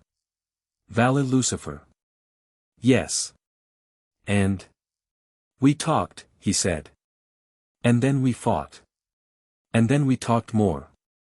He paused. "He's going to be an important person." She held his eyes. "Important how?" "Important in the way that people are important when they understand what they're actually for," he said. "The kind of important that doesn't leave a mess behind." She looked at him for a moment. Then the corner of her mouth moved, and what was in it was the specific warmth she had when she dropped the performance and was simply herself, the person underneath Akino Himejima who was sharp and genuine and had been through more than her composure showed and had come out the other side carrying it all gracefully. "You're collecting people," she said. "I'm being around people," he said. "They're choosing to stay." "Different thing. Is it?" He thought about it genuinely. "Somewhat," he said. She shook her head with a smile that was entirely unperformed and went back to looking out the window. Rias, from her desk, was watching the room with the specific expression she had when she was experiencing something she wanted to remember clearly, the expression of someone documenting a moment through attention rather than record. Issei said something to Zenobia that made her laugh, actually laugh, the full unguarded version that she usually kept locked behind the direct efficiency, and the sound of it surprised everyone slightly because it was warm and real, and Zenobia looked immediately startled by her own laugh, which made it funnier, and the room went briefly and genuinely warm with it. Naruto looked at it all.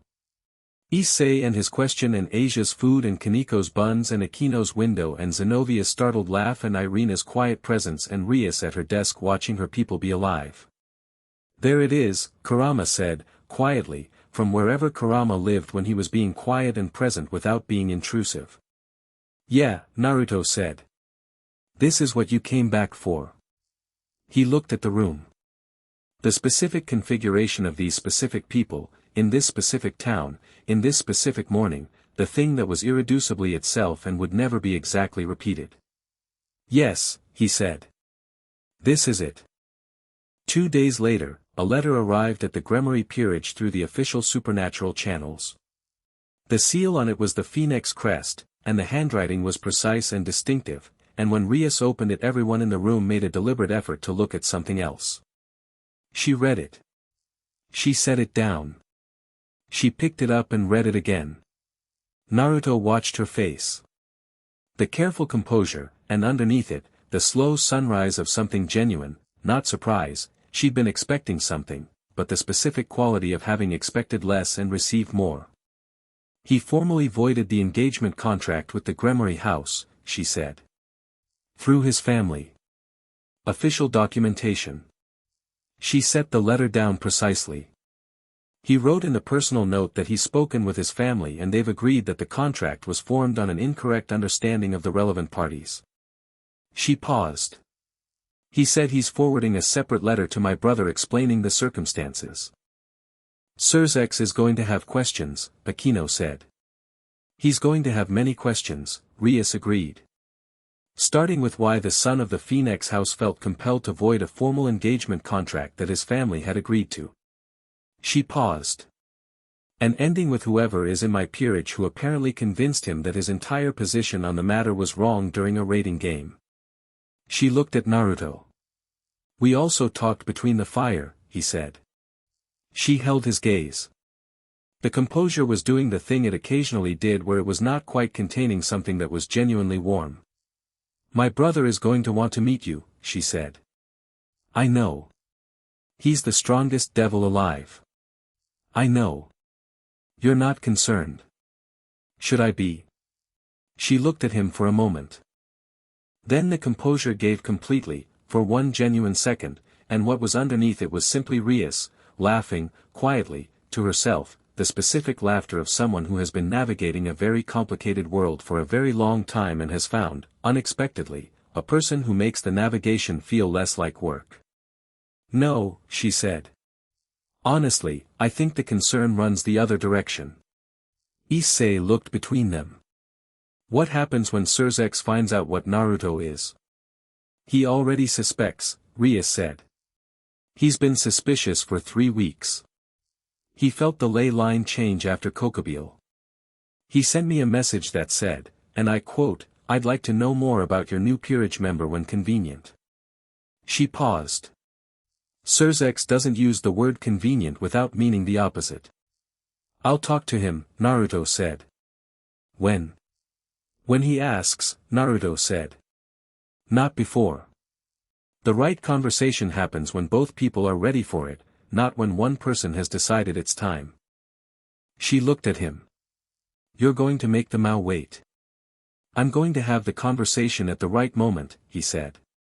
"If he's as perceptive as you say he is, he'll understand the difference."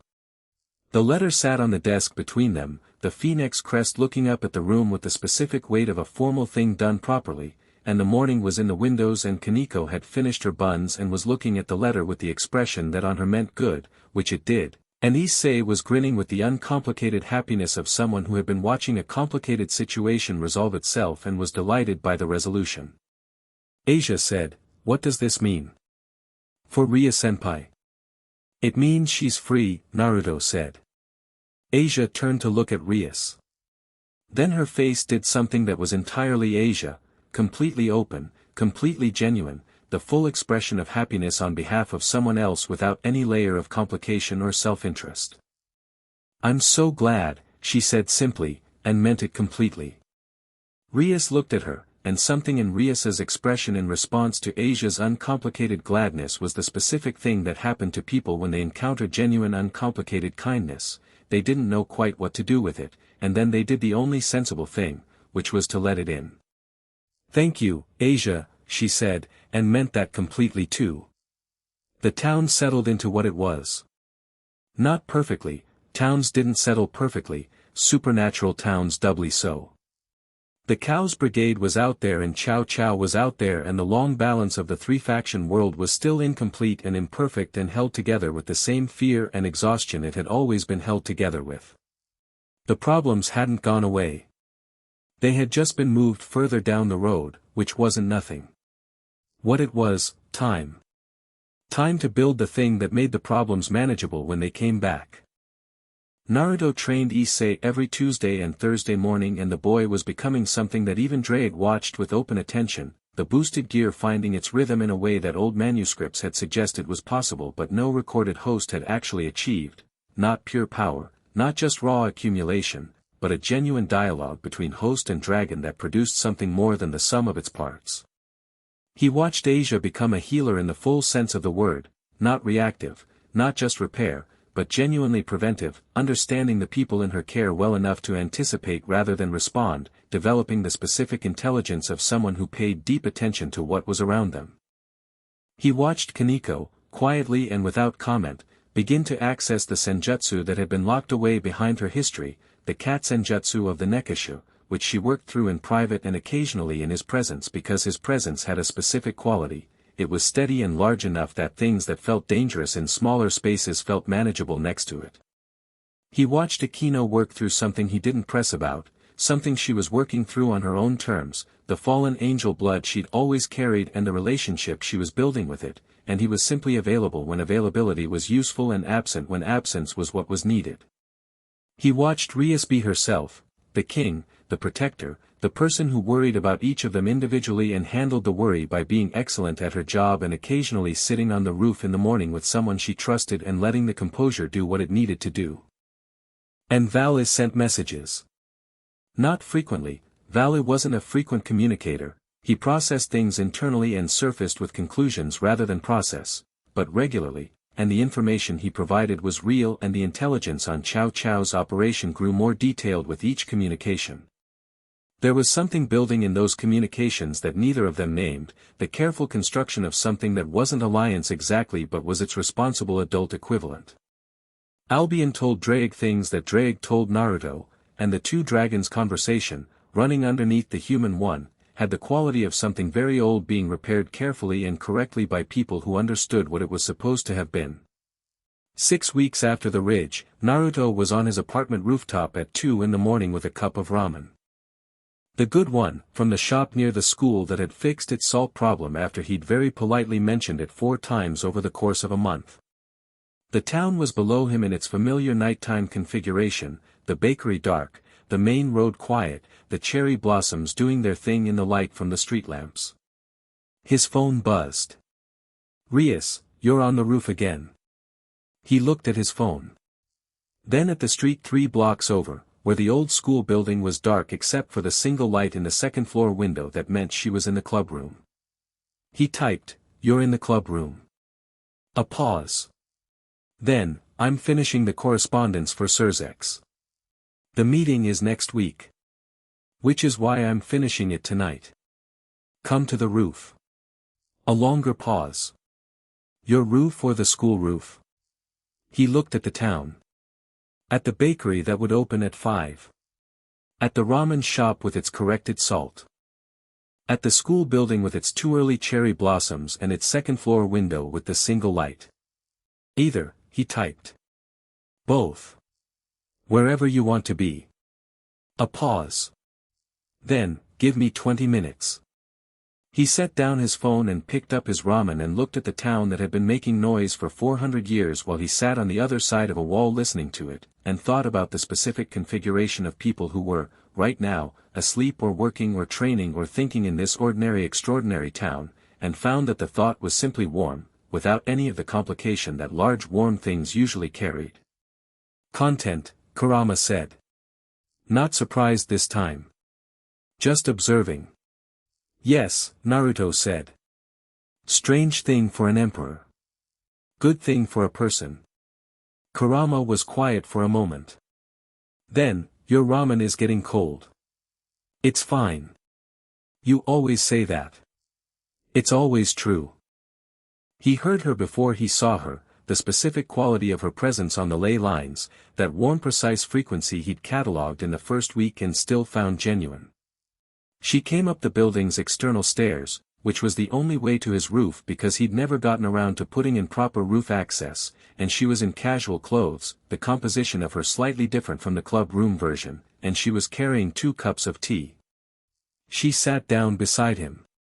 The distance between them was not the distance of 3 months ago, not the distance of 2 people in a new configuration, but the natural easy distance of people who had been close long enough that proximity was unremarkable. She handed him one of the cups. He took it. She had made it correctly. He didn't comment on this because it would be smug and she would know he was being smug. The correspondence is done, she said. I know. You finished it before you came. How, your energy shifts when you've completed something. You're different when there's a remaining task. He sipped the tea. Settled, right now. She looked at him. You read energy signatures like other people read facial expressions. You read facial expressions better than most people I've met. She stopped. You do that thing where you respond to a thing I've said with a thing about me that's true and relevant and I don't know whether to take it as deflection or observation. It's observation, he said. Always. She was quiet for a moment, looking at the town. Then, Sirzex is going to want to know everything. I know. He's going to have opinions about the Dragon Emperor existing and being in his sister's peerage. Probably. Are you ready for that conversation? He thought about it. The conversation with Sirzex was going to be significant. The Mao was not Kokabeel, not Riser, not Valley. The conversation would have different stakes and different dynamics and would require a different version of honesty than any of the others. But it would be honest. He'd decided, in Kuoh's 3rd month, that he was done with the opposite of honest and the consequences could find their own way. Yes, he said. He might try to leverage the position, she said. The Dragon Emperor's presence in the Gremory peerage is a political, I'll tell him the same thing I'd tell anyone who tries to leverage the position, Naruto said. That I'm here for the people, not the politics, and the politics can arrange itself around it or not and either way the people are what I'm protecting. She held his eyes. He'll push back on that. He's welcome to, Naruto said. I'm very patient. She looked at him for a long moment. The rooftop was quiet and the night was clear and the town was below them in its full pleasant ordinary incomprehension, and somewhere across the rooftops the cherry blossoms were doing their too early impossible thing, and she was sitting close enough that when the wind moved it moved both of them the same way. Thank you, she said. Again. You thanked me after Kokabeel. This is different. She held his eyes. That was for the operation. This is for, she paused, finding the right words with the precision she brought to things that mattered. For choosing to stay. For Issei. For the way you made Riser think. For Valley. For the way you sat next to Asia when she was worried and didn't make it a big thing. She paused. For being here in the specific way you're here. He looked at her. The rooftop and the night and Rias Gremory with her honest eyes and her tea made correctly and the composure that wasn't armor, it was just her, the specific person she was at every hour of every day. I'm not going anywhere, he said. Not as reassurance, as fact. She looked at him. How long? How long what? How long are you staying? He looked at the town.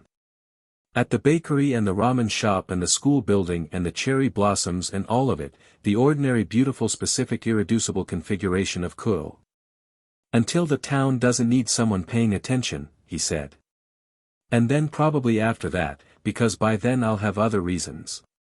She was quiet for a moment. That's a long time, she said. Yes, he said. It is. She looked at him. Something in her expression that was entirely unguarded, entirely present, entirely real, the specific expression of someone who has been waiting for something without knowing they were waiting and has found it and is letting themselves know that they found it. She leaned against him, slightly. Not dramatically.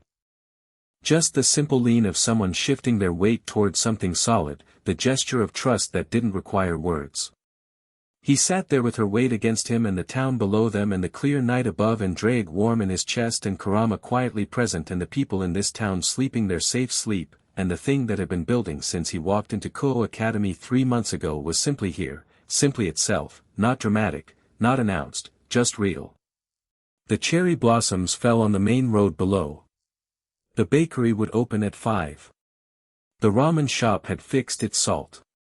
The Dragon Emperor drank his tea on a rooftop in Kuoh Town and the town breathed around him and the night was very clear and the people he had found were real and the reasons were real and the road ahead was complicated and full and entirely worth walking. Good, said Drake. Good, said Kurama. Naruto looked at the sky. Yeah, he said, to both of them, to neither of them, to the night above the town that had been making noise while he was away and was still making noise now that he was back, the specific beautiful noise of a world that kept going and kept needing people to pay attention to it. Yeah. Good.